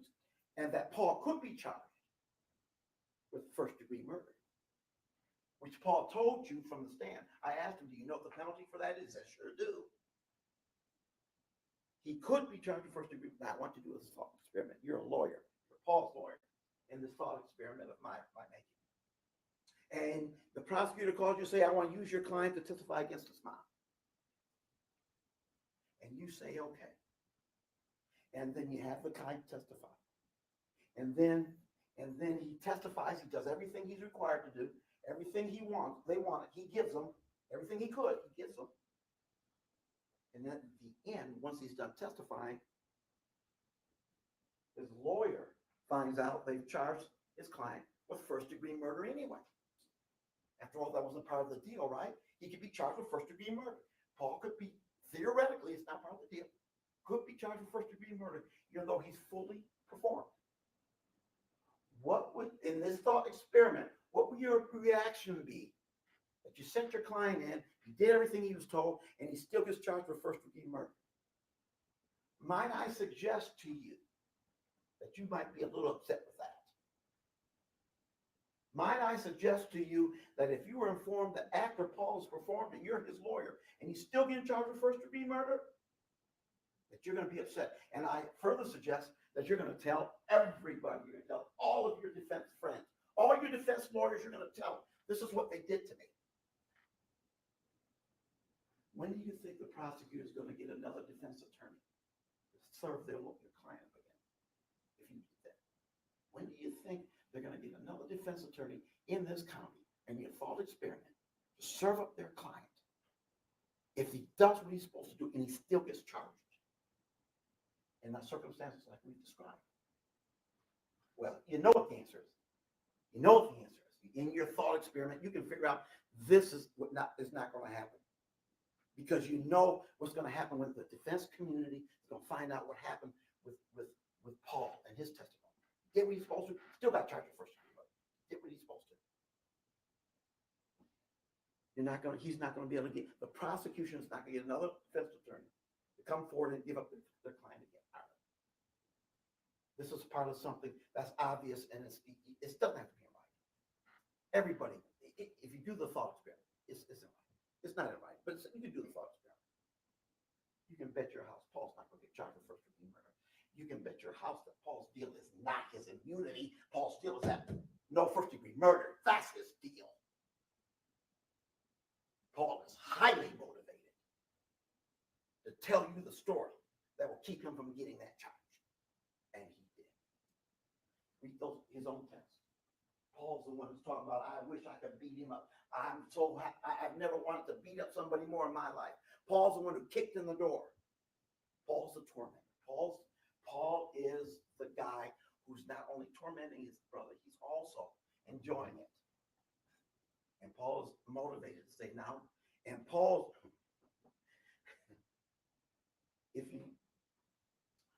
testified against his mom. Paul tortured his brother. That's who Paul is. And Paul ain't gonna be charged with first degree murder. I don't care what the deal is.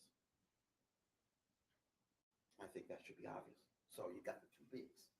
You've got these text messages that give you a false and misleading representation of what people are thinking. You've got Paul sitting here talking for his life, talking his butt off. He's trying to get out from under. In fact, at one point I asked him, isn't it true you wrote a letter to your mom saying you wish it just ended all so you could get out of this thing? And he said, yes, I did. That's who Paul is. Paul's also the nexus of information for my client. Yes, my client, he told my client one time that he thinks he's thin, we should feed him, but on another time, in fact, right before his death, Paul says, no, he's fine. Paul is the nexus of information. If you have those cameras, these security cameras in your home, you recognize those are great devices. And generally speaking, they do the job. But the kind of detail, the kind of vision that you need, you really need Paul there to augment that so that you get a full picture of what's going on. And Paul was there and he was providing for my client. Third factor. I got a client that forgot everything. She forgot her name, if you were asked. She's got everything, just basically. Okay. When when Mr. Roberts was given his open, and quite frankly, I've been doing this for 35 years. That's one of the finest openings I've ever heard. It was just wonderful. It was those kinds of things that lawyers appreciate because it was so well crafted, so well delivered. And he even gave you some poetry, and I'm no poet. I can't match that. I look for stuff, but I can't find anything like he did. It was just a wonderful opening. What I got for you is a little bit of physics.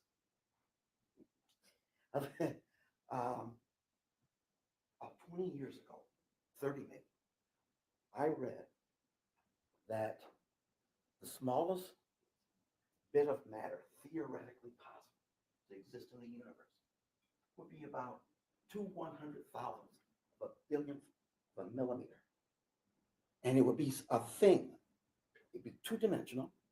It'd be a thing that's so high energy that it could only exist for a brief moment in time. It exists and it pops out of existence. I read that 30 years ago.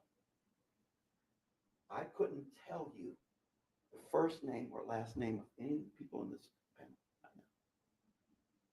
It's not because it's not important. It's because that's the way memory works. I couldn't tell.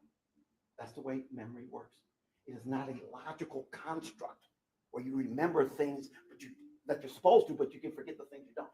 Memory remembers what it wants to remember. Now you can do techniques and training and if something say is say someone that causes a lot of adrenaline or something that burns the memory into you remember that. You remember when your child was born because that's the sort of situation it is. But otherwise, memory has its own mind and it remembers what it wants and it forgets what it wants. And to say, well, she didn't remember these things. Well, yeah, she probably doesn't. You know, we talked about, and to use Mr. Roberts' example, one moment my client is talking about getting fries for the younger child, but getting hot sauce for the older child. And he talks about compartmentalizing. The brain is a sophisticated organism, it's a sophisticated panel. It will organize things according to whatever parameters that are there, but it will separate things out. And it is my argument. The argument we made from the very beginning is that while part of her knew she was punishing this boy, none of her knew that she was hurting him. I understand. There's two possibilities. One, she's exactly what Mr. Roberts said, and that's evil. Or the other possibility is there's something going on and she doesn't understand. She didn't understand, despite all the intelligence, she didn't understand the ultimate consequence of those individual acts of punishment. The accumulated force and power and weight of those individual acts of punishment. She didn't understand it. She didn't see it. I don't know how that could be. But to be honest with you, that's what makes sense. It makes sense because this is her son. And and she raised other children, her own flesh and blood. She raised them and didn't do this sorts of things to them. Something was going on where she didn't understand it. This child was probably the highest needs. She didn't understand it. And her personal situation also makes a difference. Look, she took this child in when she wasn't supposed to have him because there was no other choice. So she did it. She raised another child. Paul has special. Paul's 20 years old and living at home with mom and working minimum wage. This is what Paul's doing. She has other child, and she has the demands of judges and lawyers, and she has the demands of education and the demands of ambitions, and her husband gets a stroke. These all make a difference. That's what I'm talking about context. Give him 4 slices of bread with hot sauce on it. Doesn't talk about, she's thinking about her husband. The impact is how she's gonna pay the rent. How she gonna get to work tomorrow? There's no gas in the car. These are all things that are going. There isn't a situation where she's sitting there just thinking about this one problem. She has too many problems to think about one. She's thinking about them all at a time. And pressure busts a pipe. It was too much. She didn't hate her child. That's what it would have taken to knowingly do this to your child. She would have to hate him. A child makes you angry. A child makes you frustrated. A child makes you tired. A child is willful. And this is and she wasn't able to cope with it. And she didn't add it up. The bread plus the water plus the standing against the wall. She didn't add it up. And the mind is a powerful thing. She didn't see what we all saw. But let me, so this woman who doesn't love her son, according to the people, comes into a room and she says, Timothy, please, no. Wake up. Come on, buddy. No, no, no, no. This can't happen. Is he okay? Is he okay? He's not stiff. Please, baby, come on. Open his jaw for me. Please, come on. Come on, buddy. You're okay. Come on, buddy. Come on, Timothy. I don't understand. To which Paul says, I don't either. Come on, buddy. Come on, sweetie. Come on, buddy. Come back to us. Come on, buddy. Come on, buddy. Come on. Does she get scared of that? Yep. And lie to please. Hell yeah. She does. A lot.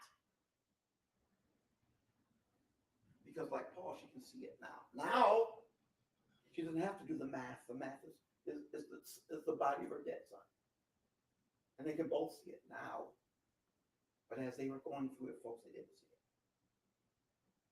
I don't think at the moment that they find the body and they says, I don't understand it. Paul says, I don't either. They were faking it for the camera or faking it for the police. They forgot all about the damn camera. They said those things because that was true. It's what you do in those moments of high stress. It's true. I didn't get this. I didn't see this coming. How could you not? They didn't. They didn't see it. Neither one of them saw it. Paul talked about, in his few moments of clarity, I loved my brother. I wish it was me instead of him. And that's how, did he start feeling that way afterward? Or did he feel that way at the time? If he felt that way at the time, how could he do these things? Because he didn't know he was doing these things. You see where I'm going? How could he feel? I repeat, he said he'd give his life for his brother if he could. Question is, did he feel that way at the time he was doing these things to him? Well, how could he do those things to him if he felt that way? Because they didn't see it. These people committed manslaughter. That's what they did. They caused this boy's death, but they didn't intend it. That's simply it. We're asking that you, when you do your deliberations, that you consider that. I understand those pictures look like. I understand they look like. I understand that everybody here wants justice for Timothy. I get that too. Justice is the conviction of a person for what they did, not for what they made us angry about, not what they made us sick about, not what they made us want to jump over that railing and take care of this thing ourselves. That's not what justice is. Justice is, this is what you did, and this is what you paid for. Thank you, ladies and gentlemen. Mr. Roberts. That was weak. Thank you, ladies and gentlemen. Because I do bear the burden of proof in this case, I do get one more opportunity to address you. And I want to start by thanking Mr. Johnson for his compliments here. We tried a number of cases together over the years, and it's always, quite frankly, it's always a pleasure to work with Mr. Johnson. And I think a lot of folks are probably confused sometimes when they see a relationship, a good relationship between both sides. And what I always tell people is this is an adversarial system by its nature, but that doesn't mean that the parties necessarily have to be adversaries. We don't have to agree on everything, and ultimately, that's why you folks are here. Let's start with Mr. Johnson's comments about the text messages and how text messages don't show all of what a person is doing. He's right. They don't show all of what a person is doing or necessarily even what a person is thinking, but they do offer a window into the insight of what a person is thinking about. They do offer a window into what a person is telling somebody else to do or telling somebody else to say.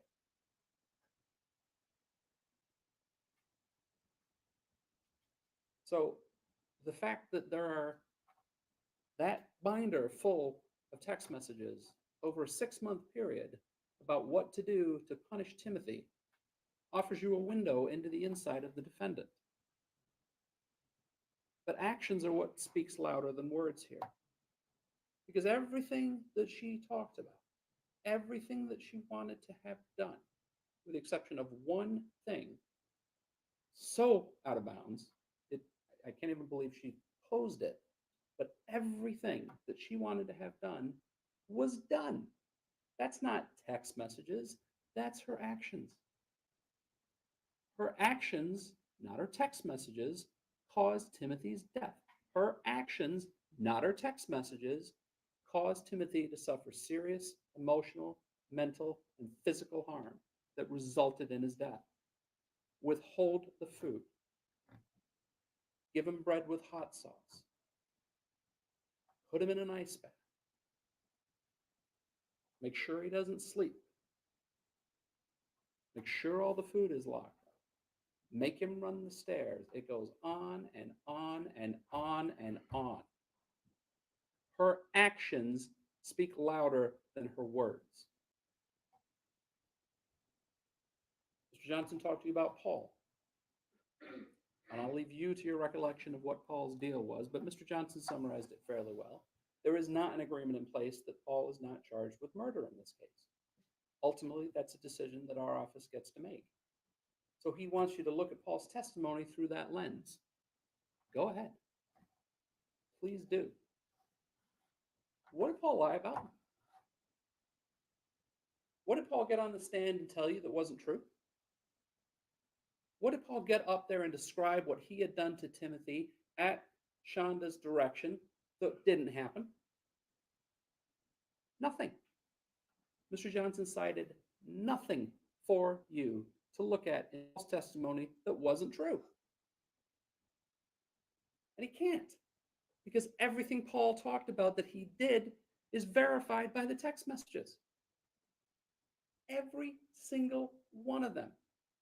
And again, the only thing he didn't do, and he's the one that drew the line, the only thing he didn't do was when the day before her child dies, as she's looking at him in an ice bath for hours upon end, and says, hey, crazy idea.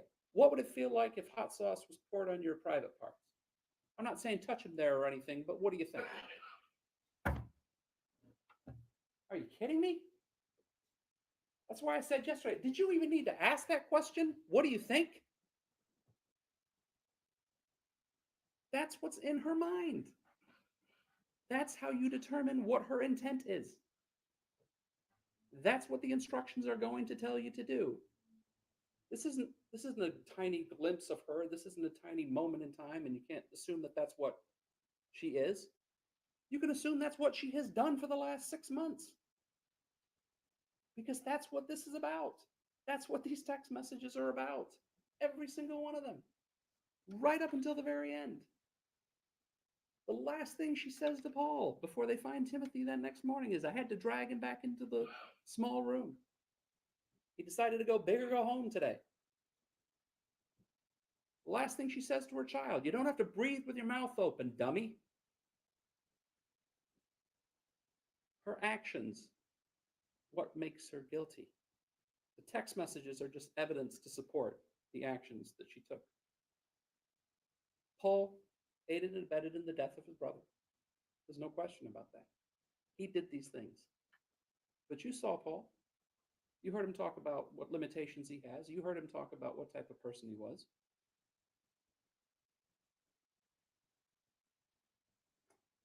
But you know what Paul is not? Paul is not Timothy's father. Paul is not the person charged with the care and custody and love of his brother. He can love him. And as he said, I guess I didn't love him enough. It's up to you whether you believe that was genuine or not. But even if you believe it wasn't, even if you believe his emotion about this and his remorse about this is fake, he didn't lie about anything else. It's all proven. And let's just assume, for the sake of argument, that Paul is the mastermind behind all of this. Paul's responsible for everything. Why do you leave him alone with him? If you're the parent, why are you leaving your child alone with somebody who's this monstrous? It doesn't make any sense. The reason Paul is left to watch over him is because Shanda can manipulate Paul into doing the things that she needs to have done. She knew she had somebody in Paul that would carry out her instructions implicitly. I'm glad she stopped Paul from being physical with Timothy. I am. I appreciate that the one thing he did not actually have to suffer as a result of this were beatings. But everything else was just to isolate Timothy from the world. Look at the lengths she went to make sure that the grandmother of the youngest child couldn't come to the home, to the point where she's tracking her on her phone when she's driving home from work. Now, I don't like it when my in-laws come over and my house is dirty, but I'm not looking at my phone to see when they're going to get here or make sure I meet them outside so they don't come inside. You only do that because you're trying to hide something. What is she trying to hide? She's trying to hide Timothy. Because anybody that would have seen Timothy, anybody that looked at that child would have known what was going on. And she couldn't have that. And her mind is working well enough to know, I can't have people seeing Timothy. I can't have photographs of Timothy. I need to have Paul do these things. I need to make sure that Timothy doesn't get to go outside. Did you hear her say anything about anywhere that Timothy got to go? The closest she came to saying, well, the backyard is kind of open and you can kind of see in the backyard. She talked about taking him to Craig's Cruisers or taking him to a movie or taking him to a restaurant, any of that stuff? No. Timothy was a prisoner, treated lower than a human, treated lower than an animal in his own home. A prisoner in his own home. The 911 call. She said all those things. You heard all those things. I'll leave it to you to determine whether or not the emotion that she's displaying there was real. Sounds cold. Yeah, she's upset. She's upset that he's dead. But if you're so worried, if you're so concerned, if you're so alarmed, if you care so much about this person, why do you wait 18 minutes to call 911? Why, when your son, who's 20 years old, says to you, I think we need to call an ambulance, or should we call an ambulance? Say, no, not yet. Not yet? Not yet? When? When you're done making it sure, like, you're covering up as much evidence as possible? Because that's when. Because then it becomes a matter of making sure he's got pants on and put your belt on to make sure he looks, that he's looked this way. Make sure we tell him he was on a hunger strike. And now I guess we'll have to call 911. Not yet. Don't call 911 yet. What are you waiting for? Got to get the story straight. Guess I'm going to be late for work.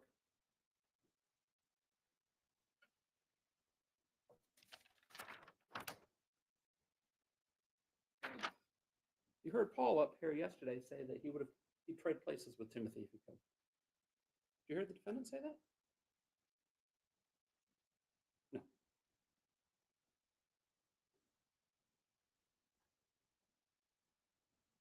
Mr. Johnson said she had so many things on her mind. It was just, this was just one thing too many. He's right. Timothy was the one thing too many. Timothy was too much for her. And as a result, she decided she wasn't going to lose this fight. Timothy was too much for her to handle, but she was going to win. And again, don't take my word for it. February 16th, 5 months before Timothy dies. I may need some help with it, but I'm about to get a lock for the pantry door. Remember what you said about the pantry? And a lock for the fridge and both freezers, and then we won't leave any food out in those areas, and he won't have access to unlock those. This is supposedly February 14th. This is when he's on a hunger strike because of Adam's stroke, right? So your child's on a hunger strike and you're locking away the food? Paul's response, okay. If you disagree, please say so, but he is not going to win this. There it is, ladies and gentlemen. She was bound and determined that she was going to win. Timothy was no longer a human to her. Timothy was something even below the dogs that she trained, but she was going to make sure that she won this fight. Ladies and gentlemen, it is now up to you to send a message to her that she lost this fight. Thank you. All right, thank you, Mr. Roberts. Yes.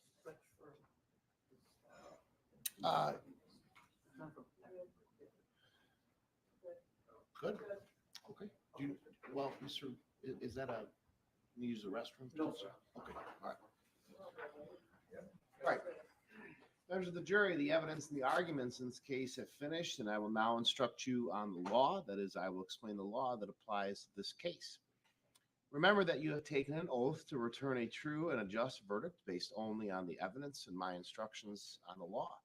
You must not let sympathy or prejudice influence your decision. As jurors, you must decide what the facts of this case are. This is your job and no one else's.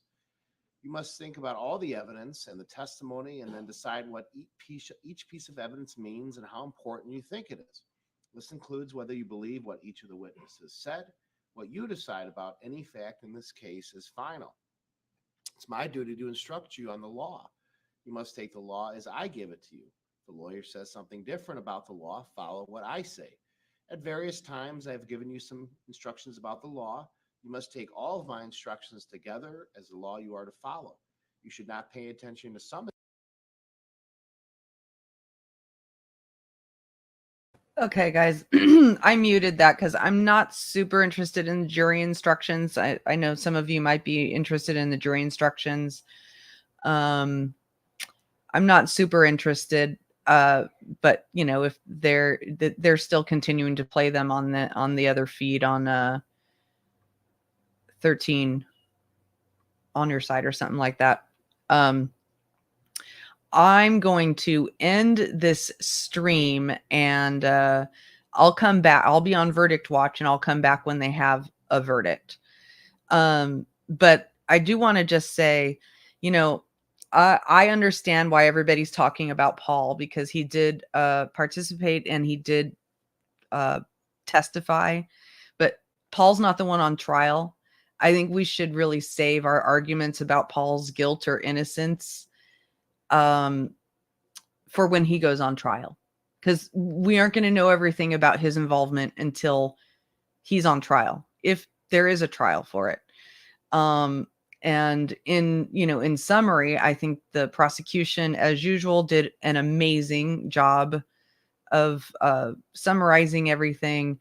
And as predicted, the defense blamed it on memory and on Paul. So everything bad that was done by Paul, and she has no memory of anything that she could have done. And it's just absolutely preposterous and ridiculous.